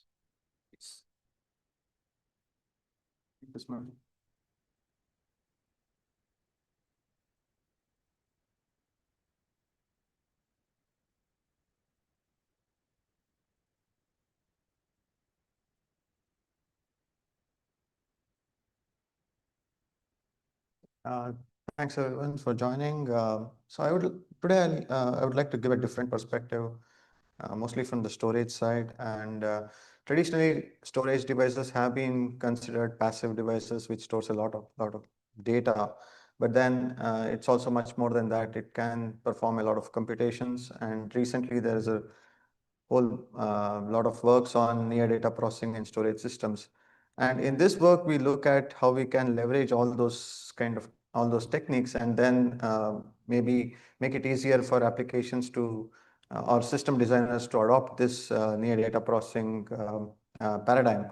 So I'll quickly jump to the so this is my introduction. I've been in Safari for a while now, and before that I was working at Samsung for a lot of years, and then I did my master's at UC Irvine. So this work was published at HPCA 2026, and it's called Conduit, Programmer Transparent Near Data Processing using multiple compute capable resources in solid state drives. This is the outline of my talk. I'll start with a bit of background and motivation. So as many of you know, this is how a modern SSD works. So we have the host and the SSD, which typically communicate over the PCIe protocol. And we have an SSD controller within the SSD, which is kind of the brains of the device. And there are a lot of embedded cores, which basically perform multiple tasks like garbage collection, where leveling, address mapping, and so on. And we have these microcontrollers called like flash controllers, which communicate with the flash chips via shared channels. And we also have a DRAM, which traditionally has been used for storing recently accessed data and also part of the address translation table. So this is how the SSD has been looking. I mean, we have been looking at SSD designs like this. Recently, we have seen HBF and other kind of new designs. So if you look at near data processing in an SSD, why it makes sense to do it in an SSD is because SSDs offer large capacities to store data. And if we have large capacities, then moving the data across the memory hierarchy doesn't make sense. So why not do the computation close to the data? So we have three paradigms that are used in the context of an SSD. We start with in-storage processing, which leverages the embedded cores in the SSD controller, or prior works have also deployed FPGA near the SSD controller to perform these computations. And we've seen that a lot of prior works try to accelerate complex tasks like filtering, aggregation, encryption, and search using in-storage processing. Then we have the DRAM within the SSD, which, as I mentioned, is used for storing recently accessed data. But then we can repurpose this DRAM to also perform computations. And in the morning session, we have seen a lot of techniques which basically leverage the DRAM's intrinsic operational principles and perform computations. So here I list a few of these works which enable bulk bitwise operations and complex arithmetic operations entirely within the DRAM chips. Of course, it needs some changes, and we need to use the analog properties, but it still can be done. And then we look at in-flash processing, which uses the flash chips to perform computations, and it basically uses the flash chip structure. There are two ways to do this. One is to control the latching circuit of the page buffer in the flash chip's peripheral circuitry to perform arithmetic operations within the NAND flash chips. And there are some works recently which have tried to do that. And there is another work called Flash Cosmos, which was done by our group, which enables bulk bitwise operations by simultaneously sensing all the word lines within a block or across blocks within a flash chip. So if you look at the trade-offs of these NDP paradigms, ISP supports a lot of general purpose computations, but the embedded cores are still wimpy and they provide limited performance. In terms of processing using DRAM, we get a massively parallel computation capability within the DRAM chips. But in the context of an SSD, it still requires transferring data from the flash chips to the DRAM via bandwidth limited channels. And in IFP, we kind of reduce the data moment overhead significantly and also perform computations with a lot of parallelism, but it provides a limited operation set. It's still evolving, but currently we don't have a lot of computation capability there. So in this work, we set out to answer 3 research questions. So is a single NDP paradigm good for all workloads? Which is the most suitable NDP paradigm for each computation? And do we need to combine these NDP paradigms? So to answer these questions, we tried to do a case study on combining the NDP paradigms. So what we did was we examined the performance bottlenecks by hand mapping parts of the workload to multiple SSD computation resources. So we evaluated the host CPU, in-storage processing, in-flash processing, and a combination of ISP and IFP. We evaluated different workloads. Some are hybrid, which means that they involve both computation and data movement, like aggregation and sorting. We also looked at IO-intensive workloads like databases and bitmap indices, which are dominated by data movement. And we have other workloads that I don't mention here, but it's in the paper. So if we look at the results of this case study, I show the overall execution time for these approaches here. Let's start with hybrid workloads. Again, you can see that there's a breakdown in terms of what is the computation latency, host to SSD data movement, the internal data movement, and flash read latencies. So if we look at hybrid workloads, again, the overall execution time is much lower if we combine IFP and ISP, and that's because we reduce a lot of data movement and we can intelligently map computations to the most suitable computation resource. So we get an improvement of around 40%. But the same doesn't apply to, let's say, IO-intensive workloads, because in this case, most of the work can be done in IFP. And if we naively combine these 2 compute units, then basically we observe that the benefits of offloading is negated. And because of the data movement that we intentionally try to have for the transfer of operands and so on. So that results in 15% performance reduction. So the key takeaways are that there is no single computation resource that consistently performs well across different workloads. And the performance bottlenecks also are very workload dependent. They vary across different phases of the workload of the same workload. And also, offloading to multiple computation resources is beneficial only when we do it judiciously. So then we looked at what are the prior SSD-based NDP techniques, and there's not much. There are a lot of works that try to do this, but they only look at 1 or 2 NDP paradigms, and they fail to exploit the SSD's full computational capability. So they lack generality across a wide range of applications. So some are focused on accelerating a particular workload, and they are also not programmer transparent. So it requires the system designers to carefully design their techniques to accelerate the workloads. So then we looked at, so with these limitations, we looked at which are the general purpose techniques that we can use, and we found some in the main memory domain. So unfortunately, there was nothing that we could use in terms of SSD. So we looked at NDP offloading techniques that explore partitioning and mapping application code segments between host and NDP units near main memory. And we classify them into two groups. One is bandwidth-based offloading, which makes offloading decisions based on bandwidth utilization of the host and NDP units. And then DM offloading, or data movement-based offloading, which makes offloading decisions to minimize data movement between the host and NDP units. So we took these, the principles of these offloading models, and then we adapted them to the SSD. So if you look at the effectiveness of these offloading models, I show the speed up over CPU on the y-axis and for different workloads. So basically, then we also show the ideal offloading model, which basically assumes a lot of things. So we don't have resource constraints when we offload to a particular resource. There is also zero data movement and so on.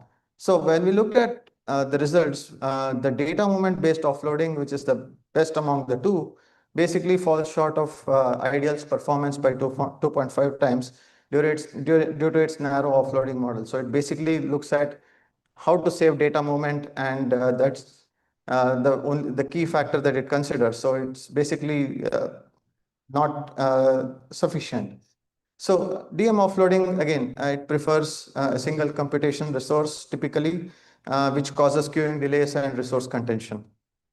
So our goal in this work was to enable a programmer transparent NDP framework in an SSD that effectively utilizes multiple SSD computation resources to perform computation, makes workload and system aware offloading decisions, and improves performance and energy efficiency for a wide range of applications.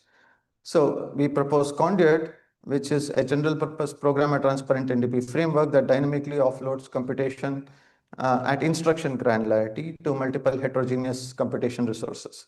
So it has two key steps. We start with the compile time pre-processing step to identify offloadable code regions in the application and transform them into wide vector operations. And we have a runtime offloading step, which basically selects which resource is most suitable to offload based on the application and system characteristics. We start with the compile time pre-processing step.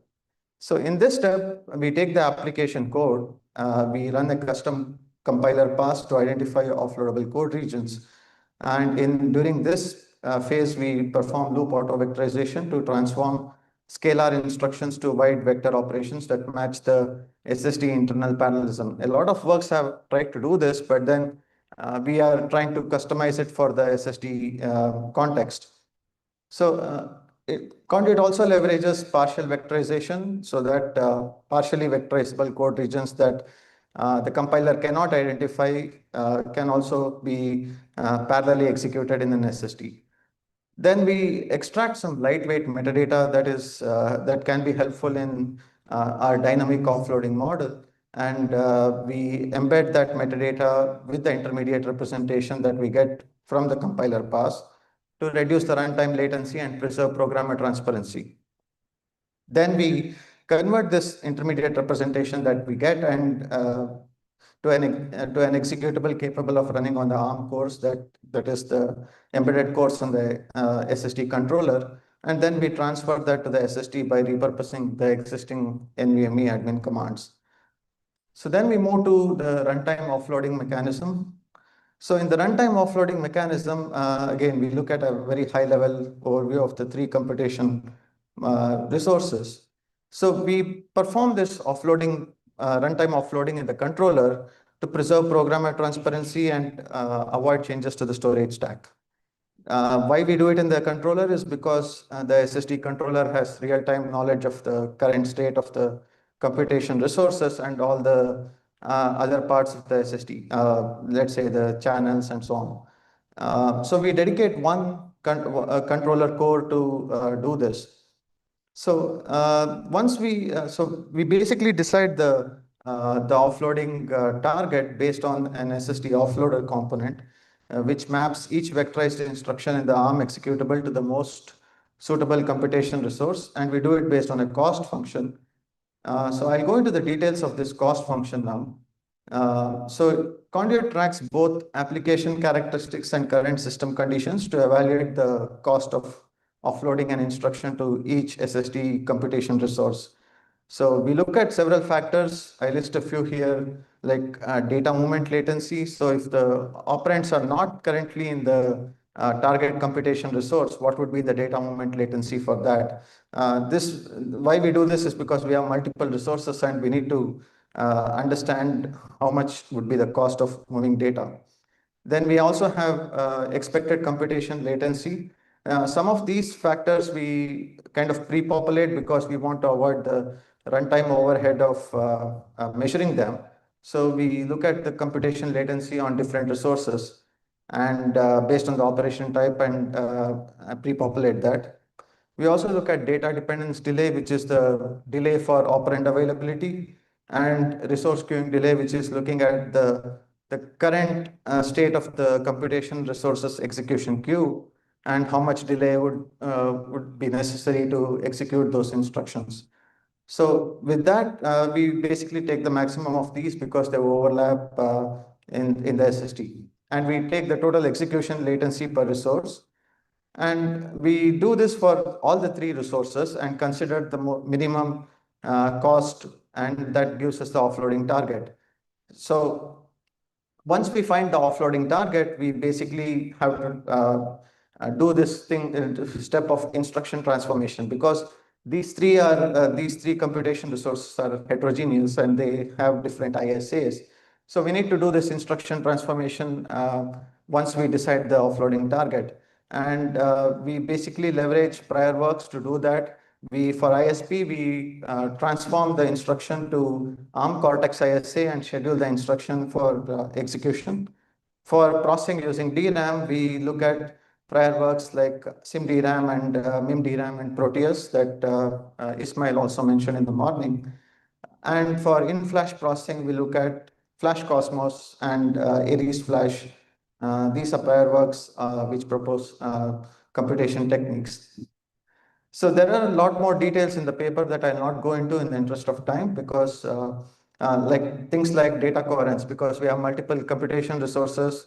How do we maintain consistency and coherence among these resources? How do we map data to enable these kind of computations and the SSD internal data movement? Host to SSD communication, how do we basically do the computation and also do the regular IO mode? Failure handling, extensibility, auto vectorization, and many more things. So here's a link to the paper, and I would encourage everyone to take a look. So with this, I'll move to the evaluation. So we use an in-house event-driven SSD simulator that basically faithfully models all the core SSD functionalities, models a DRAM within the SSD, shared resource contention, and so on. We use the configuration from the latest Samsung SSD, and we use 6 data-intensive workloads, including Llama 2 in training and inference. And we evaluate a bunch of policies that I've already discussed. So in terms of performance, I show the speed up over CPU, and Conduit is represented in green color here. So the higher the bar, the better it is. So we see significant performance over the best performing prior approach.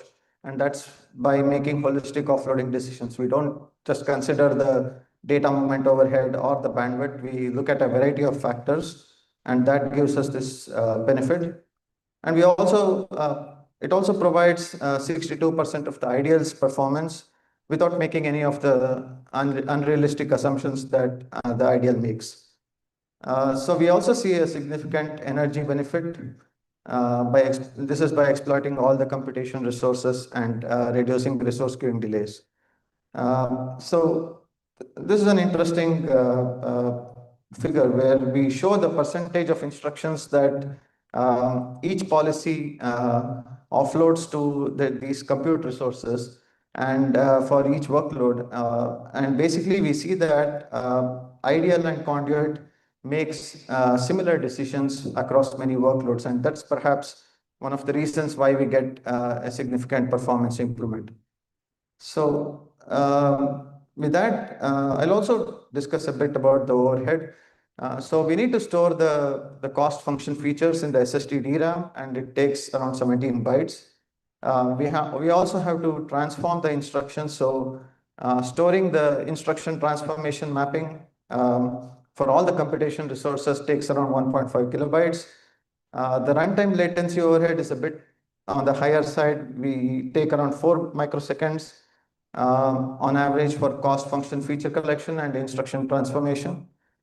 And the area overhead is, we don't actually add any area overhead beyond that of the prior techniques. So again, we have a lot more results that I'll not go into, but I'll refer you to the paper to check out.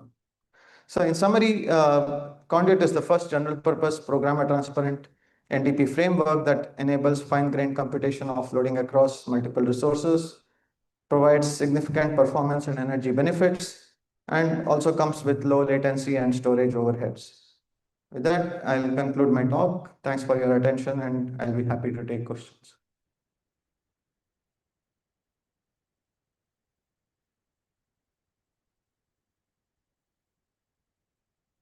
Yes.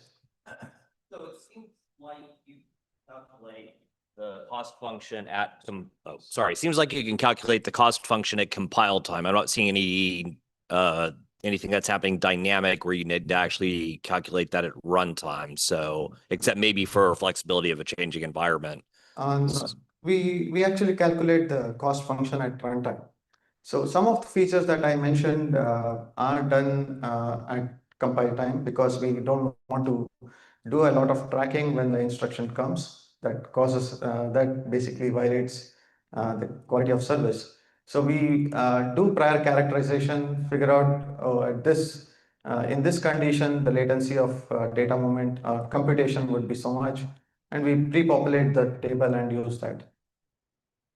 Okay, so maybe I asked the question. I don't think this thing's on. Maybe I asked the question badly.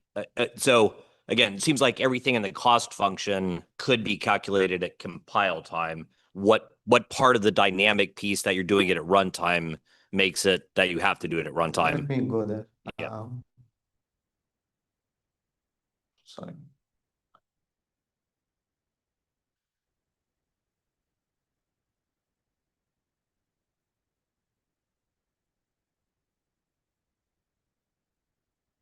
So we can,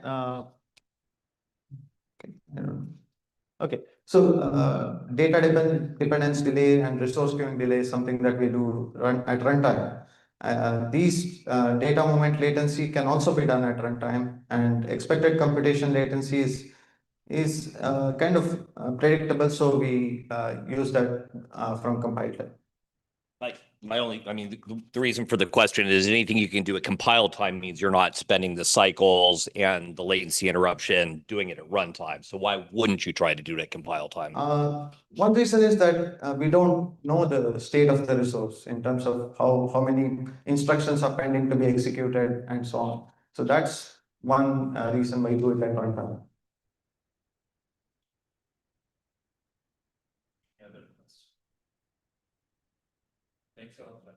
Thank you. Then next is below.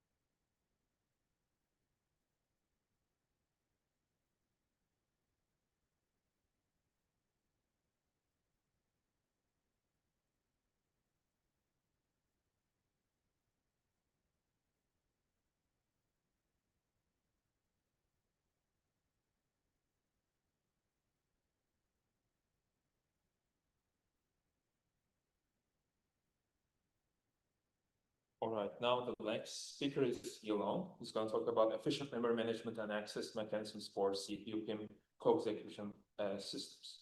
So Yuksel is a PhD candidate in the School of Computer Science at SJTU, where he advised by Professor Li Xiang and is a member of the Impact Lab.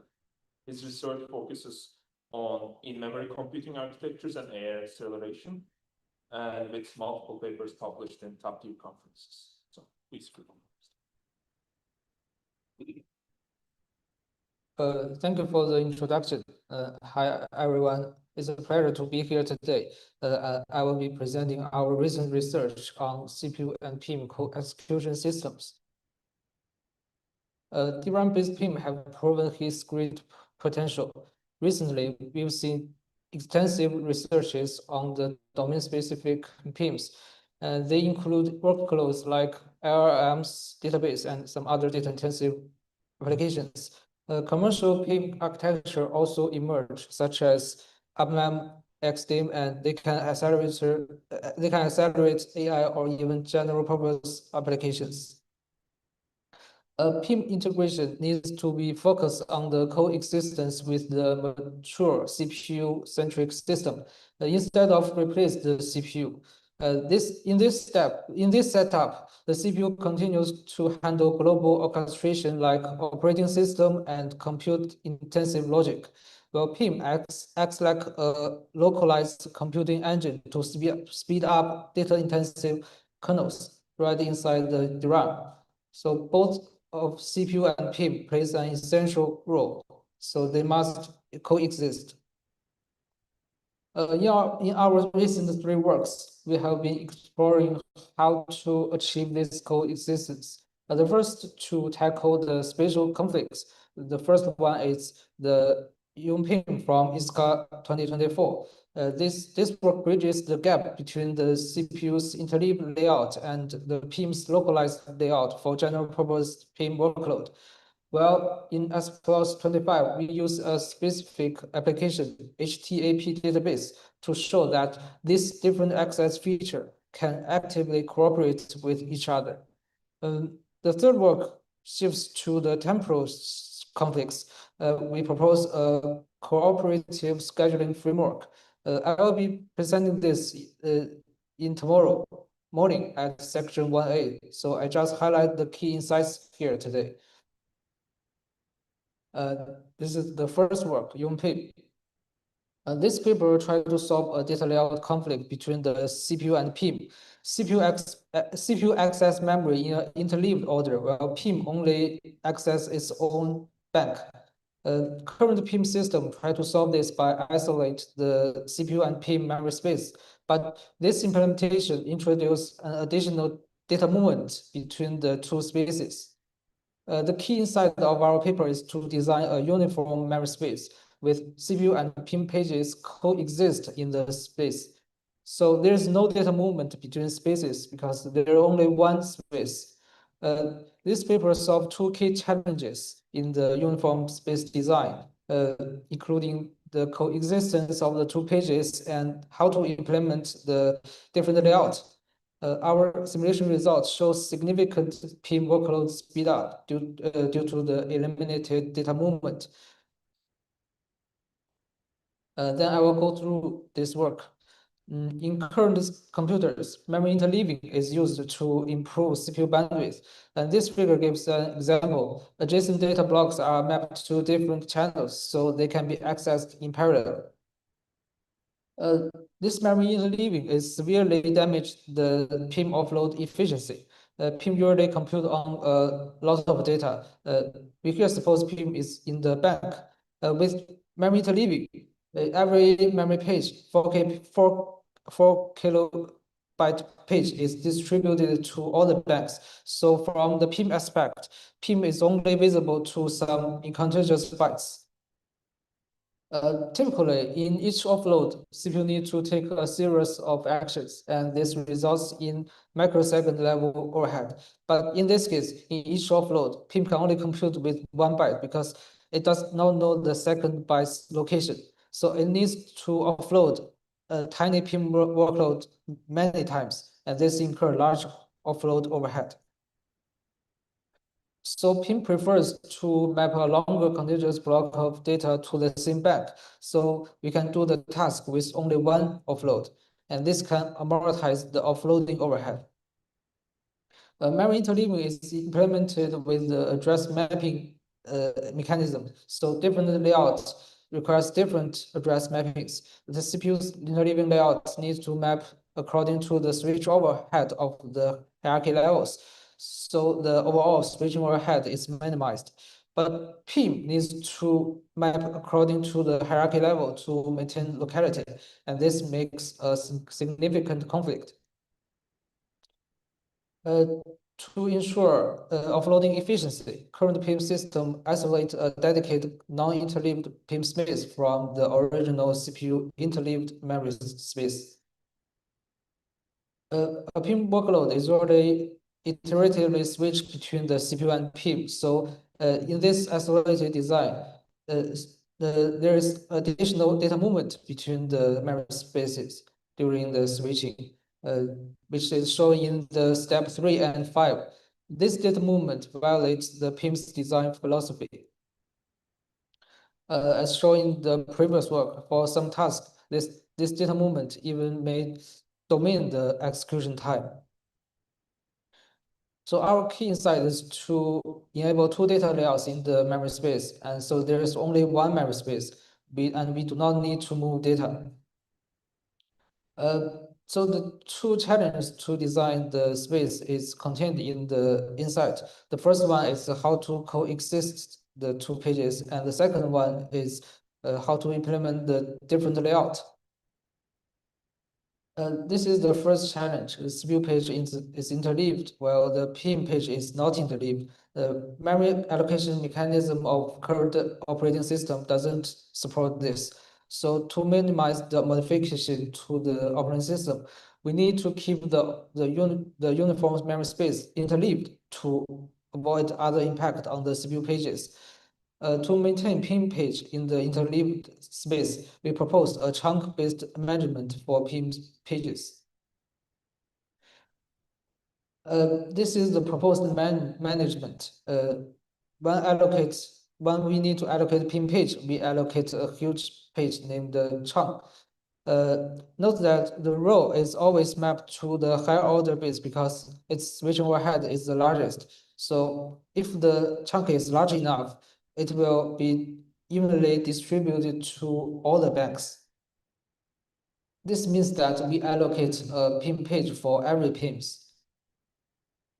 Inside each PIM page, the address should not be interleaved, and this is different from the CPU page. This is our second challenge.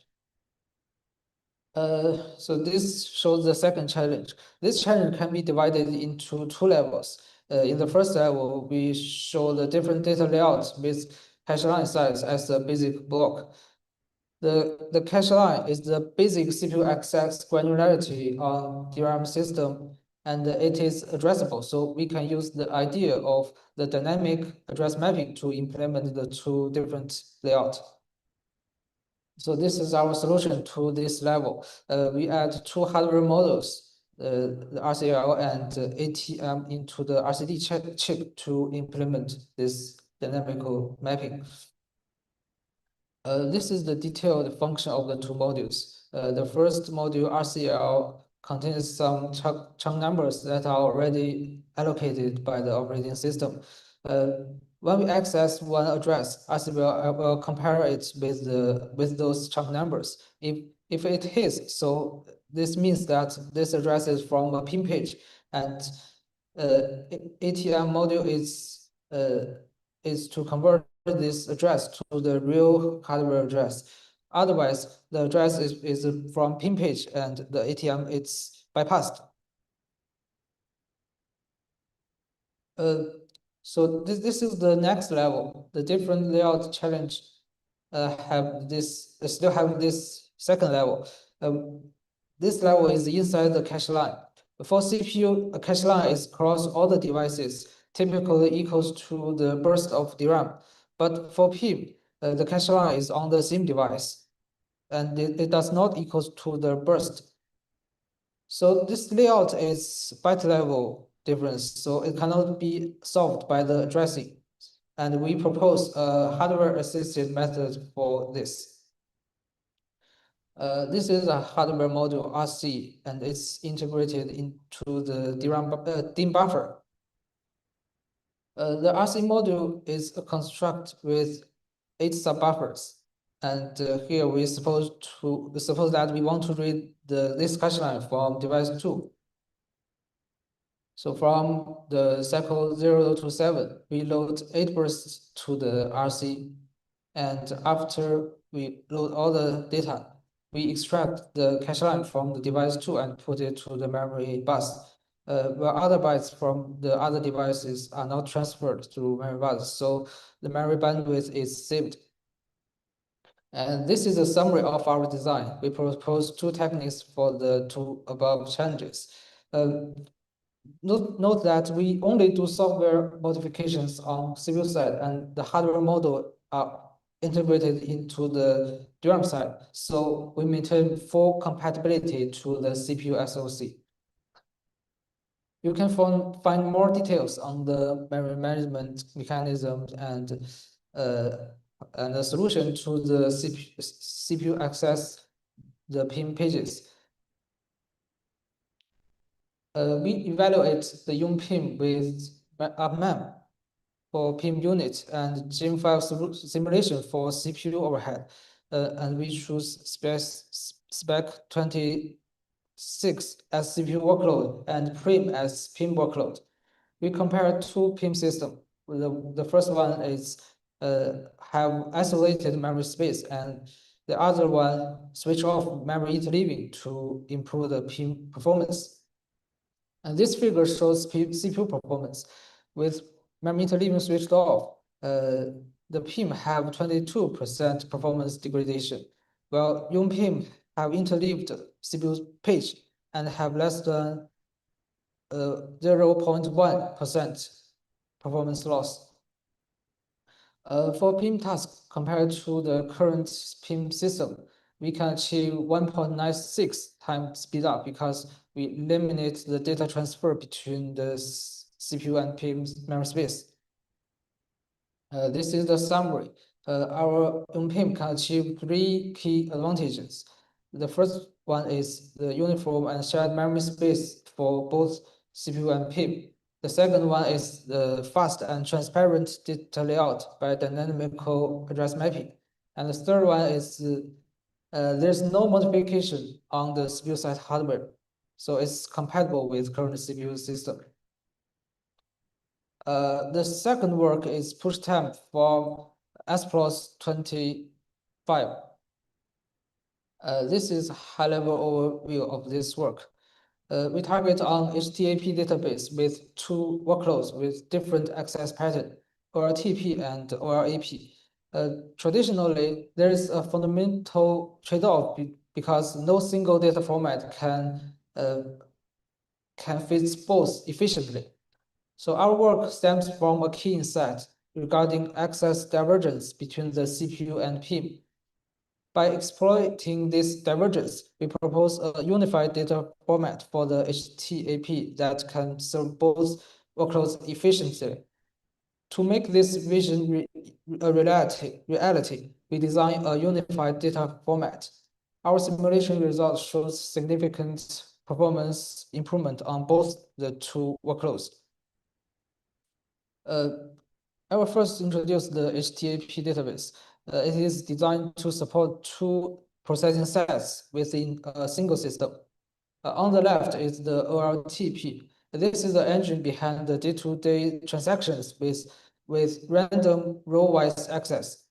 Naturally, the ideal storage format for this workload is row store. On the right is the OLAP. This is where we run massive and read-only queries to extract business insights by analyzing the columns. So for this workload, a column store is the ideal format.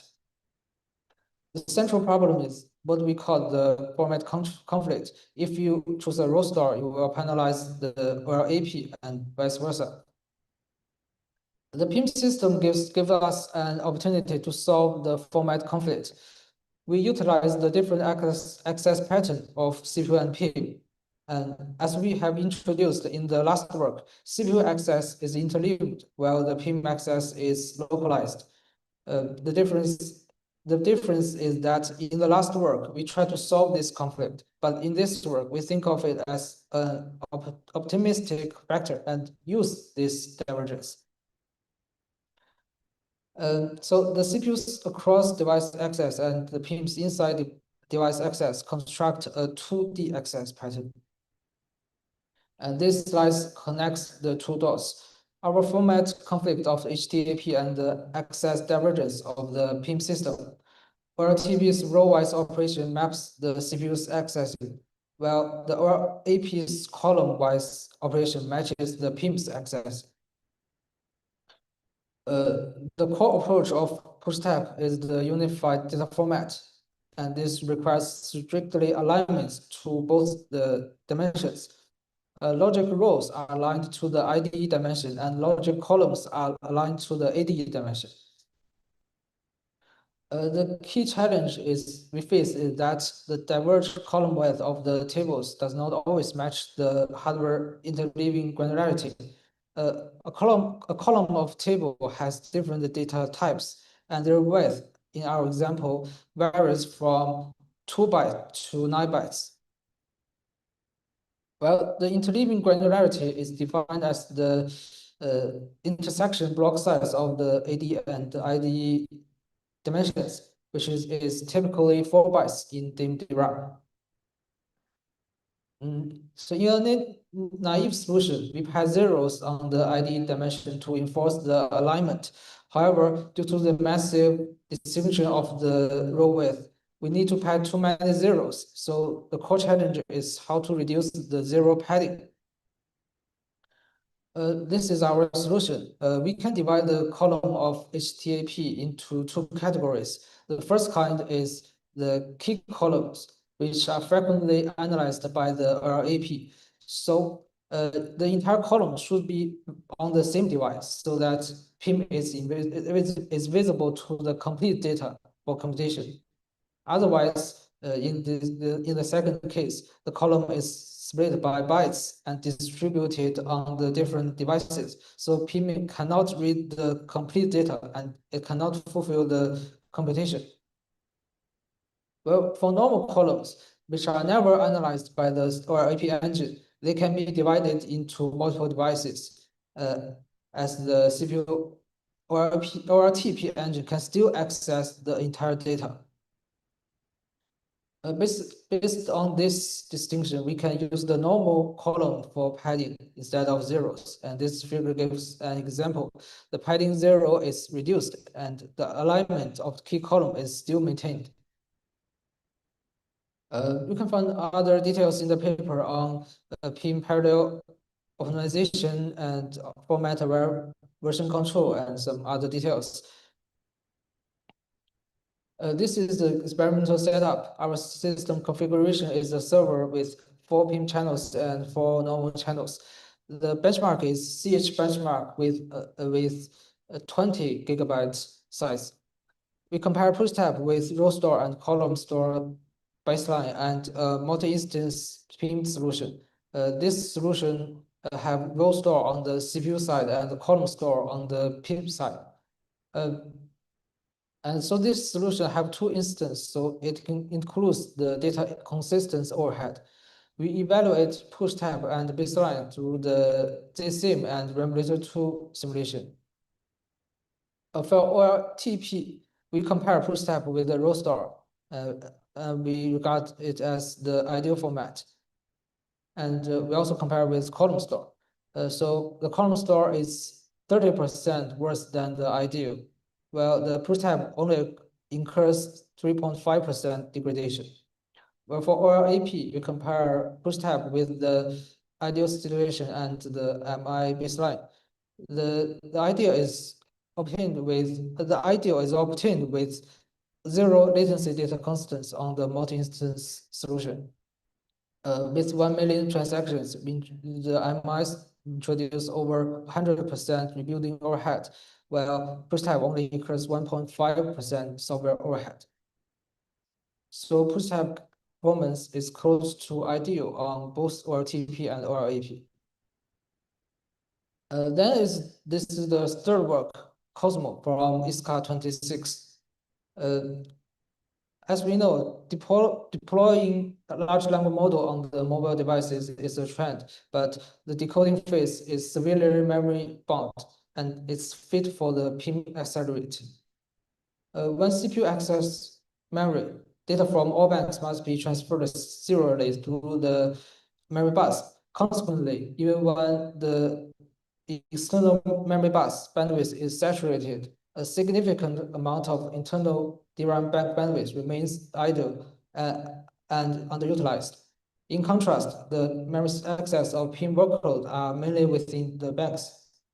So this complementary relationship gives us an opportunity to leverage this idle internal bandwidth to parallelize and accelerate LLMs with PIM with minimal interference on the concurrent CPU workloads. In this work, we solve 3 challenges, and we propose Cosmo, a cooperative scheduling framework spans from the interface to the scheduling strategy. And I will present the detailed design tomorrow at section 1A. That's all. Thank you.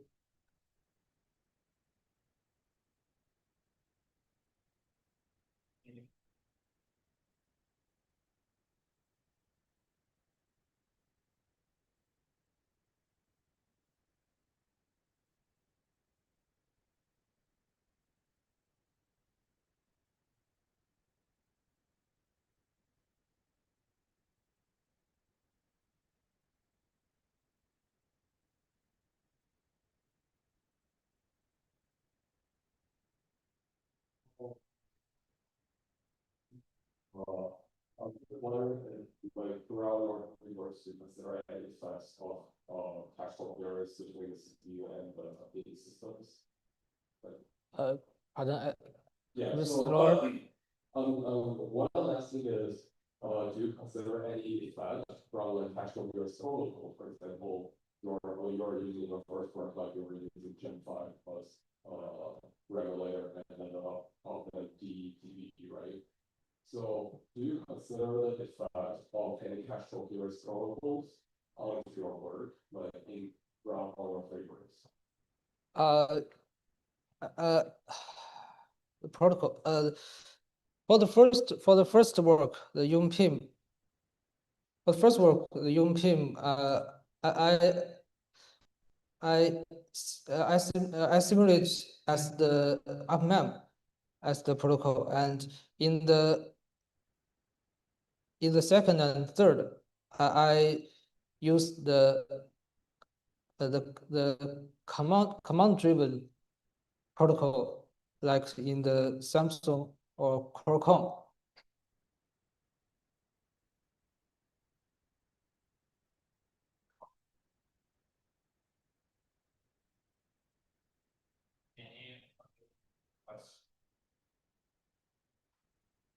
Thanks a lot for that.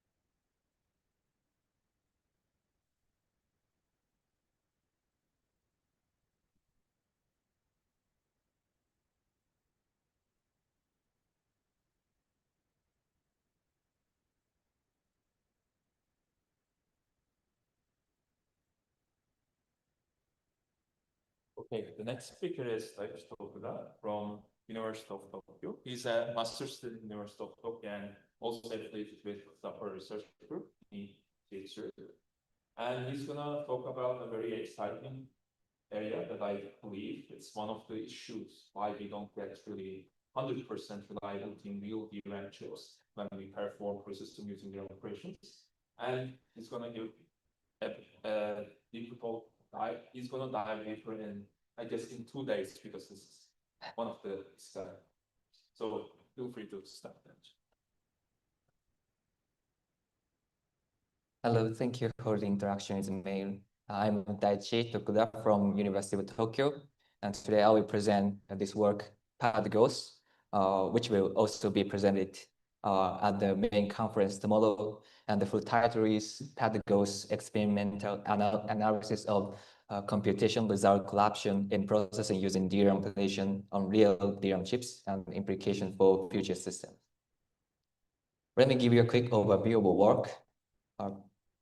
Processing using DRAM, or PUD, is a computing paradigm that alleviates data movement bottlenecks by performing computation within DRAM array. And processing using DRAM activates multiple DRAM rows simultaneously, called SIMRA, to compute in parallel across columns. Ideally, each column's result is determined solely by the activated cell used as operands. However, no prior work studies how data not intended to participate in processing using DRAM operations, that is, non-operand data, affect processing using DRAM reliability. So we characterized 96 off-the-shelf DDR4 chips to study PADGOS and interference phenomena where non-operand data collapse processing using DRAM operations. And we find 2 major results. First, non-activated loads affect SIMRA outputs by up to 10%. And second, concurrently computing columns affect SIMRA outputs by up to 48%. To address PADGOS, we propose robust column splitting techniques that account for PADGOS, and our solution provides around 400 times lower matrix vector multiplication error compared to PADGOS and Neverest systems.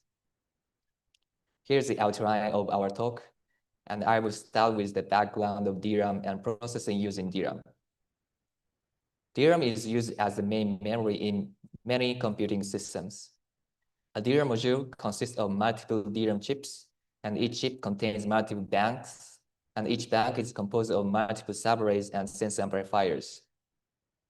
And within each subarray, there is a 2-dimensional array of DRAM cells, and each cell stores 1 bit of data at charge in a capacitor. And these cells are organized into rows that are selected using word lines, and cells in the same column are connected to a sense amplifier via a shared bit line. Data is internally accessed in a low granularity. To access data, the memory controller first needs to activate the load that contains the data and fetch the loads contained into the sense amplifiers. Then column accesses are serviced from the sense amplifiers. Finally, the subarray needs to be pre-charged to get ready for the next load activation. Until now, DRAM is just used as a storage device. Today's computing systems are processor-centric, meaning all data must be moved from DRAM to the computing units for computation. Prior work shows that more than 60% of the total system energy is spent on this data movement, highlighting the need for a new computing paradigm that can reduce this overhead. To address this data movement bottleneck, processing using DRAM repurposes DRAM from a storage device to a computation device. Processing using DRAM leverages the analog operational principles of DRAM cells to perform computation, such as bitwise AND or OR operations directly within DRAM array. The core computational capability of processing using DRAM relies on simultaneous multiple load activation, or SIMRA. Simultaneously activating X loads within a subarray enables a majority of X operation. In this figure, each rectangle represents a DRAM cell, and here we have 4 rows, row 0, 1, 2, and 3, and 2 columns, and cells in each column share sense amplifier via a bit line. In this figure, processing using DRAM activates 3 rows simultaneously, row 1, 2, and 3, and so that each column performs a majority 3 operation.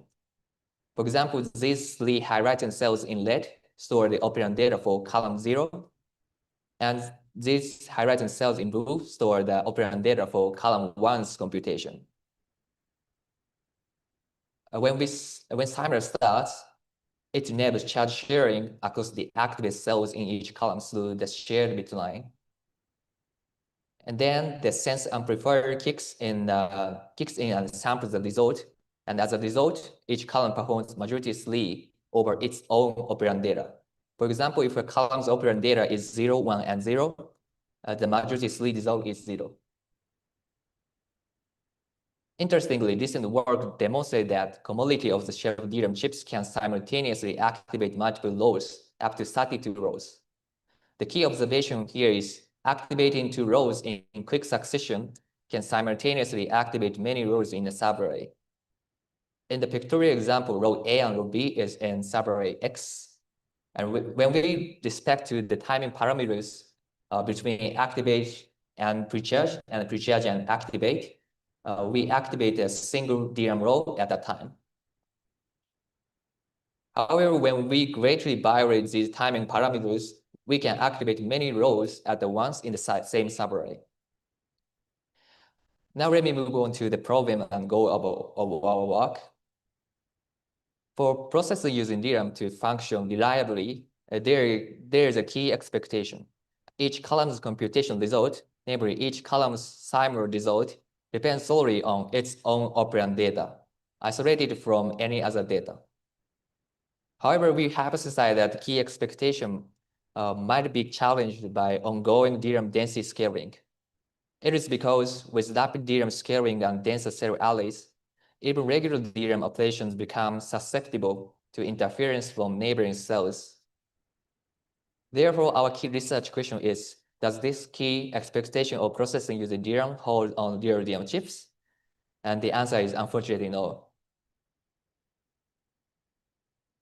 In this work, we are the first to reveal an interference phenomena that cross processing using DRAM computation on real DRAM chips, which we call path ghost. And the first source of interference is data stored in non-activated rows. In this figure, row 0 is one of the non-activated rows and can be the source of interference. And the second source is data stored in other columns that concurrently perform computations under the same timer operation. Due to these interference from non-operand data, processing using DRAM operations can produce erroneous outputs. Therefore, path ghost violates the ideal picture of processing using DRAM operation and threatens the robustness of processing using DRAM systems. Now let me describe our testing infrastructure for characterizing path ghosts on real DRAM chips. We use DRAM vendor as our testing infrastructure, which provides fine-grained control over DRAM commands, timings, and temperature. Now we test a wide variety of DRAM modules in our laboratory, and we test 96 DDR4 chips from SK Hynix in total, and covering 3 different die division and chip density pairs. In our characterization, we test timer with 2, 4, 8, 16, and 32 timer rows. For each bank and each module, we select 3 subarrays as target subarray for our experiments. Now let me walk you through how to quantify interference from non-operand data. Our key approach is first, we designate a set of target columns whose timer outputs we evaluate, and we then vary non-operand data in the target column's computation. And finally, we measure the resulting change in the timer outputs of the target columns. Let me define the key terms we use. And target columns are a subset of columns over which we evaluate the timer outputs.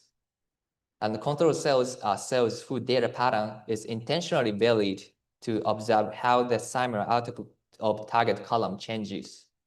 By varying the data in these cells, we quantify how these control cells affect outputs of target columns. And PC is a fraction that each bit in control cells takes logic 1.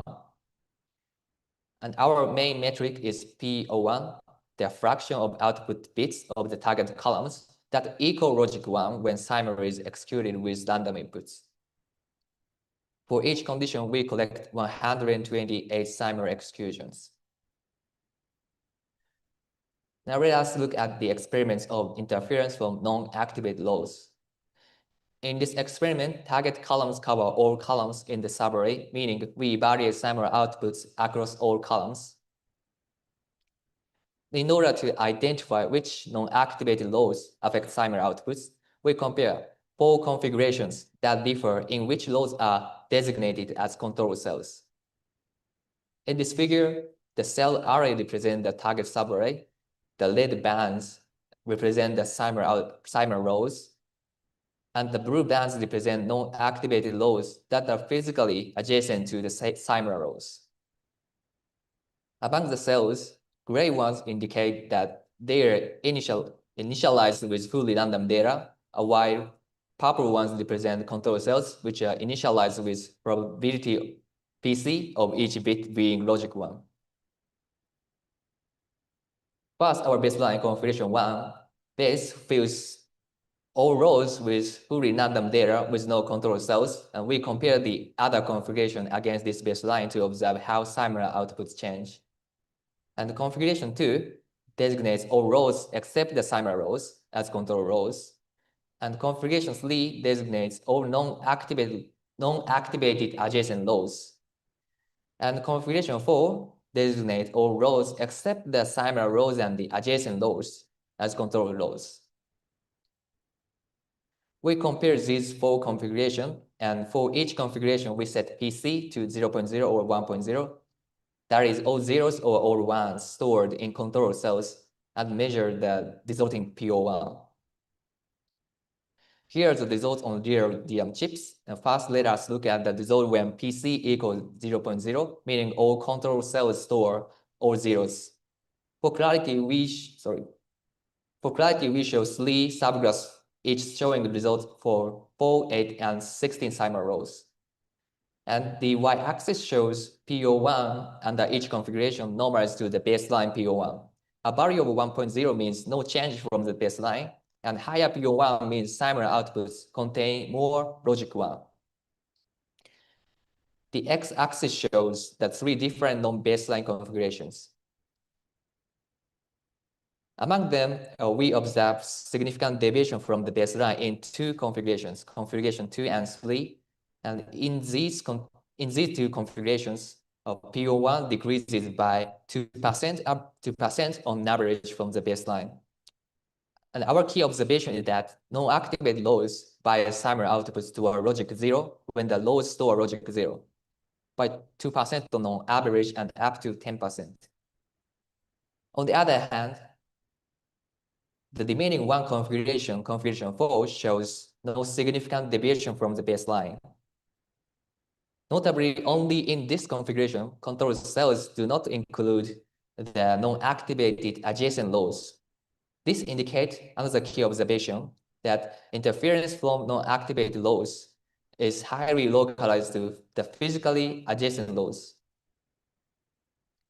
Now let us look at the result when PC equals 1.0, meaning all control cells store 1s. We observe exactly the opposite effect. And again, only configuration 2 and 3 show significant deviation from the baseline, and with PO1 increasing by 2% on average. And our key observation here is that non-activated loads bias summary outputs to a logic 1 when the rows store logic 1 by 2% on average and up to 10%. So in summary, our key takeaway is non-activated adjacent loads bias summary outputs to a logic 0 when the loads store logic 0, and to a logic 1 when the loads store logic 1. Next, let us look at the second source of paradox, interference from columns that concurrently perform computations. We changed the experiment setup as follows, and we randomly select 1/8 of all columns as target columns, and the activated cells in the remaining columns serve as control cells. And we sweep a PC across 5 values 0.0 to 1.0. And we use PC equals 0.5 as a baseline, and where the control cell store fully random data. Here is the result, and each of the 5 subgraphs correspond to a different number of Simon rows.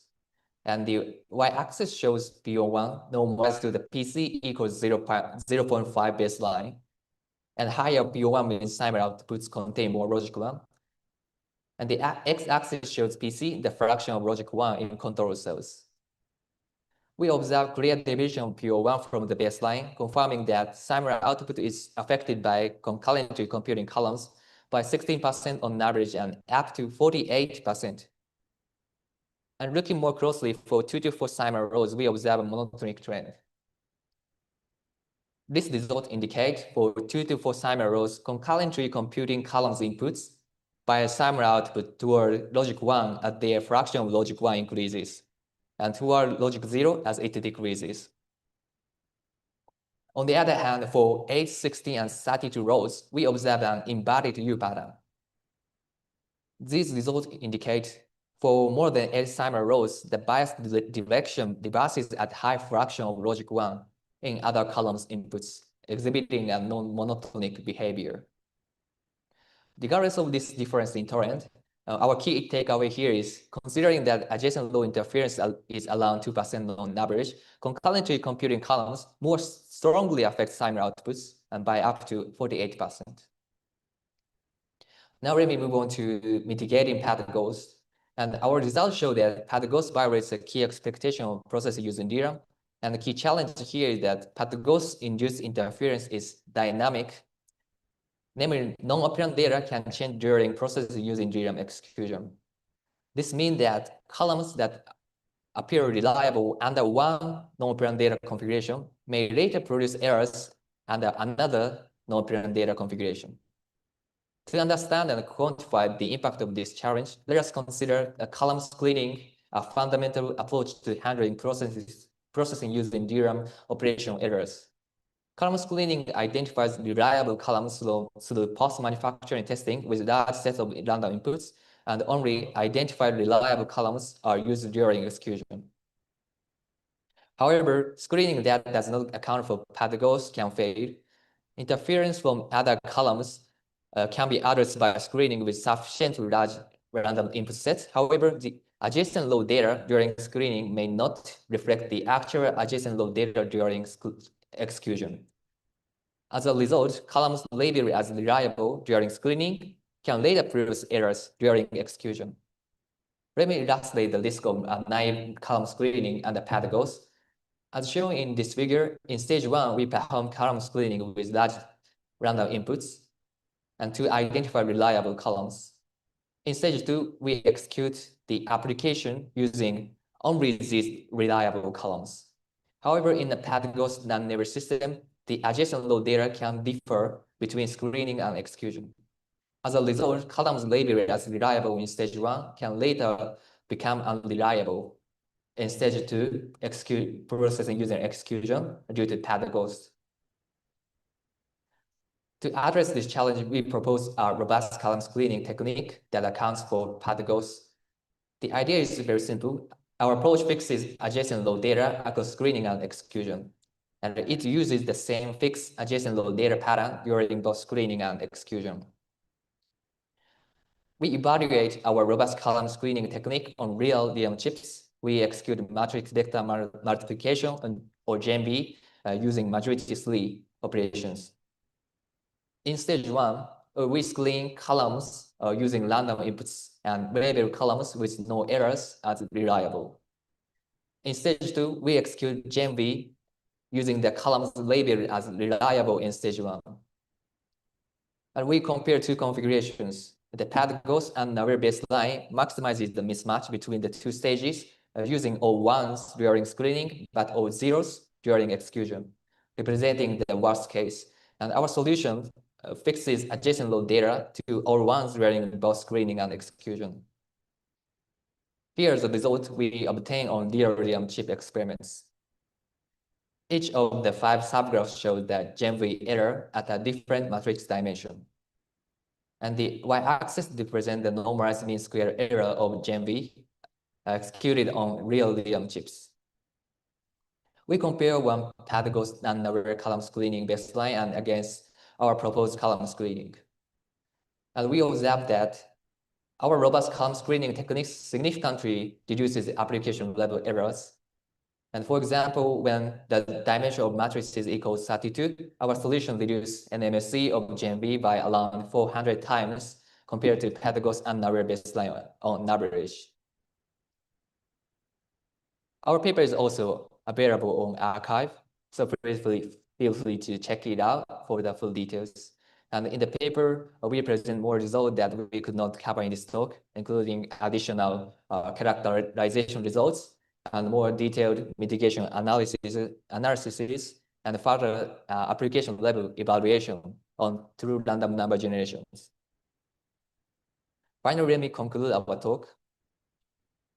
In this work, we extensively studied the impact of interference from non-parent data in processing using DRAM operations, which we call Padgos, which characterize 96 DDR4 chips and reveal two major sources of interference: data in non-activated loads and data in concurrently computing columns, and both of which affect SIMR output significantly. To address Padgos, we propose robust column screening techniques that significantly reduce application level errors compared to Padgos and array systems. We hope our work motivates and guides future solutions to enable processing using DRAM systems that are robust. Thank you for your attention.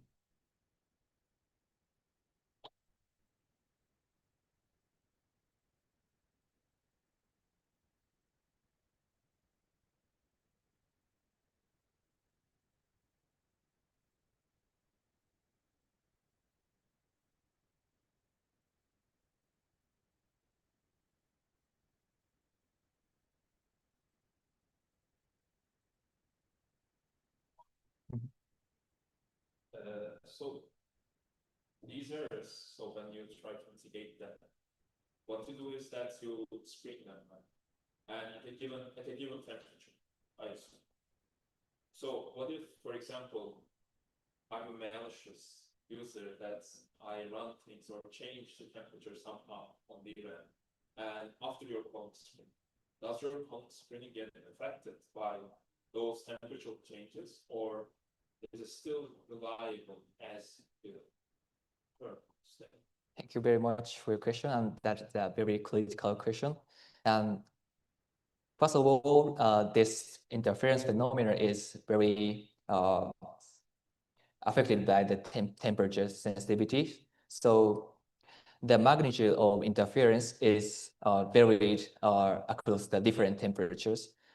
So one effective approach is we sweep the different temperature during the processing using DRAM column screening, and we ensure that the reliable columns labeled during column screening at the different temperature during execution.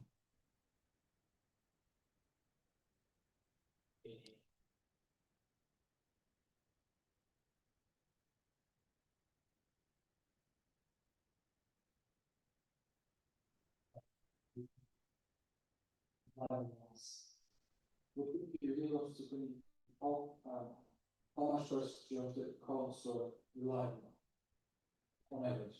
Oh, how much columns you mean? Okay. Yes. Okay.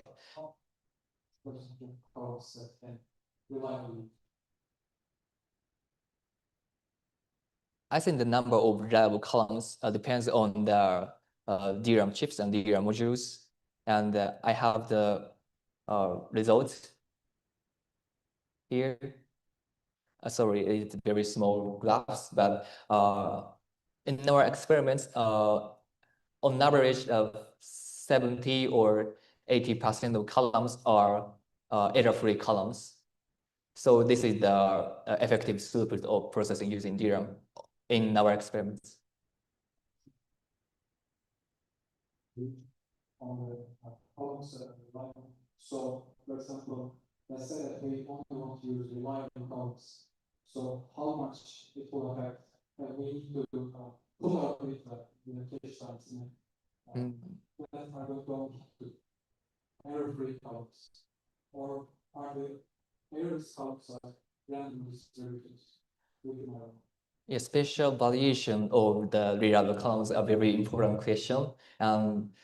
Sorry, I'm sorry, but I don't have the specific data about that, but I think that it is very important to investigate those spatial variation. Thank you very much.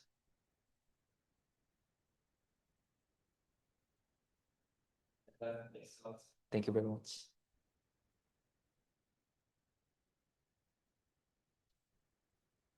We will be back after the coffee break.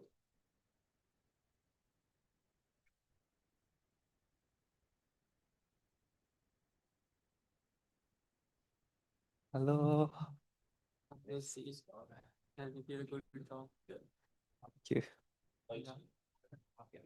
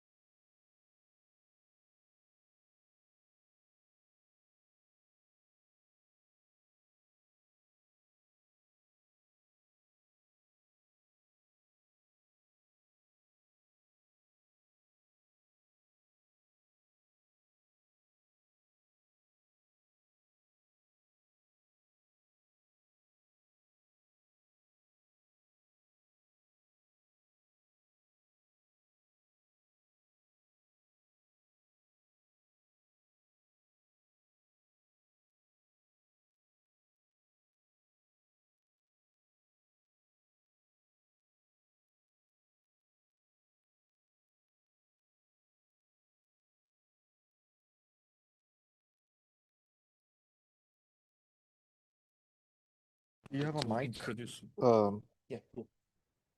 Oh, I can't walk right then. Oh, no, fine. Would that work? This is mine. Yes. This Okay, just do that. How much time do I have? 25. Yeah, that one is after that, so you can take it. No, no one. You'll hate me after that. I'll try to be fast.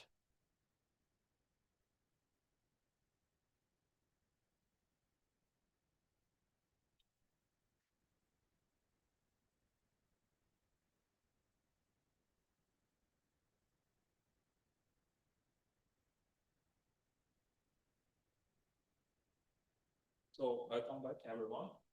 Now we have the last session of today's workshop. So the next presenter is Professor Nair, scaling the memory wall towards 3D DRAM-based accelerators for efficient generator interface. So, it's Professor Nair is associate professor at the University of British Columbia and also the lead architect of 3D memory architecture at D-Metrics. He leads the Systems and Architectures Lab at UPC and is also affiliate fellow of Quantum Algorithms Institute. His research focuses on memory architectures and systems. Feel free to start. Thanks. Thank you, Ismail. Thank you, everyone, for attending this talk. I'm going to talk about some of the work that I'm doing during my sabbatical at D-Matrix. Yes. Yeah, I thought it would be very interesting for you to hear about it. We are presenting a paper at ISCA on Wednesday. It's unfortunately the last paper of the last session about this work. So I won't fully reveal all of the solutions here. The paper would talk more about it. But I think this is a good opportunity for us to discuss broad ideas in the space and why 3D DRAM is sort of the next step for improving the efficiency for generative inference. That being said, I don't know if most of you know what this is, right? This was the year 1888, and this was the year when brain revealed its wiring. So before this year, people thought that when humans think about ideas, there are certain parts of the body that process the idea. There are certain parts of the body that go wired. Between these different parts of in the body, the signals just flow through, right? So there's no coherent notion of a nervous system and processing. But in the year 1888, there's this guy called this person called Santiago Ramon, who I started drawing neurons. He would take a microscope, he would put these neurons under a microscope, and he would draw them, right? And he would do this, and this is a photo of the rabbit's cerebral cortex, right? And what he figured out, and he won the Nobel Prize for this, by the way, was that unlike the previous sort of notion of you sort of computing across your body, each of these neurons actually store, processes, and communicates, right, information. So there is some local processing in memory happening, and each of these wires are measured in microns, right? So very tiny wires. So nature, right, figured out a way to solve the bandwidth and latency problem and also improve efficiency. And then I think we can take inspiration from that. So this graph is quite famous here. I've plotted performance on the y-axis, years on the x-axis. Over time, the compute performance has increased roughly 60% every year. If you look at memory performance, the bandwidth has increased roughly 7% every year, right? And most of these performance gains have come from, at least end-to-end performance gains have come from caches that have exploited data reuse.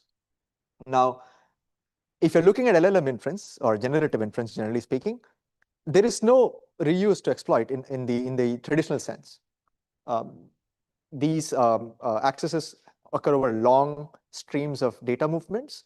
And when you generate tokens, you probably have to fetch all of the weights in the KV cache once, auto-regressively generate tokens. And this is sort of makes this memory bandwidth differential of 10,000x now a very big problem for LLM inference. Now, HBM can solve this problem, maybe move that memory bandwidth needle up, but it still has the beachfront problem. Your chips, your HBM chips are on the beachfront, and there are going to be problems in sort of scaling that, right? So what has changed in the last 5 years, right? Training is a very different beast as compared to inference. In fact, GPUs are very good at training.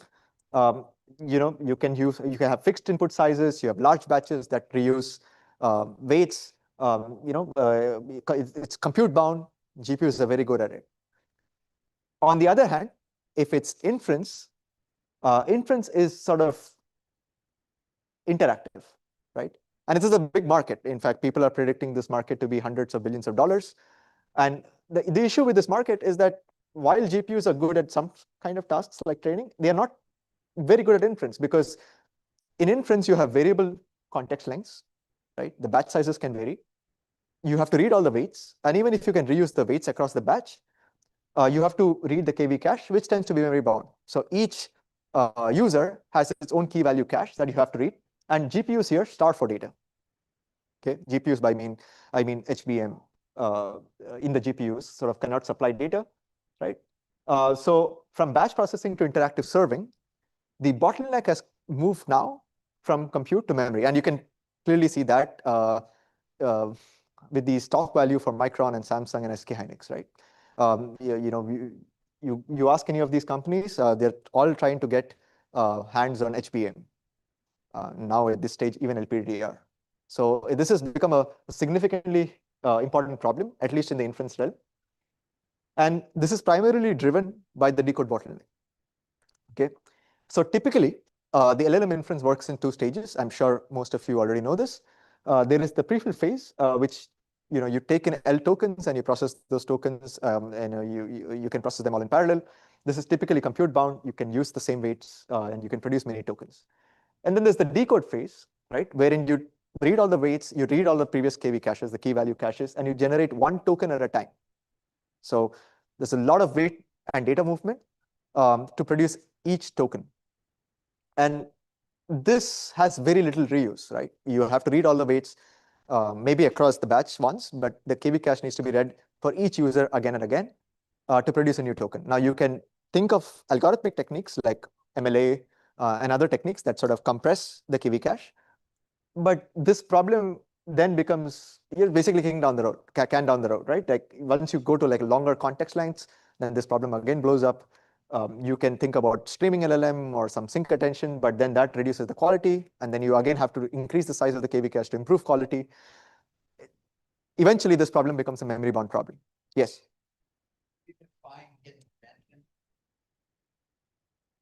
It's here, right?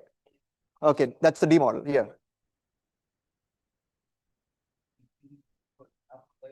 No. This is the full transformer architecture, right? So all of the stages in the transformer. Yeah. So in an LLM, you're going to use several passes of the air. Okay, sure. We can chat offline as to how I define this. In fact, there are a few equations later we can see there. Yeah. So even at a 50-50% split, 90% of the inference time is spent on decode based on our analysis, and it depends on the context length, obviously. But what we found was that a significant fraction of the time was spent on decode. And maybe this would answer your question. If you take a Llama 3.170B model, and if you look at the KV cache growth per token at 80 layers, 8 KV heads, 128 head dimension at a K and V size of 2, right, and 1 byte for each of these, you're looking at 0.16 megabytes per token per user. And if you were to increase the context length, right, you can directly translate that to around 20 GB for a 128K context length. And totally, you're supposed to read for this model up to 90 GB of data. And if you purely just look at data transfers at 18 terabytes per second, you're looking at 5 milliseconds of time, right? So that's probably the what people say is the teapot, right? The time per output token will at least be 5 milliseconds. Now, there's going to be some other overheads on the top. And this is for a single user, right? And this is going to grow, right, for multiple users. So the memory time alone can consume a large fraction of the total teapot budget and a large capacity as well, right? So to sort of explain this a little bit more in detail, let me describe what arithmetic intensity is. It's basically the amount of compute you do for the amount of bytes you transfer. The value of AI, arithmetic intensity, is not dependent on the hardware. It just depends on the model, right? So for a model, for the amount of flops you perform, how many bytes do you need to be transferred? There is something called as a balance point. Several people call it different names. I call it AI star. Now that thing depends on the hardware. That's the peak flops divided by the peak bandwidth, right? So you take an NVIDIA GPU card, it'll have an AI star. Now, if your AI of the model is less than AI star, then your model is memory bound, right? Because adding more compute really doesn't help because you're sort of bottlenecked by data movement, right? So let's say the Llama 70B example here, the AI of this model is 1.9 flops per byte. But if you look at an NVIDIA GPU, the AI star will be close to 300, right? So typically, if you're looking at different bandwidths, let's say SRAM, 3D RAM, I'll talk about what 3D RAM is, and HBM, these are the bandwidths, and this is the AI star, and that's the gap, right? And I'm assuming 5 petaflops of compute. You can improve compute, you can increase compute, and this ratio would obviously change. So the decode typically sits well below the AI star line for most of these models. In fact, here I've sort of plotted a few models wherein I've sort of varied the batch size on the x-axis and AI, right? The flops per byte on the y-axis. You notice that these curves just sort of taper, and most of these curves taper below 100, right? Maybe DeepSeek is an exception. And even when they don't taper, if you have to sort of hit this point, you need a large batch size. And typically, if you want to serve these things in an interactive manner, you can't have large batch sizes. And even if you can have large batch sizes, to accommodate the KV cache of all of these large amounts of users, your memory capacity has to be significantly large, right? So it's a multi-fronted problem, right? So you typically what you want to do is that you want to reduce the batch size. But when you reduce the batch size, your arithmetic intensity sort of lowers, right? It's well below the utilization of a GPU, for instance. At that point in time, you can fit the KV cache on the model, but then you're not fully using the memory bandwidth, right? So across sort of dense and MOE models and at realistic batch sizes, you can sort of flatten the AI curve. And if you have longer contexts, they sort of move the AI curve to be below the AI star line, because at longer context, you just move more data, right? Now, batching obviously helps, like I said, right? You can batch users together and read more data, weights, and sort of use them across multiple users. But the KV cache sort of scales with batch size. So let's say 70 GB of weights for Llama 70B plus B times KV, right? B is the batch size. So here at 128K context, you're looking at 230 GB of cache of the KV cache.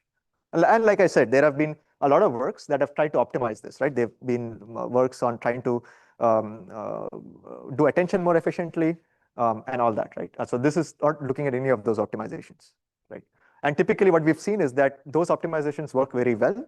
But once you start increasing the context length, which probably a lot of frontier labs like to have, this problem again sort of becomes important, right?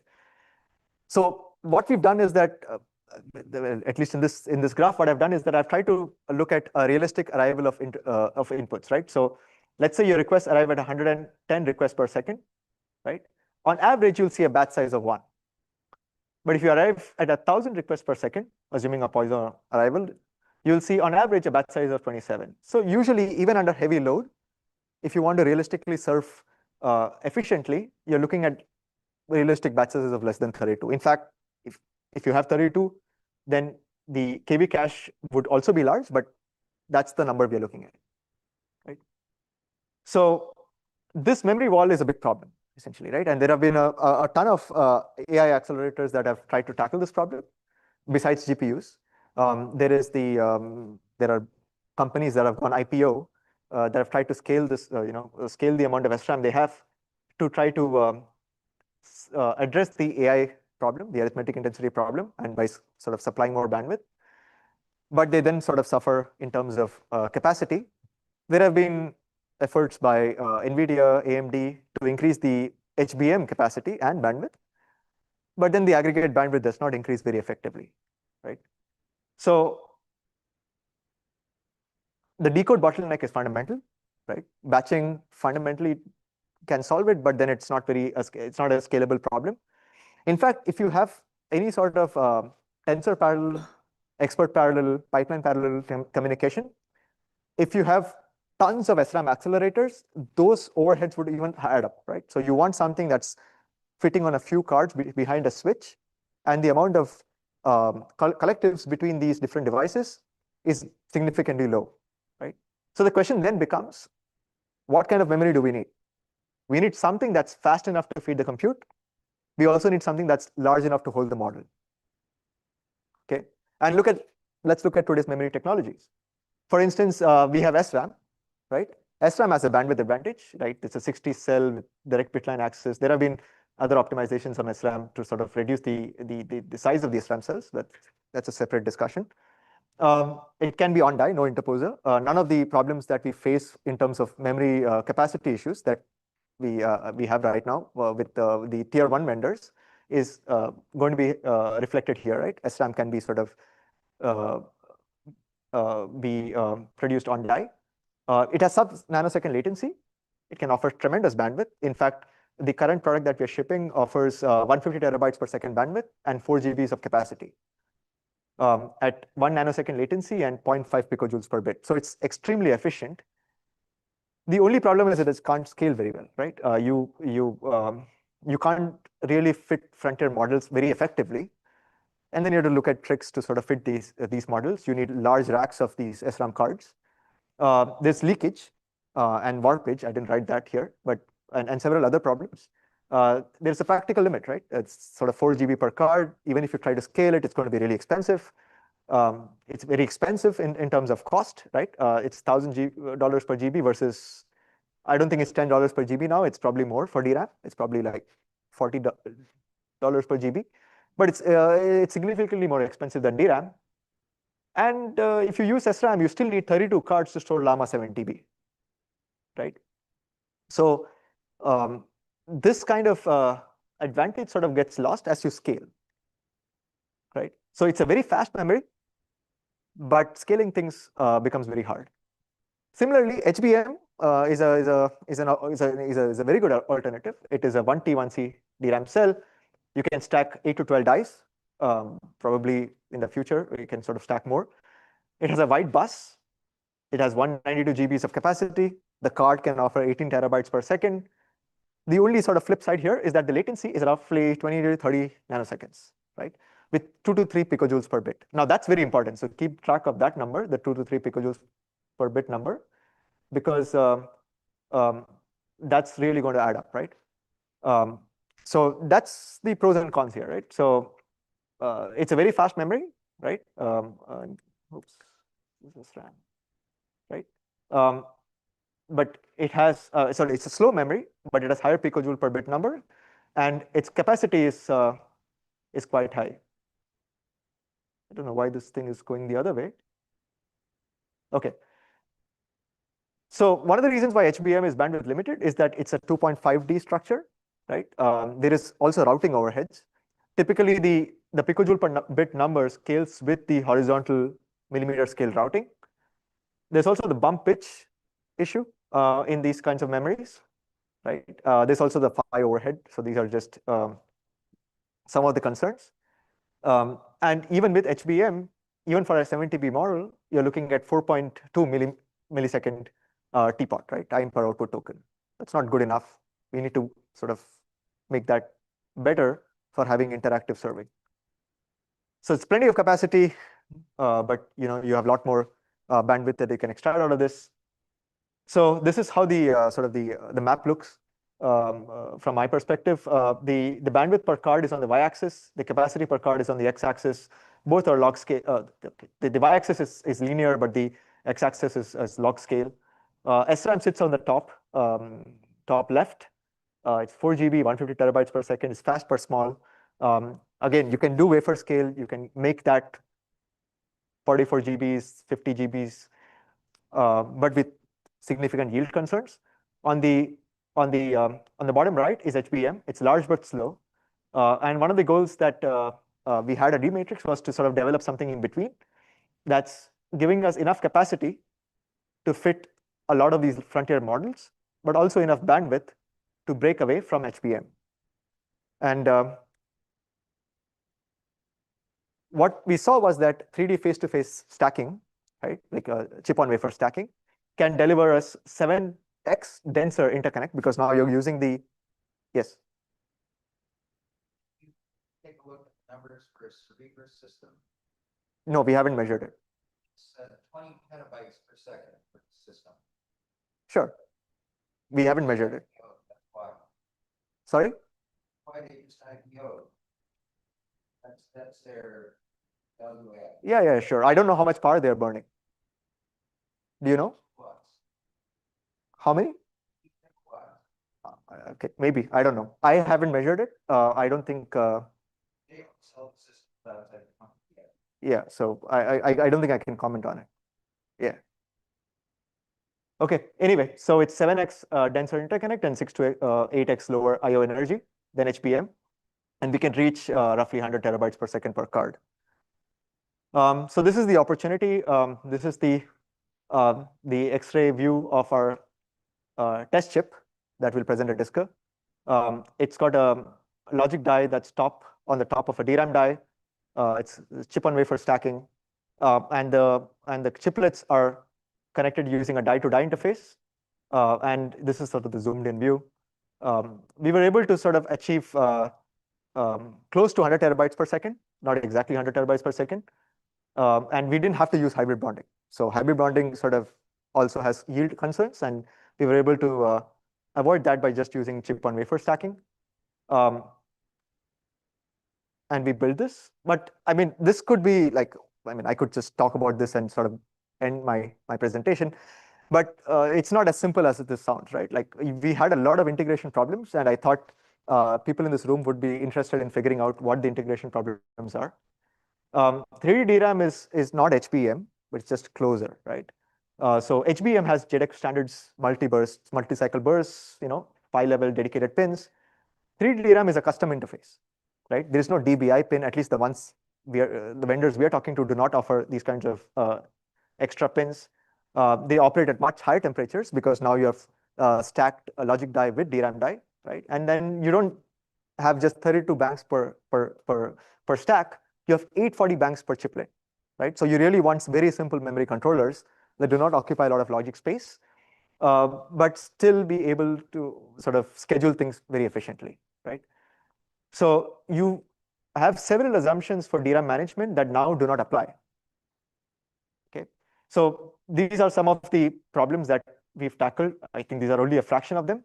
Of course, in this talk, I have very limited time, so I'm going to talk about maybe a few of those, maybe just 4 of those, and maybe quickly go over them. I'm not going to offer solutions. My ISCA paper would have some of those solutions, but here, one of the problems that we have is the bank mapping challenge. So we go with vendor A or vendor B or vendor C. Each of these vendors would offer different numbers of banks and different number of channels, right? And our logic die is not going anywhere. So we have to suppose to integrate these different vendors with our logic die, right? And then how do you sort of map and get most of the bandwidth is a hard problem. The second problem is the I/O power problem, right? Like I said, we are still at maybe 0.4 picojoules per bit.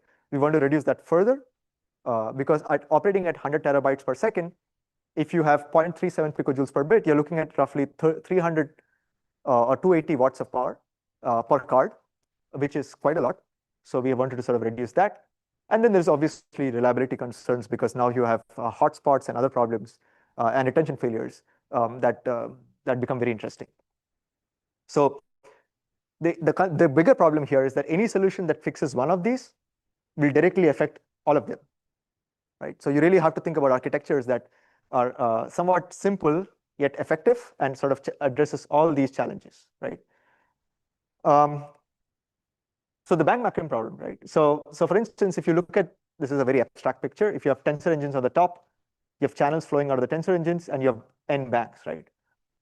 If you do back of the sort of napkin math, you'll figure out that you need 256 channels per chiplet, right? And if you divide the granularity of access, which is 128 bytes, you roughly need 4 banks per channel, right? But we only have 840 banks. And if you sort of optimize the problem around that, you're only left with like 3 banks per channel, right? And this is just an example. I mean, this is going to be a problem if you change vendors. So if you go with a different vendor, you're going to get a different number. It could be a prime number. It could be some other odd number. And how do you sort of talk to your logic die without redesigning the logic die for a DRAM die is an open problem. In fact, it's a very hard problem. And if you solve it, it's going to significantly reduce design efforts, right? So if you club 3 banks per channel, that's fine.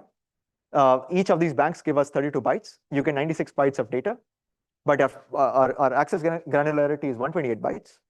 So we have to have 2 accesses, but the second access then gets wasted, part of it. So a lot of the bandwidth just gets thrown on the floor. Like I said, the controllers can't be very complex. The controllers have to be very simple. So how do you do this without having some naive fix, right? A naive fix would be like a shifting buffer there and sort of keeping track of the old data and then caching it. It's a much harder problem now, right? If you, for instance, have 5 banks, like let's say you overfetched even more. So this was one problem that we faced and we tried to solve. The second problem was the I/O power. Like I said, 100 terabytes per second at 0.35 picojoules per bit is 280 watts. This is not a problem for HBM because HBM, at least the cards that have HBM, offer 18 terabytes per second at 2 picojoules per bit, right? So their wattage also comes out to be 280 watts. But the moment you offer much higher bandwidth, you really have to reduce the picojoule per bit number, right? And typically, HBM systems do this by using DBI or data bus inversion. But because these are custom parts and because the kinds of accesses we have are SDR accesses, not burst accesses, we don't actually have DBI pins, right? So how do we architect this to have DBI? So architecturally, we'll have to think of ways to implement DBI in our design without actually having a pin, right? And we found out that if you actually have DBI, we would save 20% to 25% more power. So that was the second problem. The third problem is reliability, right? You have the logic die, the microbumps, the DRAM die, and the substrate. The standard detention for HBM is at around 85 degrees Celsius. Temperature is, you can refresh HBM at 32 milliseconds, right? But here the temperatures are much higher. It's 105 degrees Celsius. So you need 8x more frequent refreshes at 4 milliseconds.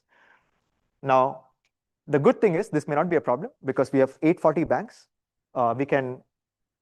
We have more banks to refresh. So the amount of rows in a bank is quite small, and we can refresh all of those rows in 4 milliseconds and not actually have bandwidth concerns. But there could be yield issues too, right? Even if you have one of these banks failing, you could have channels with fewer banks, and those channels with fewer banks, those narrow channels, would then determine the bandwidth, right, of the entire chip. So we want to develop techniques that improve yield, improve retention, and also have strong error correction. So these are the 3 key problems that I think were very interesting.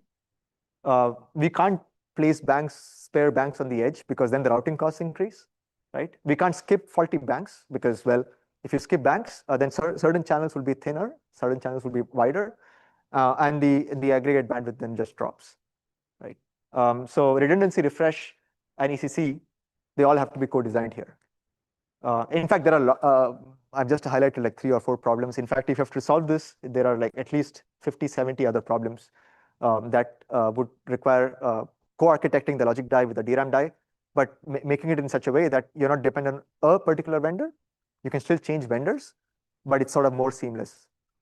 So in terms of performance results, I'll probably just quickly flash. If you're looking at dense LLMs, MOEs, speech, and context lengths of 4K and 64K, we typically get around 4.7x higher TPS per card versus HBM. The 2.4x higher TPS per card versus SRAM. And more importantly, we get like close to a 10x lower TPOT versus HBM. And it's sort of in line with what we expect, because we just improve the memory bandwidth for the decode phase, which is sort of the larger time component, right? And looking forward, so this is what I'm going to present on Wednesday.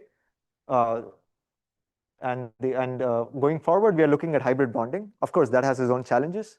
There's going to be yield concerns now, because now once you hybrid bond, you're looking at this chiplet as just one single chiplet. So there are pros and cons. Hybrid bonding allows us to go more denser in terms of the number of IOs. It can help us grow to an 8-high stack. The other problem is that IO energy needs to really go down. So we are looking at ways to sort of reduce the DRAM power in supplying each of these bits. Of course, this allows us to go at much higher capacity and much higher bandwidth. So this will allow us to serve even a trillion parameter model with just 4 or 8 cards, right? All of those cards can be just behind a switch, and the collective overheads would also be much lesser. So a rack can actually serve a very large context now in some at very low costs, right? So essentially at a per watt level, we are looking at 56x more bandwidth per watt if you sort of go into a stacked 3D DRAM. Okay, that's the end of my talk, and this is sort of the conclusion. So generative model is fundamentally, AI is fundamentally memory bound. SRAM offers bandwidth, but not that much capacity. HBM offers capacity, but not that much bandwidth. I think it's sort of the best of both worlds is sort of 3D DRAM. And it offers us significant benefits now, and also going forward, it's a good area for people to work on. Thank you so much, and I'm open to questions.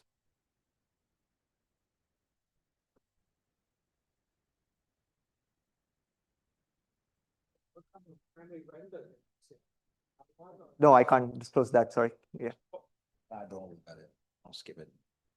I skip off.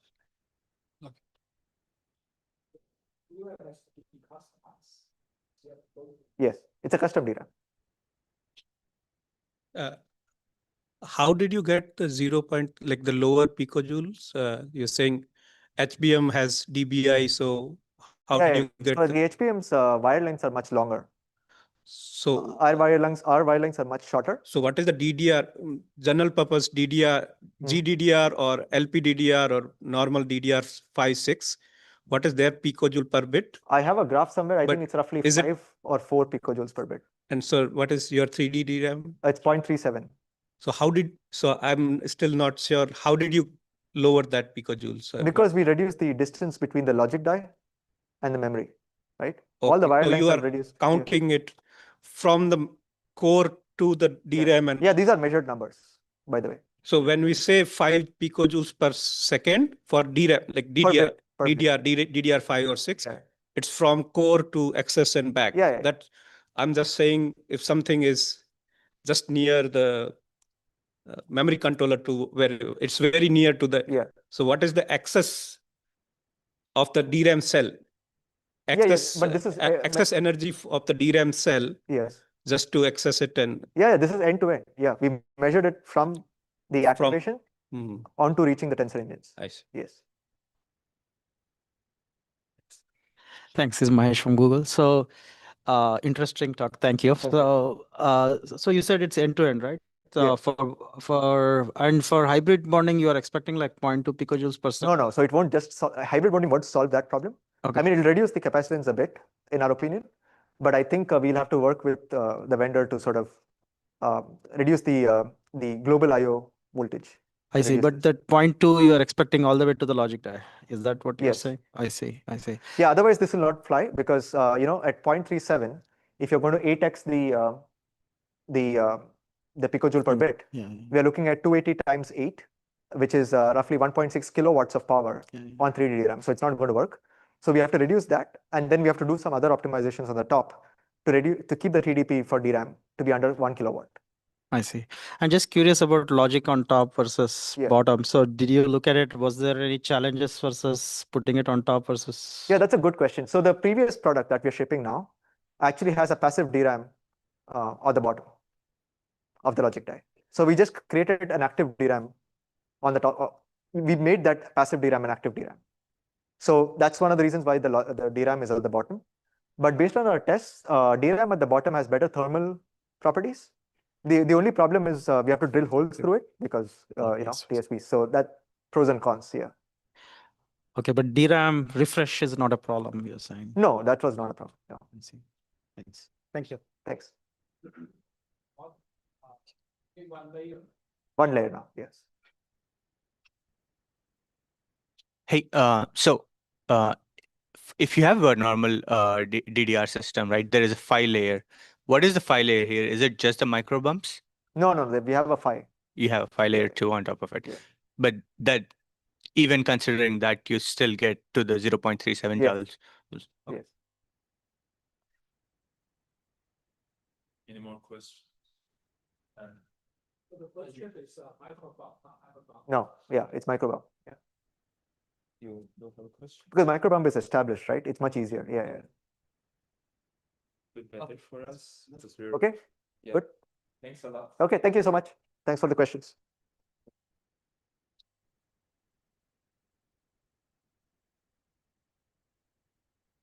Right. Thanks. Oh, yeah, it's here. Good luck.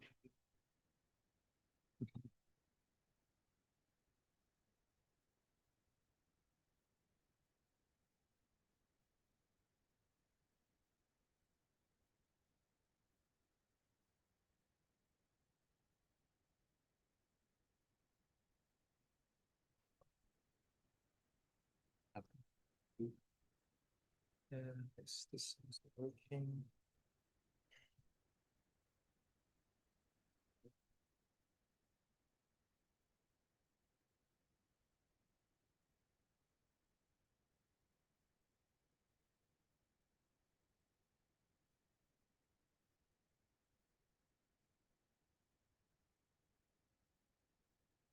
If you want to, you can use this. Okay.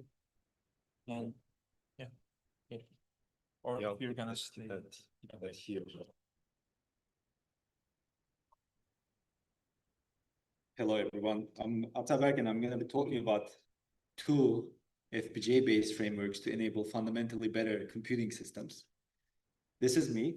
My name is Ataberk Olgun. I'm a PhD student at ETH Zurich. I'm one of the co-organizers of this workshop, but I was attending DRAMsec next doors for the large majority of the workshop, so I haven't really listened to the beautiful talks that happened here before my talk, but I'm going to assume that basically my slides will be self-contained.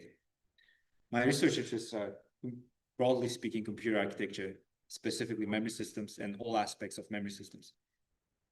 So today, we already have established, I hope throughout the workshop, that computing is bottlenecked by data, and important workloads of today are very data intensive, and it's getting worse in terms of the size of these workloads and the access patterns these workloads have. And data-centric architectures can solve the data movement bottleneck. And there are many dimensions to a data-centric architecture. But today we're going to talk about processing in memory, or processing using DRAM in particular. I'll start with PyDRAM. This is an FPGA-based framework for end-to-end evaluation of processing in DRAM techniques, or processing using DRAM techniques. I will start with a little bit of DRAM background. It's not going to take too long. I will not bore you with too much detail. So a memory controller in the CPU communicates with a DRAM chip in a typical DRAM-based system. And a DRAM module will have multiple chips. And each chip, you have many banks. And each bank has multiple DRAM subarrays. Inside each subarray, we have further partitioned the array into DRAM mats. And if you look at a DRAM mat, you will see that the cells are organized into a two-dimensional array of rows and bit lines, or rows and columns. And this is a small diagram of a DRAM cell. Now we'll look at how DRAM operates at the scope of a single subarray. And because we typically access DRAM cells in the granularity of cache lines, we merge multiple cells here to form cache lines. On the bottom, we have a timeline of DRAM commands.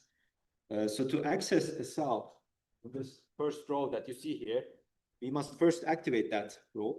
And we do that by sending an activate command. We can now follow this up by read commands. And then the data we read comes from these sense amplifiers. If you want to access a different row, you have to first pre-charge this bank, and then you can activate that other row. And similarly to the previous sequence of events, we can now read this row out from the sense amplifiers. Now there are two key timing parameters. So we have to obey certain conditions called timing parameters in our DRAM chips to make sure they operate as we intend them to. And these two important timing parameters for our work are activation latency, also called TRAS, and pre-charge latency. So the activation latency is the amount of time we need to wait between successive activate and pre-charge commands. And the pre-charge latency is the amount of time we must wait between pre-charge and activate commands. These will become very relevant as I progress in my slides. So there's a reason why I'm talking to you about the time parameters. It's going to be the key primitive of our processing and memory operations. Now, these operations use the principles of memory, operational principles of memory, to perform bulk data movement and or computation inside your DRAM chips. And we figured out over the years that commodity DRAM chips can already perform a subset of these operations, such as row copy and true random number generation. And these two primitives are the ones that we're interested in the context of this talk. But there are more other things you could do with these, like such as implementing physical unclonable functions and even the majority operation, which you've seen today in great detail. Just to remind you on the key idea of row clone, if you look at this diagram that we've seen earlier of a DRAM mat or a subarray, the goal, our goal is to basically copy the source row in orange to this destination row that's in gray here. And to do that, we take a two-step approach. So first we copy the data, the source row, to the sense amplifiers, and then we must send the source row back to the destination row over the sense amplifiers. Now, if you look at what's implemented in chips, DRAM chips today, the first part is just an activate command. We can already implement this first step. Now, for the second step, our key idea is to use carefully created DRAM command sequences that greatly violate the timing parameters between successive activate, pre-charge, and activate commands. And when we do that, we see that the same command sequence that previously in series activated this row S, source row, pre-charged the bank so that no row can be accessed at that moment, and then activated row D, again, as I mentioned, in sequence. If we violate the timing parameters, what ends up happening is we activate the row, first row, then the sense amplifiers take this row's data, and then when you send the second activate command, that data will be written back to the first to the destination row without the bit lines becoming pre-charged. That's the key primitive that enables row clone operations in real DRAM chips that you can find today. The other primitive we're interested in is in DRAM to random number generation. And here, the key idea is, I'll describe it over a very loaded looking diagram, but these are each individual circle here is a DRAM cell, and the color of the cell and the size of the cell indicates how likely it is to fail when we access that cell with the reduced TRCD timing parameter, that is the delay between the activate command and the first read command. So the bigger a cell is here, or the smaller and the more red the cell is, the higher the chances that the cell will fail. With the darkest red cells failing with 100% probability. Now the bigger, brighter cells or the green cells will fail with a very low chance of, will exhibit a very small chance of failure basically when we access them with a reduced TRCD timing parameter. The key here is there are some cells that will fail with a 50% probability. And the key idea of D-range, or DRAM-based random number generation through random number generation is to identify these cells and repeatedly access them to form a random series of bits. And this is already, commodity DRAM chips can already perform this operation because the only thing it requires you to do is to violate the TRCD timing parameter. Now there are some, so these are some nice processing using memory primitives, and you've seen earlier in this workshop many other primitives. But we don't have the full system support for them yet. This is the typical view of the compute stack with applications at the top level backed up by electrons at the bottom level. If you think about it, this row copy primitive, DRAM row copy primitive has to do with devices and electrons. But we also may have applications at the top level that might benefit significantly from bulk data initialization. And you can already think that we can use this row clone primitive to perform bulk data initialization. But how do we bridge this compute stack gap? We will need some support for custom timing parameters at the memory controller level to perform these violated timing parameter sequences, to issue these violated timing parameter sequences to DRAM. We need some sort of support for controlling these processing in memory operations. And then we need to expose these operations to software in some way. And finally, some supervisor that would, supervisor software that would provide the key primitives, software primitives for processing using DRAM operations to work, such as, and we will talk about this in a bit more detail, memory allocation for row clone operations. Now, PyDRAM aims to basically bridge this system gap with, customizable hardware and software components. And in doing so, our goal is to allow its users to rapidly implement processing in memory techniques, solve these techniques integration challenges, and also analyze their end-to-end implementations. So to do that, PyDRAM has or implements 4 key components. 2 of them are on the hardware side. The first one is the PIM operation, what we call the PIM operations controller. This is going to be the component responsible for executing the PIM operation. We have a custom memory controller that supports the timing parameters that the custom timing parameters support we need to perform these operations. On the software side, we have 2 components, the PIM operations library. This is the interface the application developer uses to perform processing in memory operations. And a supervisor software is a custom supervisor software that provides the basic system support for processing in memory operations. We attach these components to a real computing system. The number 1, 2, 3, 4 are the components I've shown you in the previous slide, but the key here is that these are all designed and hardware attached to a real computing system made up of a rocket, the rocket chip system, which is made up of a RISC-V CPU core. And on the memory side, we have a DDR3 DRAM module that is what we call the, as you can also see here, the processing in memory enabled module. So this is a real prototype that we have of PyDRAM. The system I've shown you is implemented under this fan here. There's FPGA that implements the RISC-V based system that communicates with the processing in memory enabled memory module to perform operations inside real DRAM chips. And let me just show you this picture to remind you the key idea of row clone is to copy this orange row to this destination row. Now, with this FPGA-based framework we developed, we investigated the system integration challenges of row clone. And we find that there are 2 key challenges. The first one is what we call the memory allocation challenge. And this comes from, this stems from row clone's intra-subarray per se operation requirements.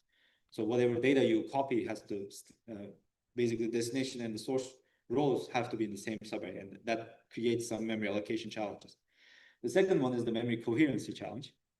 Because we're computing on data that's that's in DRAM, the data actually shouldn't have other up-to-date copies in the rest of your system, such as your caches.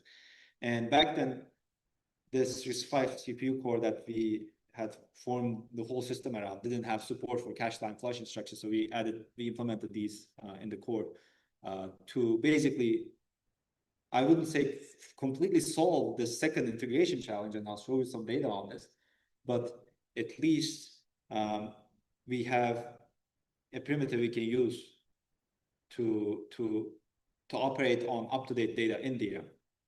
No, I don't want to use the word solve because you can argue that you can have better, more performance-efficient solutions for the second challenge. I'll talk a bit more about the first challenge because I think it's more interesting. And this diagram shows you a bunch of allocation, possible source and target, copy source and copy target memory allocations that will fail if you want to do row clone, such as this first one here, source 1 to target 1 in bank Y. So these are different banks on the x-axis, two different subarrays in the y-axis. And each one of these rectangles, gray rectangles here are DRAM rows.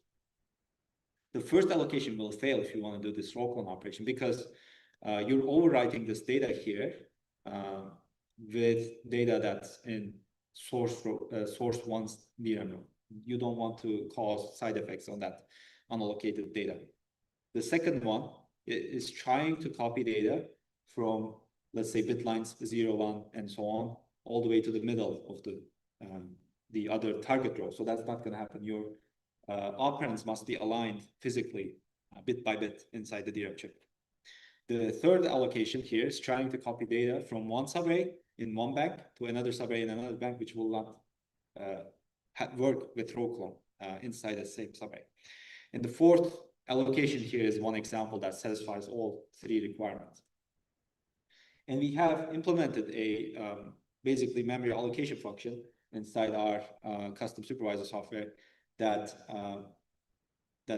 mitigates the challenges of that I just described in the previous slide. But I'm not going to explain this in detail. I will refer you to the paper for more details on this, the exact implementation of this mechanism. We evaluated a bunch of micro benchmarks and some real copy and initialization heavy workloads using this FPGA-based prototype.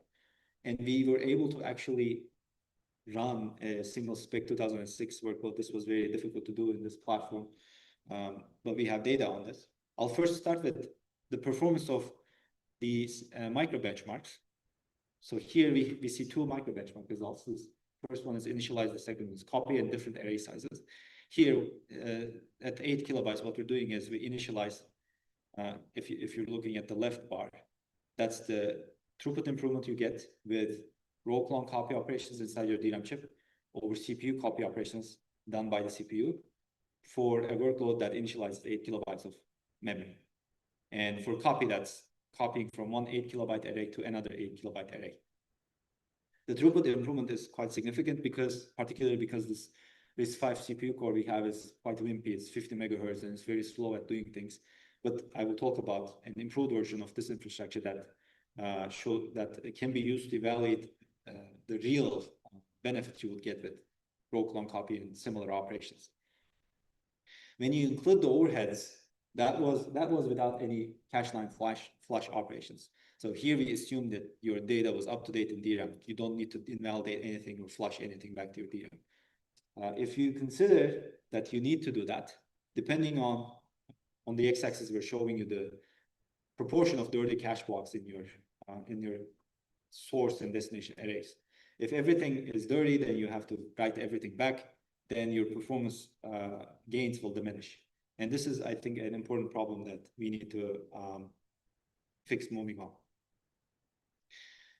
This is the results for the other workloads I mentioned. I'm not going to talk too much about it, but the key takeaway here is that processing using DRAM primitives we implemented in this platform accelerates real workloads too. So not just micro benchmarks. And that's it for row clone. I'll talk a bit about the true random number generation technique we implemented. This is just to remind you the key idea. We're trying to find DRAM cells that fail with a 50% probability when we access them with a reduced TRCD. And to implement that, we have to identify those cells first, and to do that, we do some characterization study in this infrastructure. So we're accessing, basically in that characterization study, we're accessing every single cache line with a reduced TRCD value and trying to determine if we can find a cell that fails with 50% probability. Now, when we do that, we just record that cache line address, and then we repeatedly access this address to generate random bit streams. And we implemented a module that will take care of all this random number generation routines inside the custom memory controller. And we evaluated this performance. We see that you can generate true random numbers at 8.3 megabits per second throughput. But this is using only a single bank. So if you use bank level parallelism to exploit higher throughput from your DRAM chips, then you can bump this number higher up. So that's PyDRAM. This is completely open source. You can download the repo, and if you have this FPGA that we use to prototype this on, you can run your experiments using our software APIs and develop your tests and whatever you want to do with it. And an extended version of our journal publication is also available on Archive. And also have a YouTube video at this link where I talk about how you can use PyDRAM in greater length. So that's PyDRAM.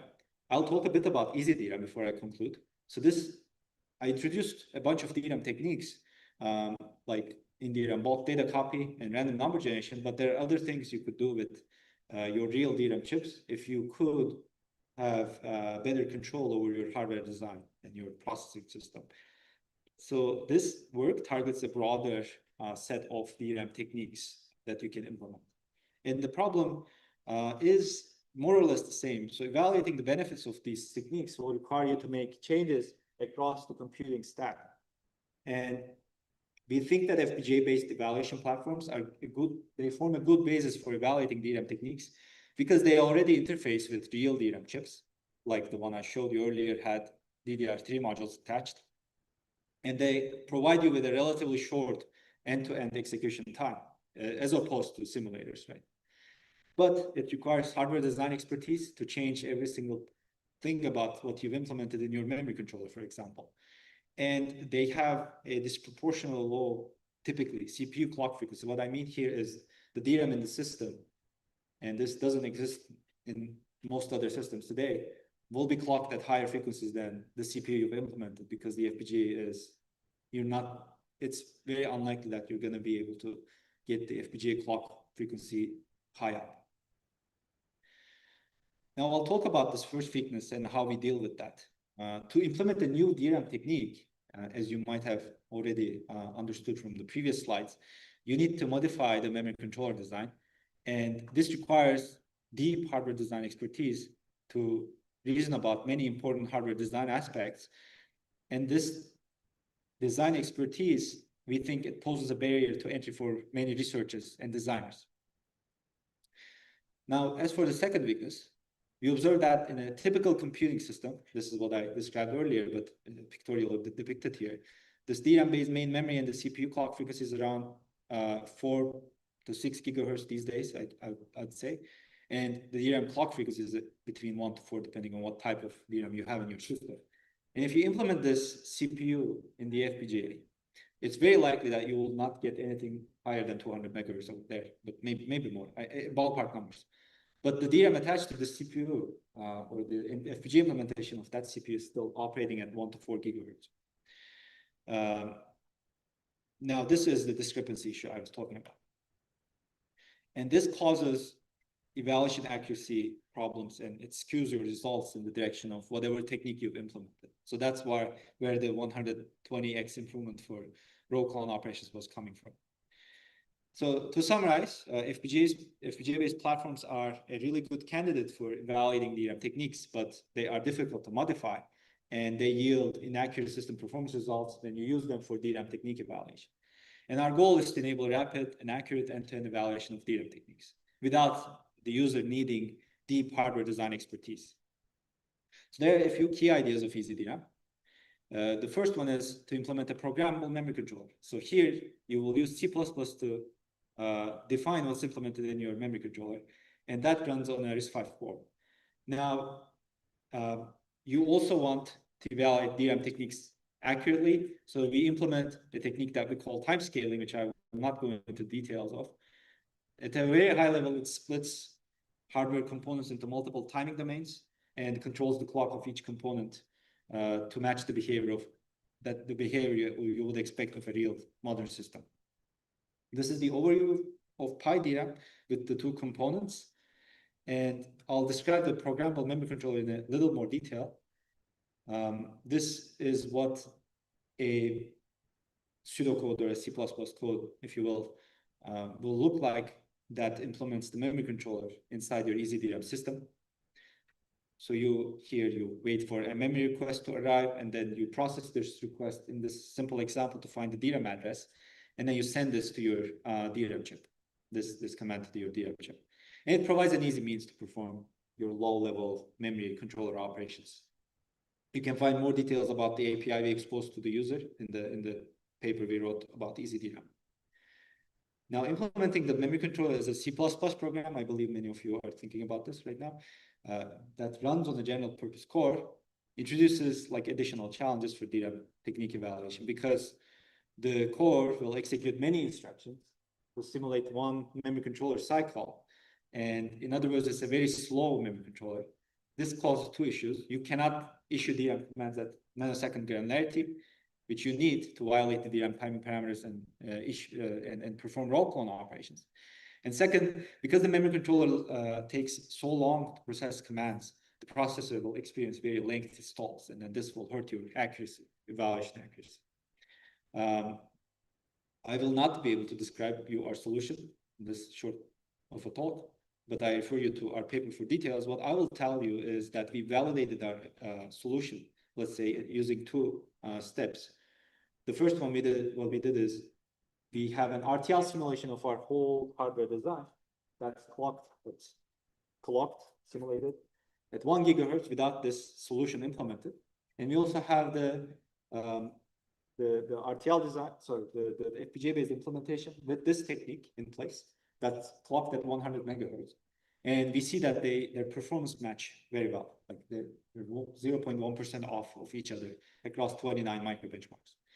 The other thing we did is we looked at a real SoC, ARM Cortex A57. We profiled its memory latency, and using this technique that we implemented, we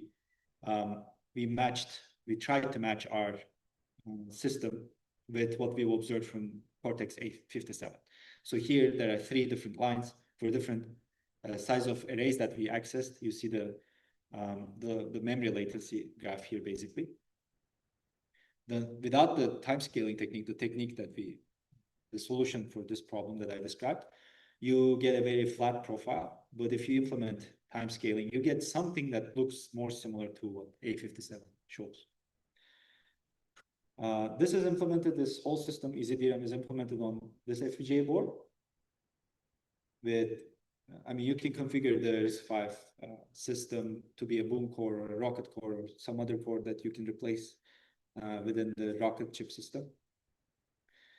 And I'll quickly go over some results and conclude. We evaluated the performance for row clone. So this was like after PyDRAM, because we know of PyDRAM's shortcomings, we wanted to see what it looks like, the performance of in-DRAM copy operations look like in a more realistic system. The takeaways from this study is that prior platforms that do not faithfully model a modern processor will report high benefits in favor of DRAM techniques. And we see that even when you account for the clock discrepancy issue and so on, row clone still provides significant benefits over a modern CPU baseline in workflows that are copy and initialization intensive. So this is some data. This EasyDRAM with no time scaling kind of demonstrates what you would get from PyDRAM. And this bar shows you what you would get, and y-axis is showing you the row clone speed up over CPU copy speed up. Sorry, row clone provided benefits over CPU copy. With EasyDRAM, that reduces a lot. But it is still, as I mentioned, higher than what the CPU copy gets you. Now, the second thing we did is DRAM access latency reduction. And unfortunately, I think I'm running out of time, so I won't describe this in detail.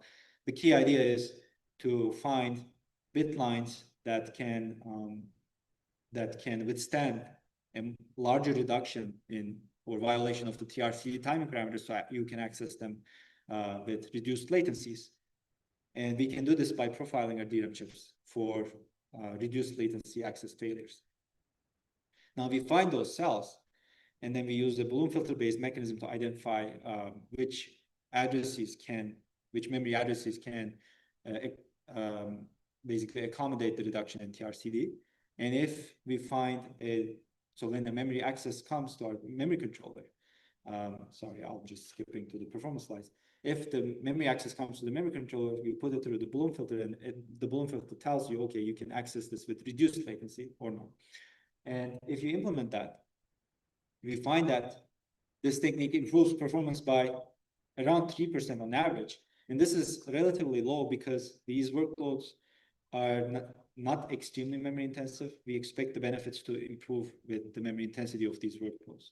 But we weren't able to test many more workloads in this study. So that's easy DRAM. To conclude easy DRAM, this is an FPGA-based technique that FPGA-based infrastructure that allows you to test DRAM techniques, and it's easy to use, and it is more accurate than the prior art, much more accurate. And we conducted 2 case studies that hopefully showed you the benefits of easy DRAM, and we hope that it enables people to come up with innovative ideas and evaluate them. An extended version of this work is also available on arXiv, and this is also fully open sourced. Now I'll close with close on a quick note. Basically, these are my advisor slides on adoption, barriers to adoption for PIM or processing in memory. And these are, again, potential barriers, right? I believe the platforms I introduced are a good fit to explore solutions to these barriers. That's kind of why I wanted to present this to this audience.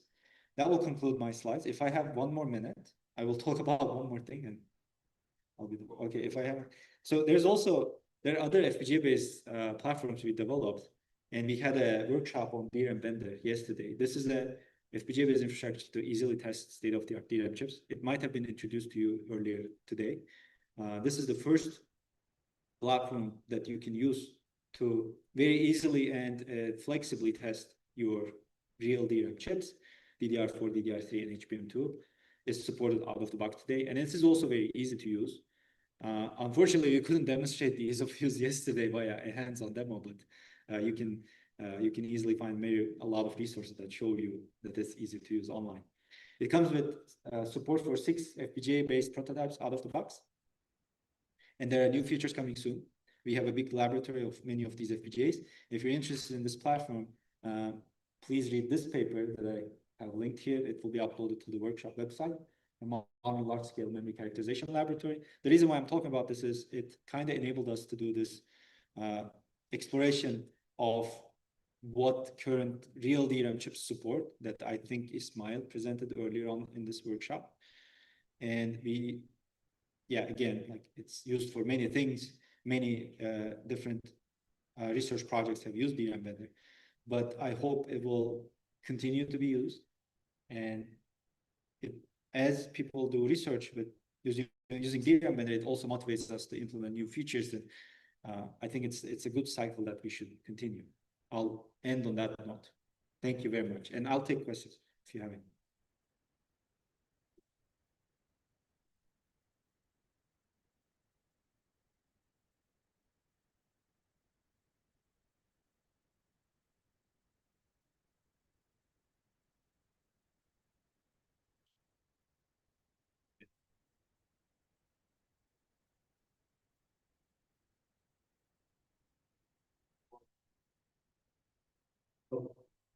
My question is, do these techniques are compared to HBM or we have those? That's a good question. I think we have internally evidence for some of these operations working in HBM, but we didn't publish anything on this. I think Ismail knows much better if, for example, HBM has support for majority or row clone operations. Yeah, so we've tested HBM2 chips, and we've seen you can do rows. Gotcha. Also, when you said processing in memory, I was thinking data operations. Are these the only 2 operations that are primarily for initialization? This support for those operations come out of the box. You could very easily implement majority as well. In this specific framework, IDRAM, I will expose this reason for the first time, I think. It's a funny reason why we don't have majority here, but basically this PIM-enabled DIMM over there comes under a cage. And I had a lot of trouble opening that cage. So that comes with a Micron module, and Micron modules do not support majority operations. You really want SK Hynix chips if you want bitwise majority operations, as far as GLDRAM chips go. So we couldn't test really with an SK Hynix chip, but if you remove that cage, you will see a SODIMM slot underneath. So you can plug in any of your DDR3 DIMMs and you can implement majority operations as well.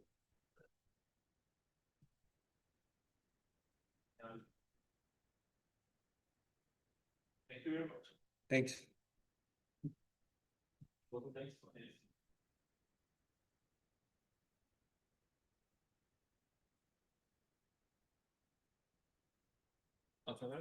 Oh, okay, you leave. It's fine.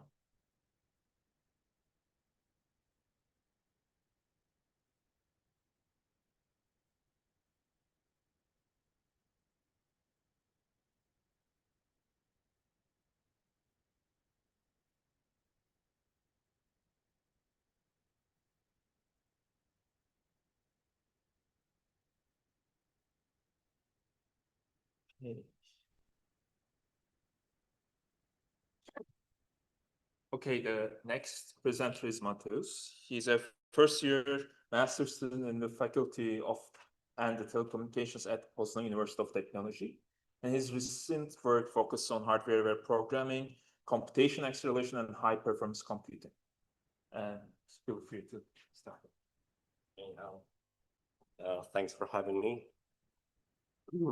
Today, I would like to present to you the effects of our bachelor thesis project that we did entitled Acceleration of the Prefiltering and Alignment Phases in MMCCSys-6 using the processing in memory approach.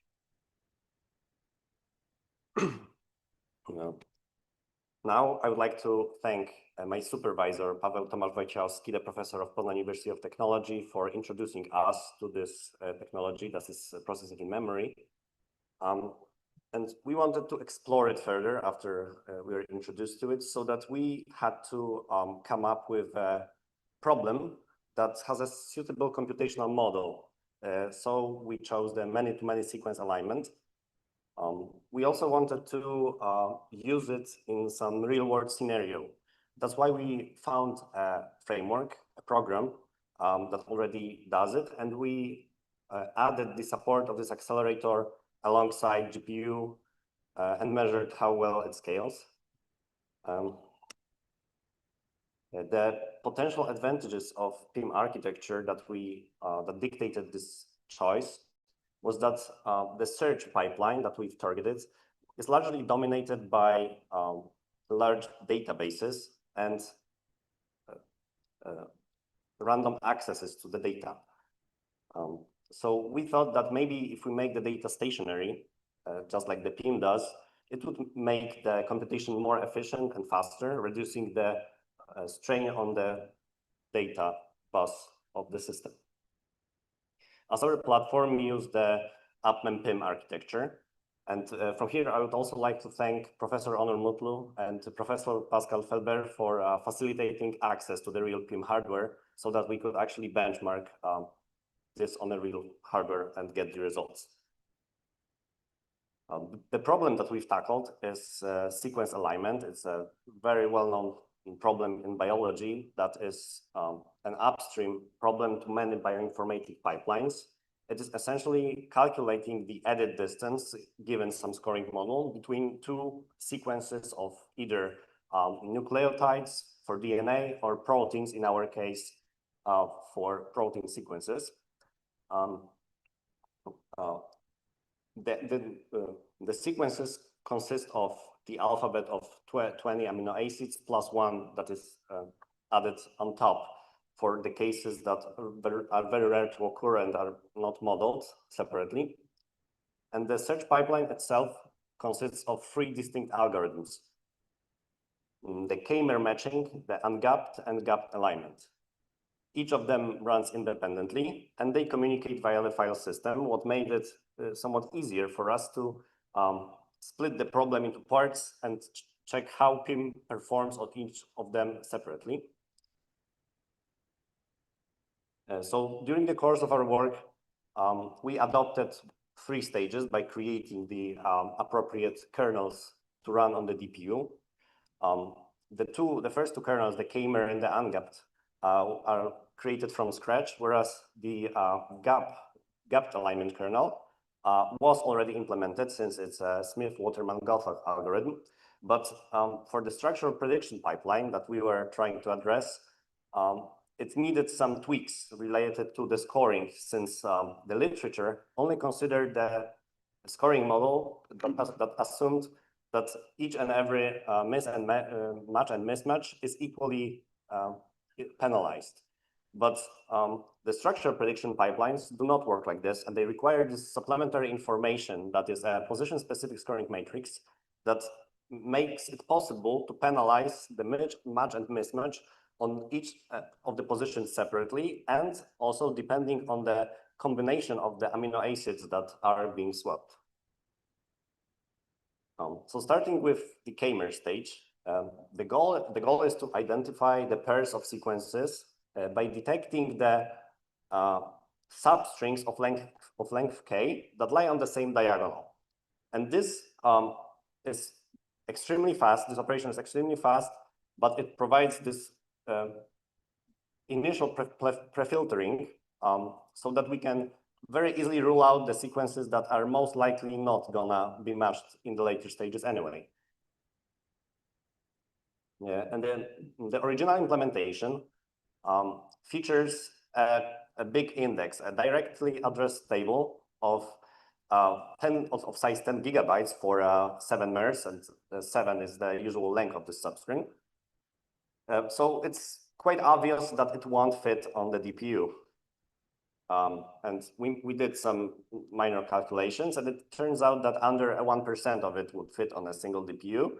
So it was obvious for us that it needs to be somewhat adapted to the specificity of the UPMEM platform. So we proposed the DPU adaptation, partitioned bucket hashing, and this algorithm takes the sequences, assigns for each DPU a set of sequences that is exclusive to it, so it's a database shard, and computes an index using the partitioned bucket hashing, so that instead of either restricting the size for each DPU of the possible sequences that can be assigned for the whole index to be not diverse enough to not fit, or to perform expensive over the bus between WRAM and MRAM binary search to look if this given K-mer is present, we made it directly addressable using those buckets, and we can tell which bucket a given hash is in, so that we can get the whole bucket at one data transfer and work on it inside the WRAM, reducing the number of needed transfers. The diagrams show the procedure that leads to this algorithm.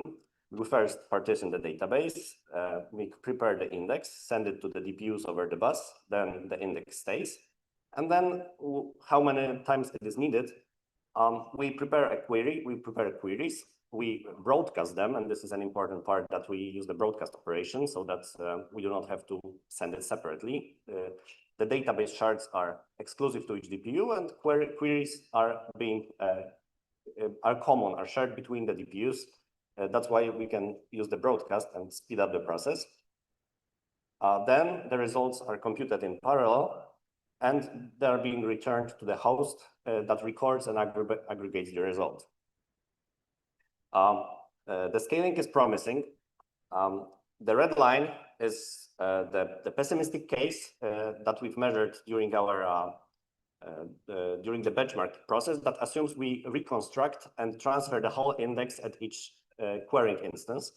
Whereas this data suggests that if we would be able to make a K-mer in memory database and keep the index present in the PIM, on the PIM chips, we would be able to actually scale it nearly linearly. What is a promising result regarding how PIM can accelerate this type of computation in pipelines. The position-specific scoring matrix, the auxiliary data structure that I've been talking about before, looks like this. It has as many rows as is the length of the query, and the number of columns is the size of the alphabet. This leads to the memory footprint of the operation, since this information has to be present in WRAM during the matching, because we don't know exactly which residue from query and target are we going to compare, which makes the memory footprint so large that it can lead to the memory congestion and require frequent transfers. The two kernels, the ungapped and gapped, have different types of dependencies on the previous cells. The ungapped kernel, the one on the right, as the diagram shows, it's only dependent on its diagonal neighbor, and the observation here is that the diagonals are not dependent on themselves. This information is crucial, and it's already been used in the specialized algorithms for this, such as Farrar striped algorithm. And in our case, it's especially useful since this enables fine-grained parallelism. We can work on a single alignment using multiple tasklets without incurring the cost of synchronization at each given step. Being able to share the sequences made the WRAM memory more free, and that also enabled us to sacrifice one tasklet from 11 that are required for a full saturation to be used to prefetch the next part of the sequence that is being aligned. Meanwhile, the other threads are busy performing the alignment.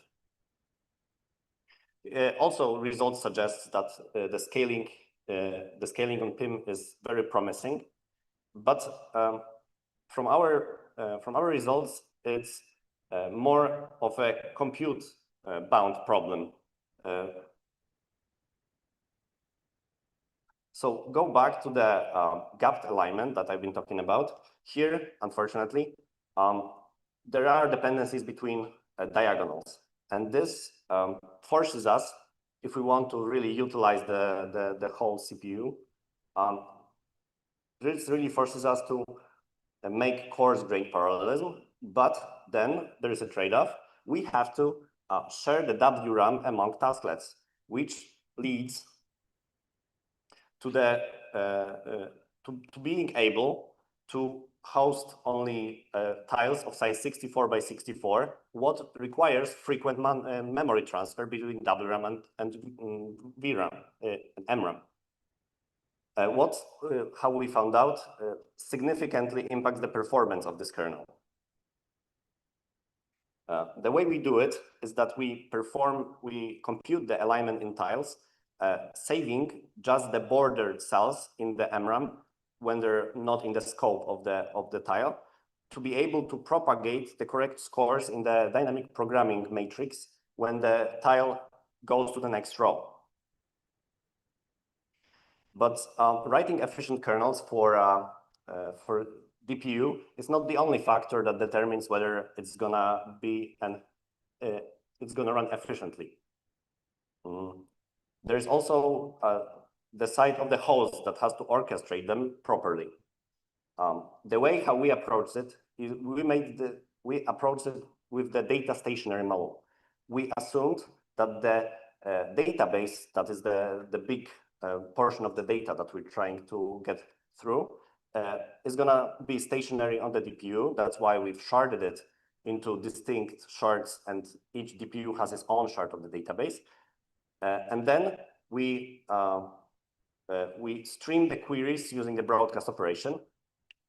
But this approach is susceptible to underutilization of the processor, since if we would admit a situation where one shard has significantly less work to be done than the other one, then all shards that are complete have to wait for the one that takes the longest. That's why it was very important for us to equalize the amount of work that each of them does.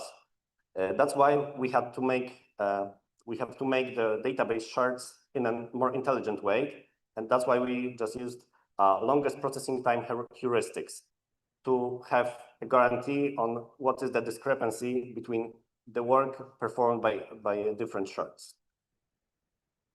And the results are also show the promising scalability with the number of DPUs. Although we see that, that this mechanism starts to slow down toward bigger number of DPUs because we assume because of this discrepancy in the amount of work. Going into conclusions, we demonstrated that multiple sequence alignment can be mapped, or multiple MMSX2 stages can be mapped to a real PIM platform, including k-mer matching, ungapped alignment, and gap-affine alignment with PSSM support. Kernels site performance scales close to linearly with the number of DPUs, especially for the lighter stages, confirming that the underlying parallelism maps well to PIM. The main limitations are no longer the kernels themselves, but in host site preprocessing, data transfer, and memory pressure in the gap-affine stage. The current PIM systems look most promising for k-mer-centric and database stationary search. For state-heavy stages, insufficient WRAM capacity led to underutilization. Thank you very much.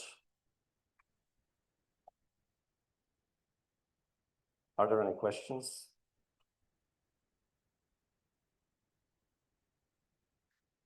Yeah. Thank you.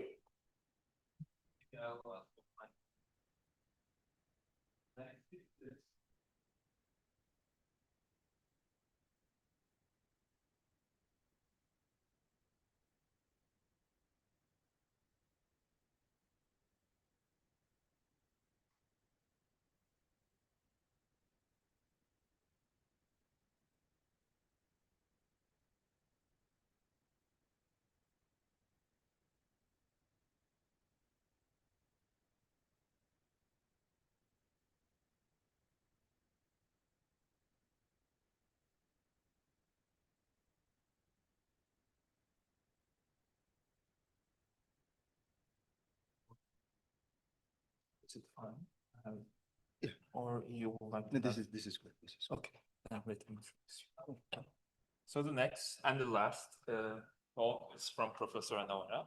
He has been a faculty member in the Department of Electrical Engineering at the University of Southern California from 2007. He currently holds the Robert G. and Mary G. Lane Early Career Chair, and his research focuses on energy efficiency and reliability of computing platforms.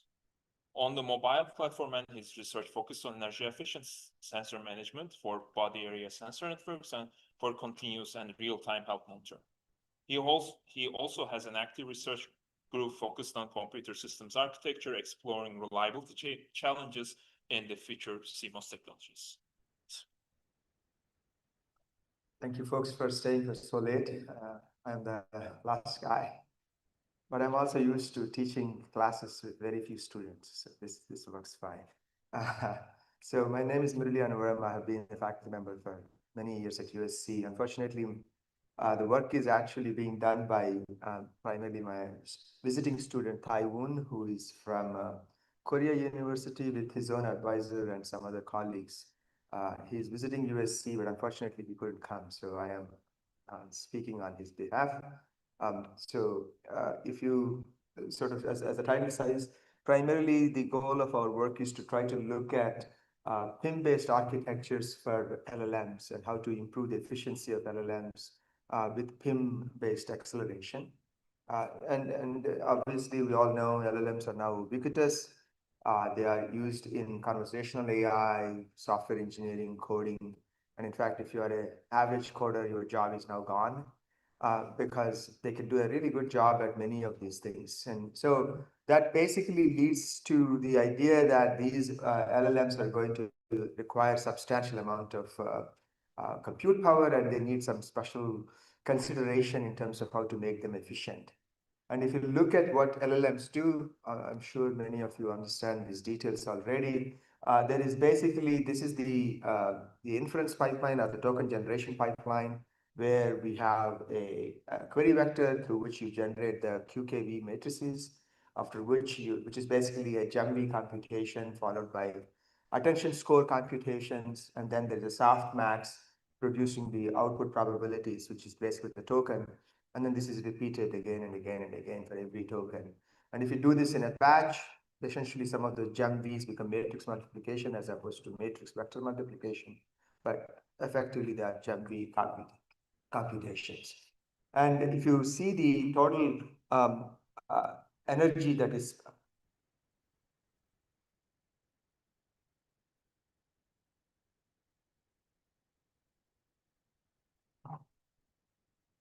okay.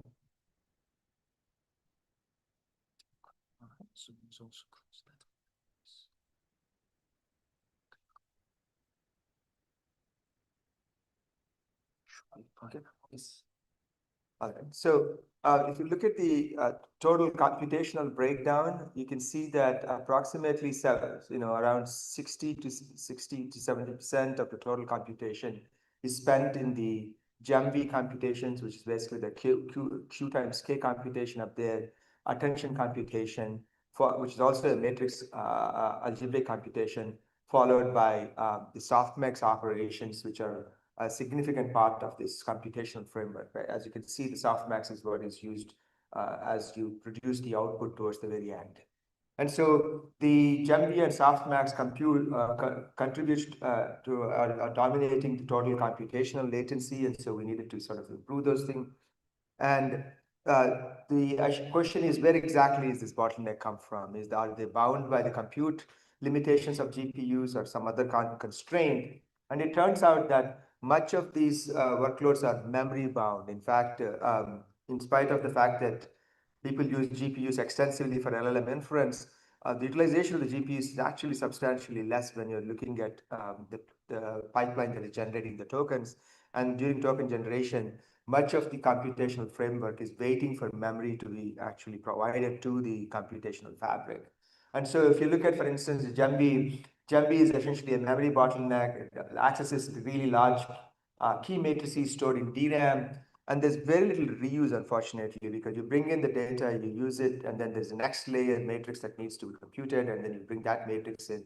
And then you don't have enough memory to actually store all the matrices inside. So there is a substantial bandwidth bottleneck where the data is going back and forth between DRAM and the compute fabric, in this case, the GPUs. So the arithmetic intensity is basically very low to benefit from any kind of compute-rich GPUs in this case. And so that basically is not the observation that we made. It's obviously many people have made this observation.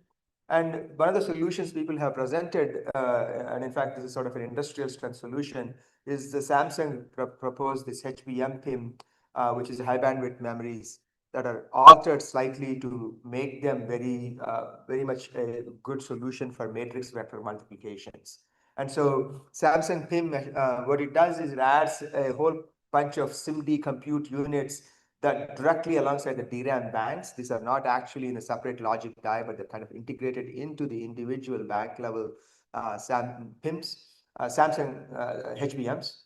And then you can essentially do lots of computations on the data in the DRAM using the SIMD units without actually transferring the data to the host from the DRAM. And that allows basically in-bank SIMD unit processing for large computational frameworks. And so the advantage is that there's a large amount of bank level parallelism that you can actually exploit.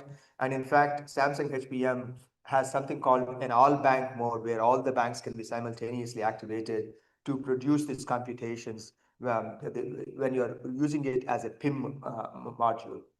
And then they have a whole collection of FP16 SIMD units, and therefore they can do a substantial amount of parallel computation as well. So to some degree, if one is willing to use these PIM-based mechanisms, you can probably do a substantial amount of GEMV computations directly on the HBM. And so that kind of leaves us with one of the next questions that we have to answer, which is, you remember a couple of slides ago, I said softmax is another substantial bottleneck. Can we do something about softmax? And it turns out that softmax is very, very difficult to actually optimize using processing in memory. And there are many reasons, but I'll just give you two big reasons. Softmax computation, if you look at the softmax computation, it's basically this exponentiation followed by some max computation. These are the two key elements in any softmax computation. And it turns out that exponential functions are very difficult to implement, particularly when you're embedding them within the DRAM banks, because the amount of footprint that is needed to do the computation, the exponential computation, is not trivial. It's very expensive. It's much worse than like matrix FP16 multiplication units. And so there is a substantial area concern. If you're going to put these parallel exponentiation units, it's not easily scalable. It eats into your DRAM's total space, and therefore the DRAM will become less dense, and therefore it's not so sort of commercially viable. So that's one of the reasons where this exponentiation really is a big hurdle for the computation of the softmax. And then the second problem is that softmax requires you to compute a maximum across the entire vector that you have just computed. And in fact, these vectors are kind of spread across multiple banks. And hence, if you wanted to compute a max function across data that is spread across all the banks, you need to sort of do this vacuuming of this sort of collection operation and then do this max computation inside the DRAM banks, which is non-trivial because now you need sort of bank-to-bank data movement capabilities, and that's also not a trivial solution. And so these are the two big challenges for actually implementing softmax using processing in memory. And so what are the two key ideas? If I wanted you to remember, these are the two things that I want you to remember, which is we want to make softmax hardware friendly so that we can actually implement that directly inside the DRAM banks. And then we eliminate the need for exponentiation so that we can also reduce the cost of the hardware that is necessary for exponential computation. So those are the two key ideas that we wanted to kind of present to you, and I'm going to kind of go into a little bit of the detail of what those mean. So just to kind of, I kind of gave you a little bit of an overview of the problem itself. Let me kind of take a minute of your time to talk about the HBM PIM background, followed by the proposed architecture that we have in mind, and then some of the execution flows to actually achieve the goals that we have. Obviously, this is the crowd who is here for memory systems workshop, so I'm sure you understand HBMs very well. It's basically a stacked memory chips connected through some kind of TSVs and microbumps. And there is a logic die at the bottom of these HBMs that basically consists of IO buffers and some basic test logic. And that's what was the original HBM that was designed for. And then it turned out that this basic HBM has essentially, this is sort of more sort of zoomed in version. There's a whole, each of these DRAM die has collection of what we call bank groups. And these bank groups have something called pseudo channels. So essentially the point I wanted to make is that it's hierarchical and there's lots and lots of data that can be simultaneously stored within each of these DRAM dies. Now, what Samsung has done with their PIM design, which is called the FIM DRAM or the Aquabolt XL, is that they modified the HBM DRAM to create what is called a small in-memory processing unit, which you can see on the bottom there. Essentially, the left-hand picture is the basic HBM. The right-hand picture is where you take the HBM and you remove essentially a small amount of the subarrays, and then you create a processing unit and register file, and also a little bit of control that goes with it. And that becomes your fundamental PIM HBM unit together. And so it reduces the number of subarrays by half in this case. So execution units are implemented in this space. So it's a less dense memory, but it has this advantage that you can actually compute on the DRAM banks directly. And this is what they have actually presented for the GEMB acceleration. So they actually have explained how GEMB can in fact be accelerated using this HBM architecture. And the advantage is that because the JEDEC commands that you use to communicate with memory has some extra bits, you can use those additional bits to essentially send standard DRAM commands and let the controller interpret these extra bits that are inside your control commands to do something interesting. And therefore, this is not going to change anything in the JEDEC standard. You can just send the standard DRAM style commands, but with these additional bits that are encoded in these reserved bits that are actually used. And once you do that, effectively, you can generate substantial amount of bank level parallel computations. And so you can do multiplications and additions or even MAC operations directly by using the standard DRAM command. So these PIM units receive those commands and they can actually process them. And so that's what the HBM PIM allowed people to do, is to sort of look at GEMV and try to accelerate that. Now, for our purposes of softmax, what we are interested in is how do we do minimal amount of modifications to the existing HBM PIM.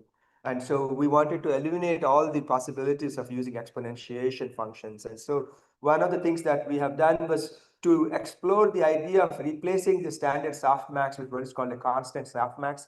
It's a paper published, I think, at ICC, at the CAD conference, Computer Design. And so what the idea here is that if you look at this as the softmax computation, I'm assuming all of you know what the softmax computation is. It's an exponentiation using this max value, which is essentially the max over the entire vector. And then this is the value that you're actually doing the softmax on. So what softmax does is basically normalizes. So you don't have to, you can take the entire range of vector values and put them into a more narrow band. And so that narrow band is basically what this function is computing. And it turns out that as you apply AI extensively to every kind of aspects, and here you can actually see that this computation can in fact be transformed into what's called a constant softmax. And the constant softmax essentially created these two pre-trained parameters called beta and gamma. And the beta value is nothing but the maximum of a vector A. So if you have a large vector, you basically compute that max as a pre-trained parameter that you can actually learn over time.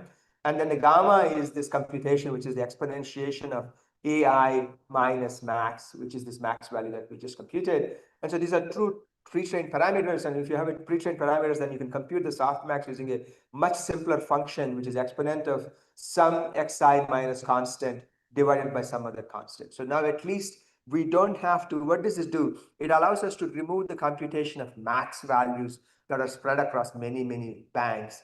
And therefore now it's a much simpler solution. Now I only need to handle exponentiation and I don't have to deal with max computations as much. So that's the first key idea. Then now we need to figure out, we still have this exponentiation, and how do you solve that? That's a simple mathematical transformation, as you all probably know. E to the power any value x can be represented as 2 to the power x log e. And therefore, you can transform the e to the power x exponential computation into something to the power of 2 computation. And as you can see, anything with the power of 2 is very easy because you can actually do shift operations and get to the power x values. And so, but to be clear, this e to the power x, this x value is not integer. It could be a floating point value. So you have to be careful about how this can actually be done. And so what we did is the following. So we have a 3-step process. So you can see that log e obviously is a constant. And so we can basically take this x, which is what we're interested in computing the softmax for, multiply with the preloaded constant value, producing this x times log e. This is what we get as a value y. And this value y is a floating point number. And this floating point number is then decomposed into an integer component and a fractional component as shown in this picture. And now what we can do is this integer component can be simply implemented as a shift operations.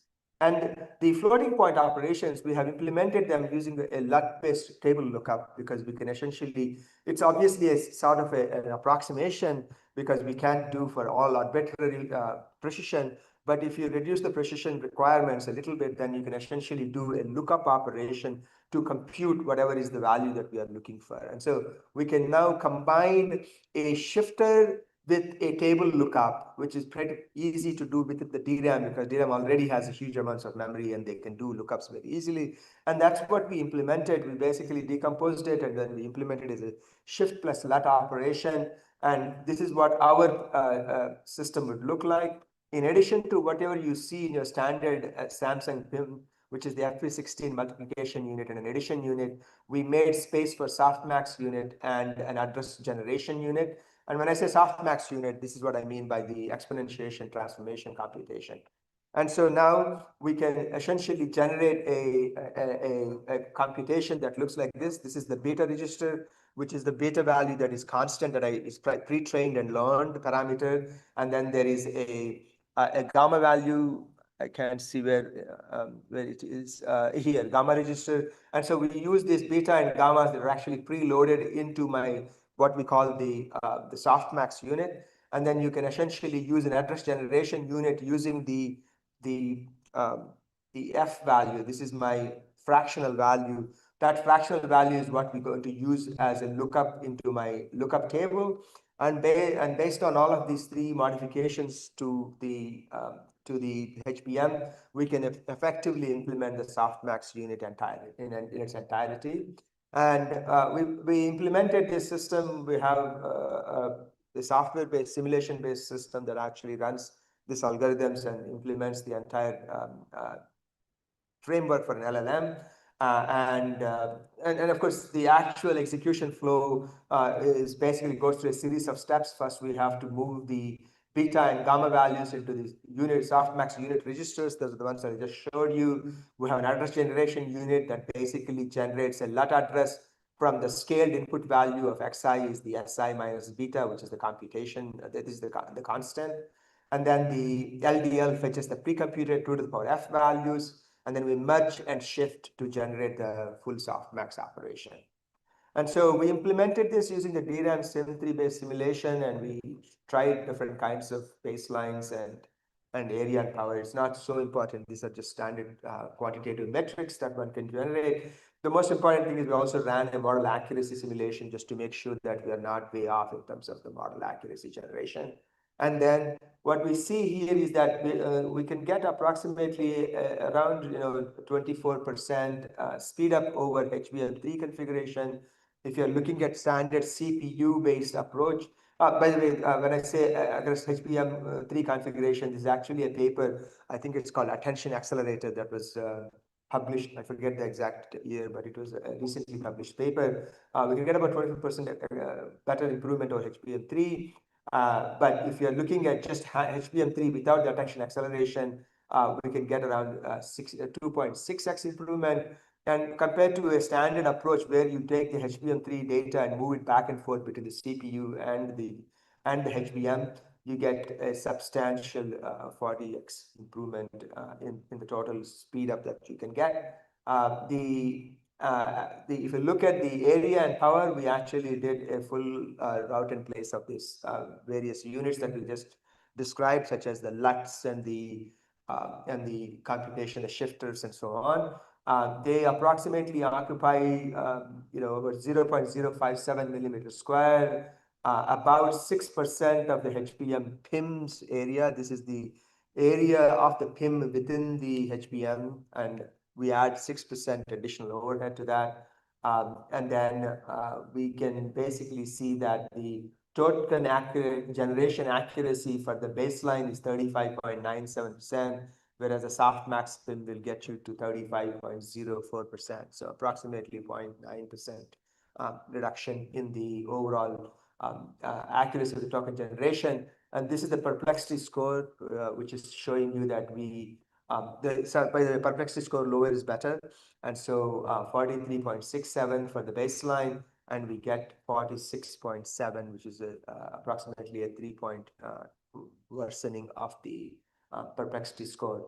And so essentially what we are saying is that it is possible for us to sort of use existing PIM architectures with small modifications to achieve sort of nonlinear operation acceleration. That is probably what the next level of complexity in PIM generation is that any nonlinearity leads to substantial area overhead and computation overhead. And this is one way to sort of think about the problem slightly from a different direction to reduce the nonlinearity. With that, I would just say that what we just presented is a softmax PIM that integrates basically nicely into a regular HBM PIM to execute the full Gemby softmax pipeline entirely within the memory stack. And it eliminates the costly global reduction operations and also the exponential computations. It achieves fairly good results, and it maintains model accuracy. So with that, I'll to stop here. We have some additional work, but I know it's quite late in the night, so I'll stop.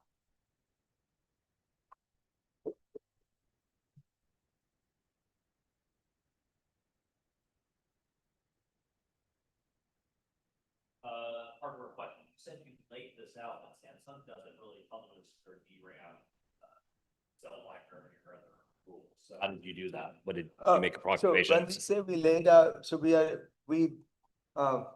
area estimate for the HBM PIM part of the HBM is provided in one of the I think I forgot the exact paper, the HBM paper that Samsung provided. And then what we did was and then we know what the area size is, but not the actual route in place. What we did was we just did a full route in place of the modifications that we were proposing, which are this unit here. And then we said how much area additionally that we will actually cause. This is basically that 0.57 millimeter square. And so we're saying that this is equals to 6% of the disclosed area limitation of the HBM2 from Samsung. That's how it comes. Provided 6%.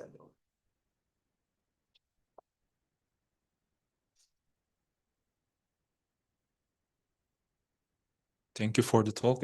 I think it's very interesting for me. I have two questions. One of them is, did you try to simplify a bit more? For example, you show that there is one integer side and there is fraction side.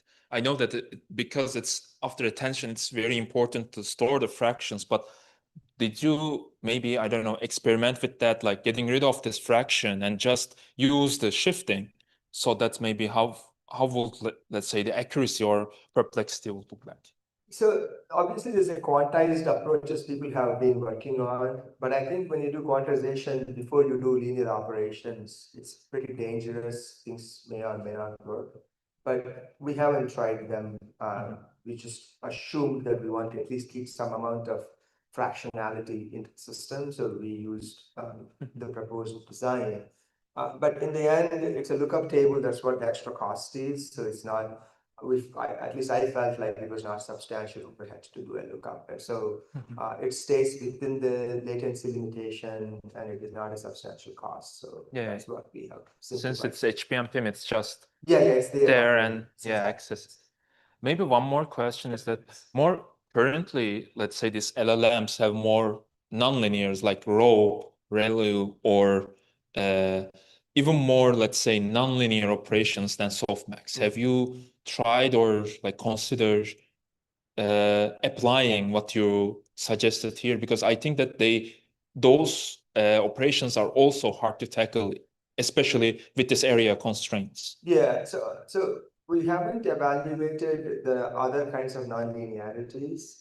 But we have done, so nonlinear computations turns out to be very complicated, not just for PIM-based approaches, but also, for example, if you want to do, FHE computations, nonlinearity causes substantial issues for like security and all that. So there is an ongoing work that is trying to reduce the nonlinear operations or approximate nonlinear operations using some sort of a polynomial approximation.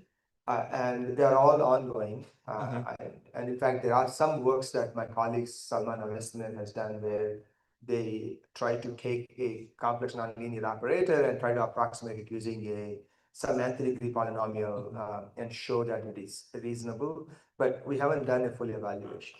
I think, yeah, it's fair. Yeah. Any other questions from the audience? No? And thank you very much. Thank you folks for staying up so late. Have a great rest of ISCA for the next few days.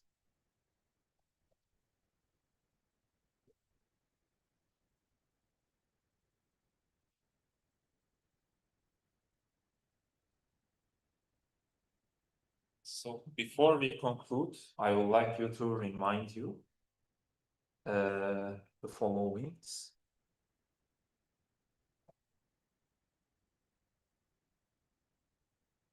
Oh.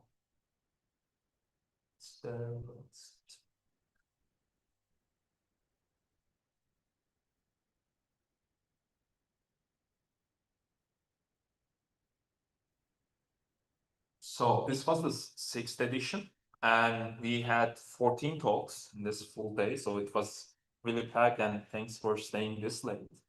And this was actually live stream, and we will put all the materials that speakers use for presentation. We will make it online in 1 or 2 days. And we will have another one next week. And if you happen to be traveling to Belfast, I know it's a bit far, but we will be holding another one, the 7th edition of this, and we will have a different lineup also. So you can attend in person or as well as from YouTube or Zoom. So yeah, I just wanted to remind you that. Thank you very much for your attendance and hope to see you in the next editions. Thanks a lot.